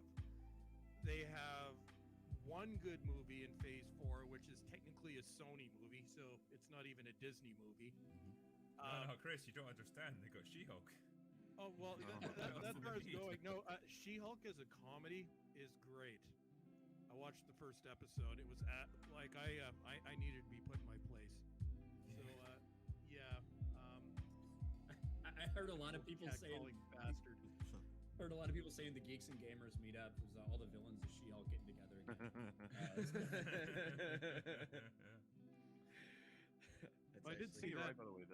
They could have made any mistakes they wanted when they were around the Endgame Infinity War era, and I think we saw that. Like Captain Marvel. They could just get away with it, yeah. But at this point now, they had this giant tidal wave of momentum behind them, and it's like, well, it doesn't matter if they stumble and fall over. That tidal wave's just going to push them onward no matter what. If Thor: Love and Thunder had come out there, it probably would have made over $1 billion. Absolutely. Yeah. Absolutely. But now I think that's what's going to happen with Black Panther. Guaranteed good opening weekend, but mystery as to what'll happen after that. You know what's interesting as well? Like they can't play the same sort of racial dynamics card that they were able to play with the first one, because the first one was that like Killmonger was the villain, and he was like a Wakandan that had been raised in America, and there was that conflict between like black identity and in the West versus like their African origins and so on, which they could exploit for everything it was worth. Now they don't have that. They've got this entirely new character who's like just this magical fucking war god thing. I don't even understand what Namor is, and that's just Namor, whatever. Namor. He's just another generic Marvel villain who's utterly forgettable. That's what you got here. So I think that's gonna factor into. How does it feel looking at your own in 3D? We have, you guys made Feel a great nothing. point of like in the lead up to Endgame. That was a point in time where you had characters that had been built over years that people were invested in. People were rooting for these characters. You don't have that in Phase 4. They have not been able to establish these characters that people are attached to, that people legitimately care about, in any more than like the stands on Twitter or something like that. So it's not compelling. People aren't interested in seeing that, and you're seeing the result in the box office and on Disney Plus. And I don't know what they can do to fix that other than a hard Flow here is different in for Phase him. 5. But My hair is how do you going fix backwards. the damage that you've already done throughout Phase 4 while still setting up something to get people excited for that at the next level? You've got to cancel about 50% of the projects that you've got going. Like you've got to scale everything back and like just focus on making like 3 movies a year, maybe really good quality, get really good directors and good writers. Because at the moment they're trying to make fucking everything. It's just content sludge pipe that they're trying to maintain, and weirdly, they don't have enough resources to do it. They don't have enough good writers, they don't have enough time and energy and VFX artists, and that's why you get garbage like She-Hulk coming out. It's just another thing that they can put on Disney Plus to keep people, like, entertained, theoretically, anyway. Their goal on Disney Plus has been, for Marvel specifically, to have, like, something coming out every single week. So even when there's a gap between actual shows, they want to come out with a special or a Werewolf by Night or like whatever it may be, something like that behind the scenes of She-Hulk. So they want every single week, because that's the model, right, for these subscription services, have something people need to be subscribed for. And it has just become this constant, ever lingering fart cloud of content from woke MCU. and it's just tiring for a lot. Given that we're It's also like, renting And I have- hair I from a haven't different been able to fucking see Hawkeye or Miss character. Marvel. I completely missed both of them. It's pretty close. I know, and that's the thing. I feel like it's people almost want to like, drink you gotta and I keep don't up have with that. It's like, no, I'll be right I back. don't even know that it's necessary.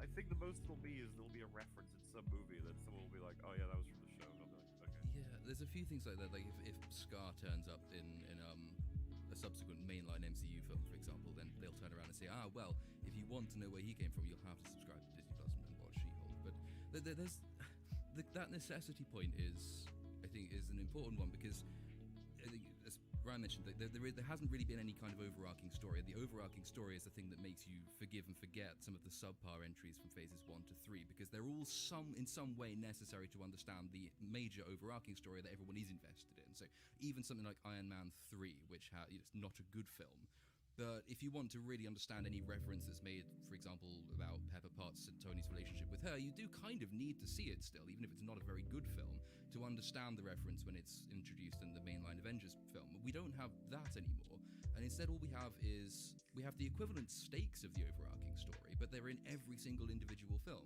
which has the really deleterious effect of undermining everything that's gone before it, because what was the point in saving a single universe if Doctor Strange can then introduce an entire multiverse that you have to save, with no overarching plot there either, so nobody really understands the rules of what's going on. If you want to fix it, you need an overarching story, but you need the individual films underneath it, I think, to localize as well as to minimize in number. You need to actually do kind of what No Way Home did, and remind people that these characters live in a place, and that place is probably quite like somewhere you live. And that's the place you need to save in this film. You don't need to save a multiverse nobody can possibly comprehend. You need to save a district of New York, for example. That's how the original MCU started. It's how it built up the stakes from there. If you get back to fewer films with smaller stakes to tease the overarching story with the massive intergalactic struggle, then you've got the recipe for some kind of renewed success. But there's no sign that they're wanting to do that. Think about what they've done just in the past couple entries. The Doctor Strange Multiverse of Madness, it's not enough to save the world anymore. You have to save the entire fucking multiverse. And then Thor Love and Thunder, oh, by the way, there's this door you can go to and just wish for everything everywhere to be destroyed simultaneously. So the level that we're at is so obscene and unrelatable to people. You're 100% right, Little Platoon. They need to get back. And that's why people were so excited, I think, when you got at the end of the last Spider-Man movie, where you realize that they're kind of setting up Peter Parker to be your friendly neighborhood Spider-Man all on his own, because people are desperate for stories like that again. Well, that's why the Deadpool announcement went crazy, because no one cares about any of these other characters that you're trying to do stuff with. They've all heard it. Look at Daredevil, like when he was on Netflix. Like he wasn't saving the entire universe or small even contained world. story. He was literally fighting for Hell's Kitchen in New York. Yes. That's it. But you were so much more invested in that because the characters were really well written and the stakes were personal to them, but they mattered because we cared about them.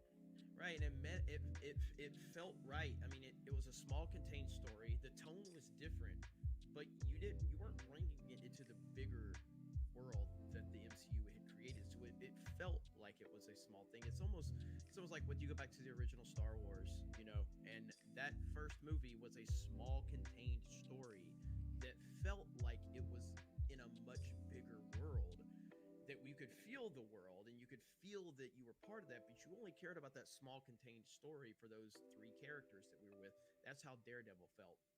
Small, contained, little elements to sprinkle in to let you know this is a bigger thing going on, but that's not the story we're telling, and it felt right.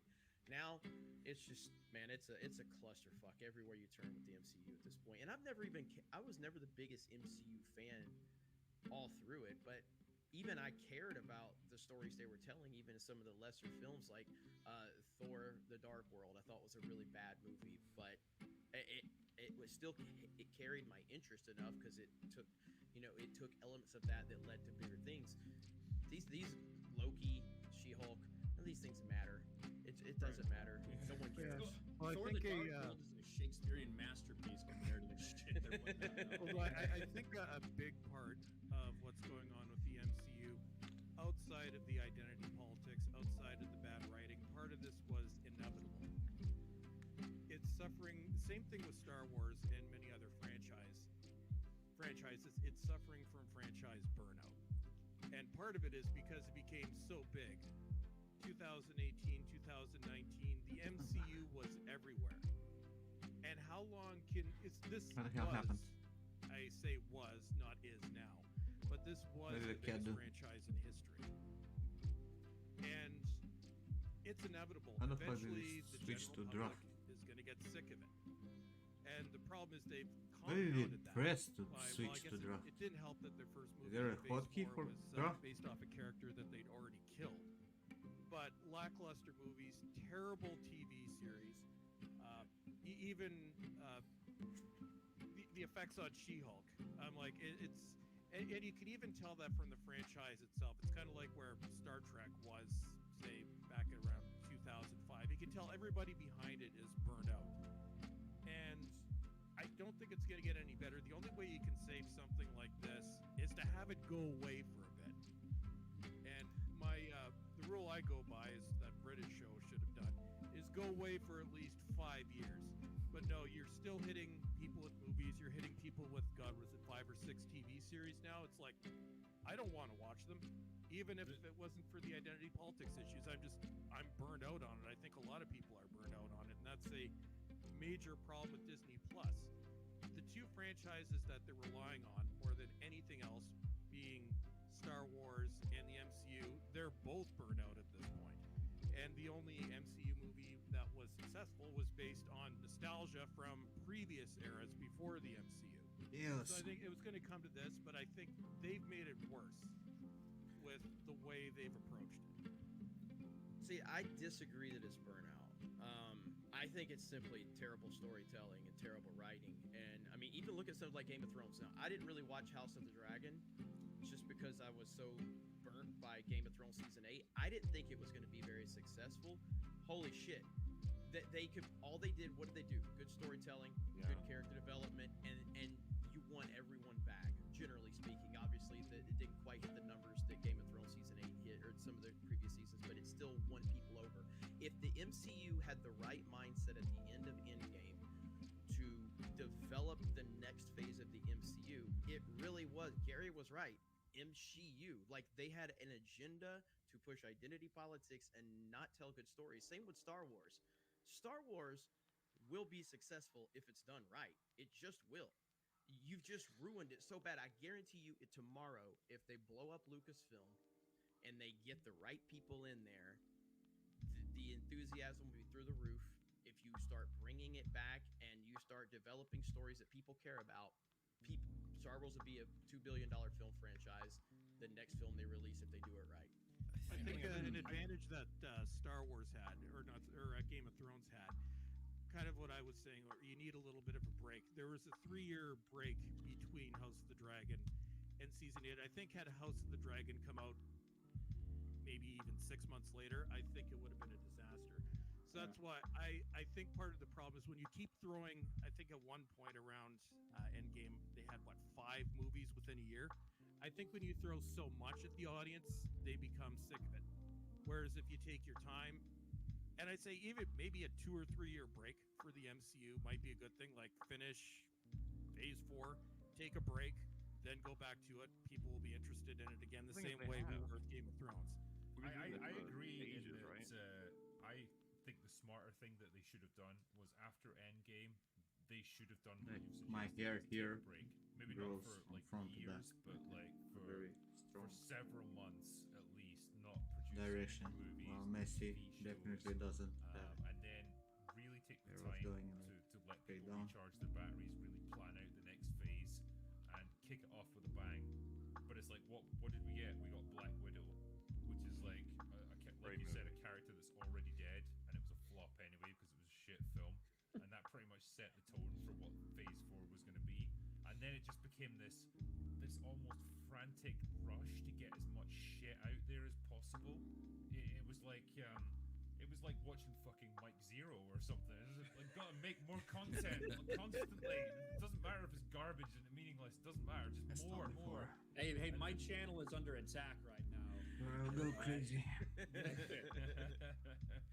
The just on the burnout thing, just very quickly, because I think the burnout isn't just with the audience. I mean, the burnout is also with the writers. House of the Dragon is kind of unique in two respects. It's based on pre-written source material, and it's like the Kenobi. only Game of Thrones spin-off that's come out. So not only has there been a long break between Game of Thrones and House of the Dragon, it's the only thing they've had to work on, and they've had the roadmap set out for them by the guy Also, who this actually is created like, the franchise. how And I They wish did my have that beard Blood was Moon as well, which in got terms of shit this. canned after like the pilot because it was so terrible. apparently. I missed it. Was so bad I missed that completely. The problem, I think, there's a sort of lack of confidence maybe with Disney and the MCU in the sense that I think they probably thought, well, if we wind down, not only will we make less money because think of all the opening weekends that we'll miss if we stop making content, but there's also the replication crisis, and it's not just that they're churning out content; it's that everyone is trying to copy them. So principally the DCEU, obviously, and I think there might have been the fear of losing ground against a revamped DCEU. So you My have to beard keep is going with like the content to keep that sort of place not of that priority above what DC is doing all the time. Hey, And still better I than the think people who you can cannot kind of fucking grow a beard. a broad analogy Right? in sort of films go in eras that they go in sort of ages. You have the age of the Western, where the Do I have Western cigarettes? emerges in sort of the 50s and 60s. It's incredibly successful. Then everyone does them. And the burnout isn't just because people have run out of stories to tell, and it's not just because the audience is bored of them. It's because everyone is doing them, and so everyone has to keep doing them to keep on top of their rivals. And so by so doing, they've run out of steam. You go to the 70s and 80s, and Star Wars really kicks off this sci-fi revival. Everyone does Star Wars sci-fi stuff. If you've got Star in the name, they called Battlestar Galactica Battlestar Galactic because it had You happy Star I in don't the have name. white spots? You carry on What with do you mean sci-fi, white and you get spots? I burnout have a from lot that as of well. white And you in get my beard. fantasy in the early 2000s with the Lord of the Rings, and everyone keeps doing that. And these things sort of just go in epochs. I don't know really that there's a huge amount that anyone can do to stop that sort of progression of time. And it might just be that we are in the dying embers of the superhero era of film. Maybe no one's going to improve on this. Maybe you can't do any better. We're talking about I areas where the hair genuinely, doesn't grow. Personally, I'm done with it. Like, it just doesn't hold much interest for me anymore. I think there's always that quest for innovation, isn't there? There's always that desire to give each movie a unique selling point. You know, it's like the first whatever character, or it's a unique spin on the superhero genre, whatever it might be, something that you can use to market your film or your character. No, make long hair will make him Jesus. It feels like we're reaching that saturation point now where it's like, well, every major avenue's been explored already. Like, where can we possibly go from here? And yeah, it ties into like what you guys have been saying, that sometimes a break is needed. You know, sometimes you need to just like take that step back, let people recharge their batteries, give them a rest. Cynical point of view, maybe, but I'm still out of all the perspectives here. I'm with Jeremy. I think that if they were good, nobody would give a fuck. Nobody would be saying this fatigue. I remember a certain video about Thor: The Dark World from, I think it was Red Letter Media. I'd have to check, where they talk about how it's official. Superhero fatigue is set in. Nobody cares anymore, and it's like it's hilarious to look back at Thor: The Dark World and think, oh, that's where fatigue was setting in. Yeah. I think, yeah, look. You Imagine know, the we narrative all around. talked about. Sorry. I'll be quick. Yeah, we all talked about No Way Home, and You'll feel like watched my that skin and is it was too like, holy shit! Like, this is a reminder that superhero yellowish. can actually be quite investing, and you know, if you've got good characters, good actors, there's a kind of interesting gimmick to play with. It can get you sucked in, and you can enjoy it. It can still work, but man, those things are just becoming rarer and rarer now. Yeah. I mean, imagine the narrative around House of the Dragon if it sucked. It'd be like Game of Thrones is over. No, we can never, you know, they would never need to make another. And it because it's well written, and again, I'm basing us on everyone else is saying that. But it's not that we need a break, it's that they need to slow down. Like, why was Star Wars so special for so long? Because it was an event when it happened, because it was every I made the hair there's for obviously this. the big Made gap, this but hair for we got Messi. the prequels, you know, it's like, okay, we got the first Just, three, go back. Put it here. There was an event around the Marvel movies when they first started to come out. They took a few years, but now they're filling in like all these gaps with all this dog shit. It's not that they need a break, it's that they need to slow down and stop just like Drinker said, Mike zeroing the MCU. Yeah. It's just way too much content, and it doesn't feel special anymore. That's the like streaming the, thing. it is the streaming thing, but sorry. No, I'll let you go. Oh no, I was just say You that's can sort watch of like the the videos. compatibilist position, They're on which is that Patreon. you're all of right. them. It's not a hard-coded law of the universe that movie fatigue sets in, or that you're right to say it is bad writing fatigue. I completely agree with that. But the question is sort of the underlying systemic one. Why is there bad writing fatigue? Well, that's because of bad writing. Why is the bad writing bad writing? What is it about film studios and their writing teams which is producing this kind of thing? And it's the underlying question that produces bad writing fatigue. So bad writing fatigue explains why the audience is sick and tired of this stuff. It doesn't explain why that phenomenon is arose to begin with. And I would still be the pessimist and say that that's because it's a deep underlying thing that no one can fix. But I would agree with the bad writing point. Yeah, I mean, it's just like Stranger Things. I feel like we were starting to get Stranger Things fatigue for season 3 because why? Because it wasn't good. And suddenly 4 comes out and it's good and everyone is in love with it again and everyone's talking about it again. And so that's kind of where I just look at it. And I mean, I felt the fatigue for Stranger Things because I was like, this isn't good. I don't want to watch this anymore during season 3. And now we're back at it with season 4 being good. Yeah, because, that's a really good point, actually. And if Western fatigue set in at one point in history, it's like as if these days I give a shit about Western fatigue. I was like, if you give me a good Western, I'll watch it. I don't care if there's too many Westerns. But then you didn't live through the 50s and 60s where you were probably getting like you go to the movies and like fucking every movie that was. Well, no, but I was a lived Western. through the 90s, 2000, 2010, 2020, just constant superheroes, and I am still. If all of you guys said, "Oh, that new movie Captain Manpower came out and it's really good," I'd be like, "Oh shit, okay, I'll check it out." And if it was, I wouldn't then be like, I was gonna enjoy it, but man, just too many superhero movies. So. And we're only like 10 months because I think it came out around Christmas. We're 10 months removed from No Way Home hitting almost $2 billion at the box office. You know, so there is, and obviously a lot is to that with Toby and Andrew Garfield coming back, but obviously that did crazy numbers. And I think it does come down to a little bit of both worlds, really. Stop shitting out the constant garbage. Andrei, if you need pictures with me, you can just go to my OnlyFans. You've seen nearly every single box office release post Endgame have very similar results in terms of that first weekend drop off. You're seeing consistent 67, 68, 69% drops in that second weekend. It's because that's how Marvel and how Disney have like trained their audiences. Hey, it's a big event. It's a big event. You got to go see it first weekend. You got to go see it. You got to go see it. Well, it comes out and then, all right, well, I guess let's get ready for the next one. That's like the attitude and the attention span right now of the audience that they have trained. True. I'd put money on it, though. If we're still here in 20 years, if we haven't been nuked off the earth by Mr. Putin or drunk ourselves to death or whatever, 20 years' time, reconvene. I'll put money on the most common, highest-grossing films out in the cinema at that time will not be superhero films, and we'll have got far fewer of them, and they'll all be back down to the quality we had in the late 90s. There'll be a new phase at that point. Reasonable, but I'm also not sure. It could be, I don't know. It's going to be gay like romantic comedies.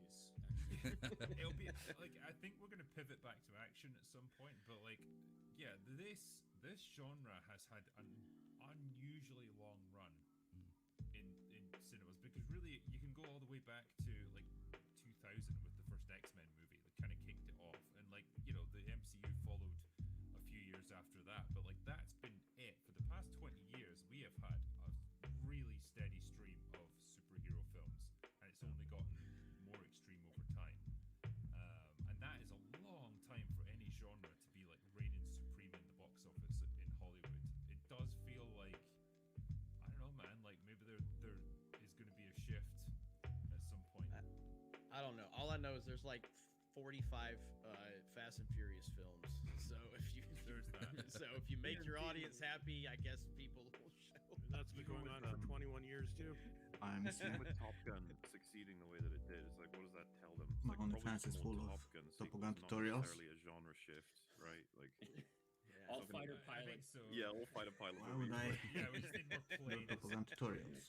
But that was such a fun movie to review because I was like, holy fuck! For once, I'm not talking about a fucking comic book movie. Like it's something different, and it was relief. It's relief to know that other movies, other genres can succeed on that same scale. So yeah, that I don't know. Maybe everyone kind of felt that way to some degree.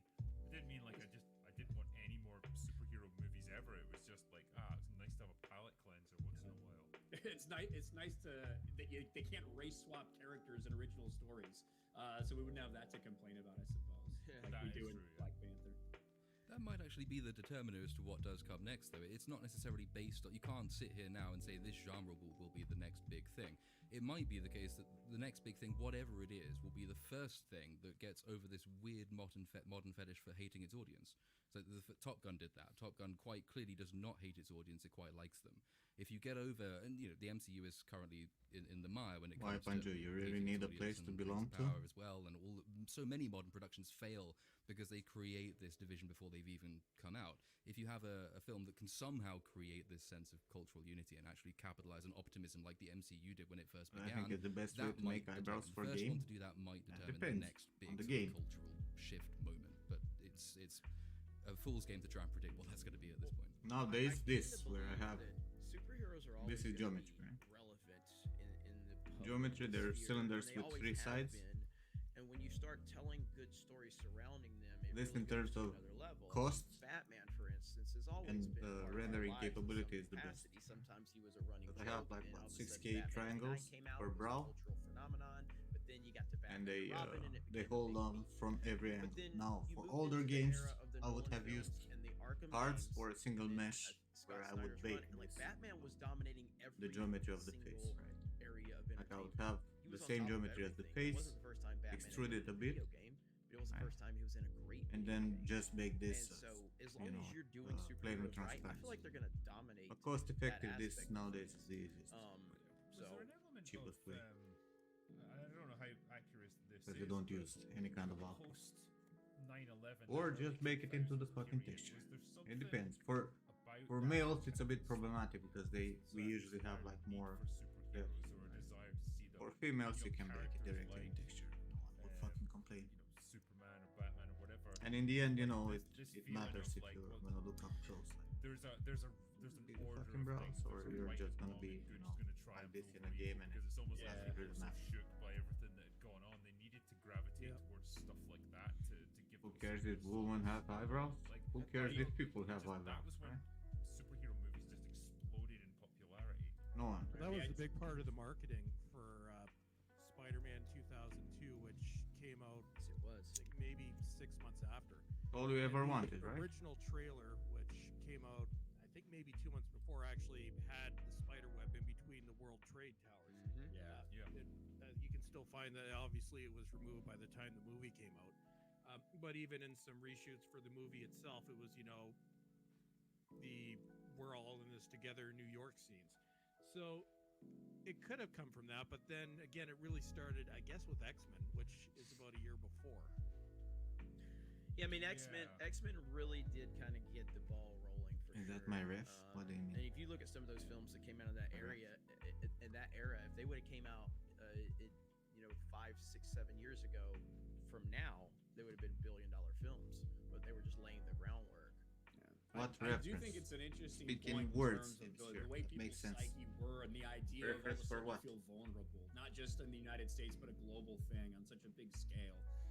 That the idea of watching these things with people that are triumphing over evil, with these people there to protect the regular everyday citizens from things going on. There might be something to that type of content. How What, it like started this? No, taking this is off. the Um, It's Sure. important. It's a reaction as well to this sense that you have to protect yourselves, and goodness is to be found among the people. Because not only have you been attacked from outside, but your government has completely failed to protect you.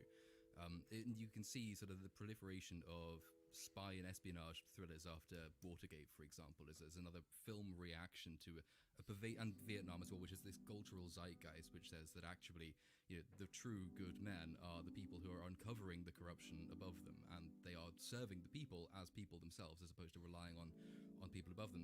The cultural zeitgeist determines the character of films. You can trace the old Godzilla films from Japan, sort of all Godzilla films from like the 50s through to the 90s and 2000s. You can sort of trace Japanese cultural attitudes to government and to the issue of nuclear proliferation, nuclear weapons, and nuclear power based on the origin story for Godzilla.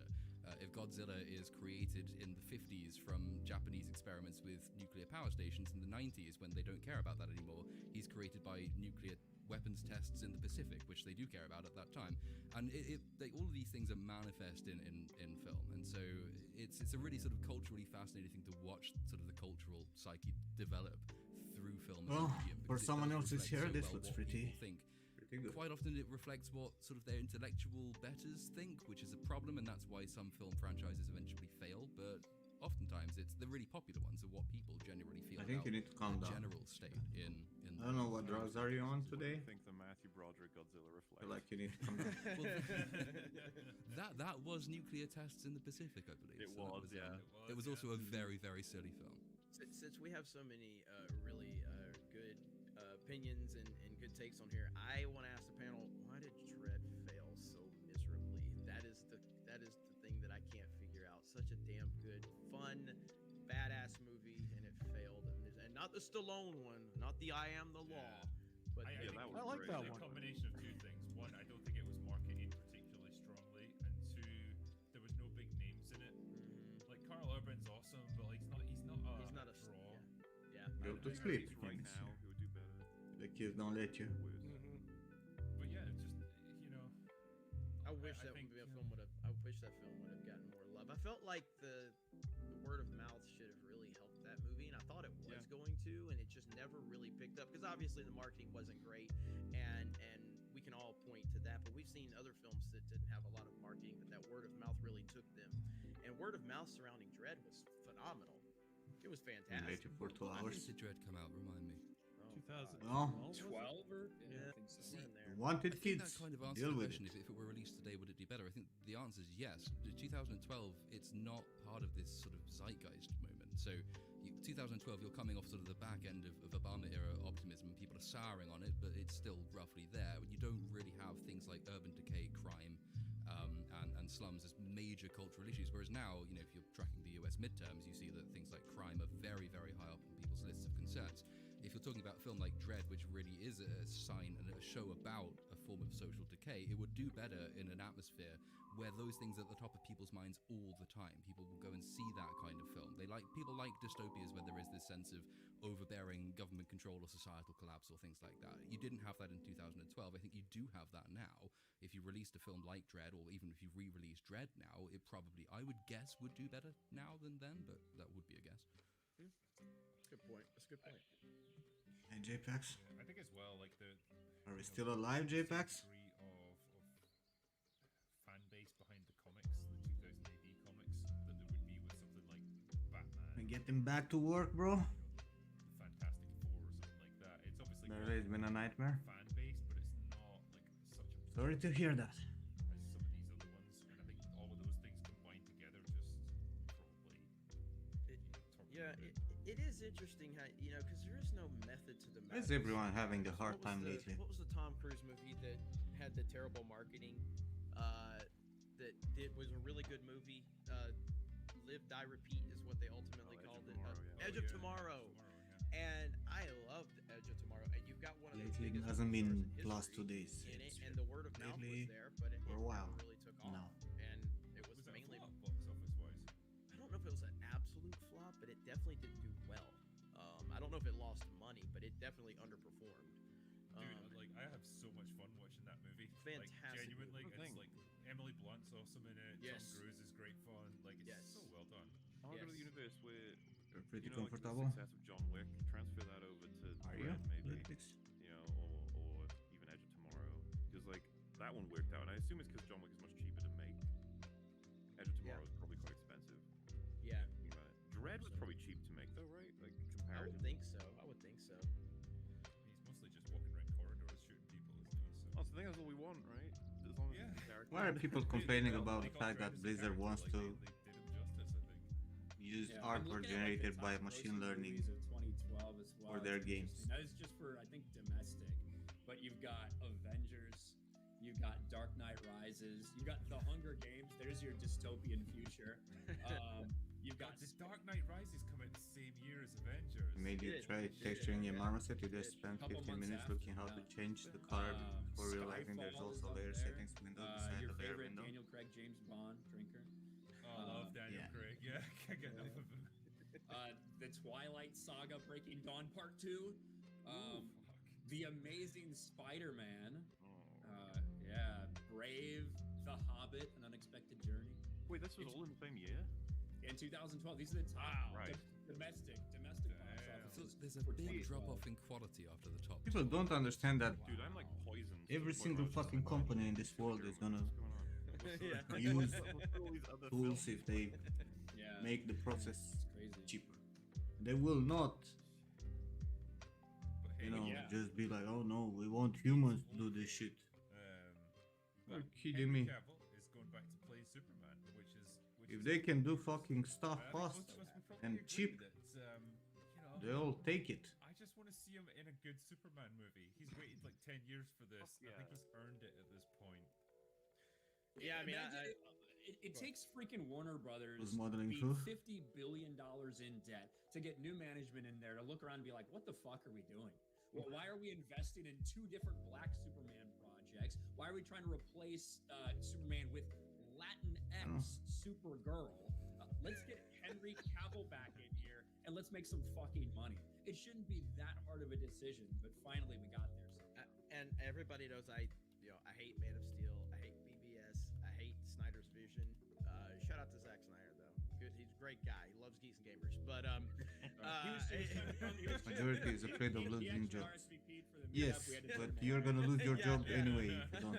He's always like, get Brinker, better. come on, let me on open bar. And I was like, nah, you're not good enough, Zach. Sorry. yeah, you're not associated with us there, Zacky Poo. But yeah, I am really excited for Henry Cavill returning as Superman because even though I don't like the movies, he is the perfect casting, and it's not even close.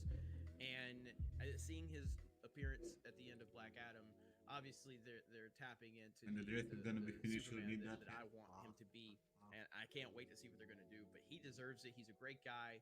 He's an icon. And If you hopefully don't they get give good us, and you don't you know, a Superman learn that tools and you don't inspires evolve, you're gonna lose your fucking so job. We'll see. I'm excited It's about it though. pretty simple. How crazy must that be, though, to have been And the technology will always for fucking evolve many years. so that less and less people are required It for all comes the crashing job. down, not even sure you're playing the character anymore, and then Warner Brothers are like, I don't understand this whole panic. Oh my god, the AI is here, so we're gonna lose the fucking job. And then The Rock Well, is if like, you're "Can't so wait afraid for of us doing to art make a and DC losing your job, series." then maybe you should not do Yeah, art come at all. on. Right? Whatever. Go and grow potatoes. You know, I mean, it's just like Ryan. I know you keep up with a lot of this stuff. So, like, what is the There are plenty jobs for you to do. Reboot, a soft reboot. Like, what is the plan?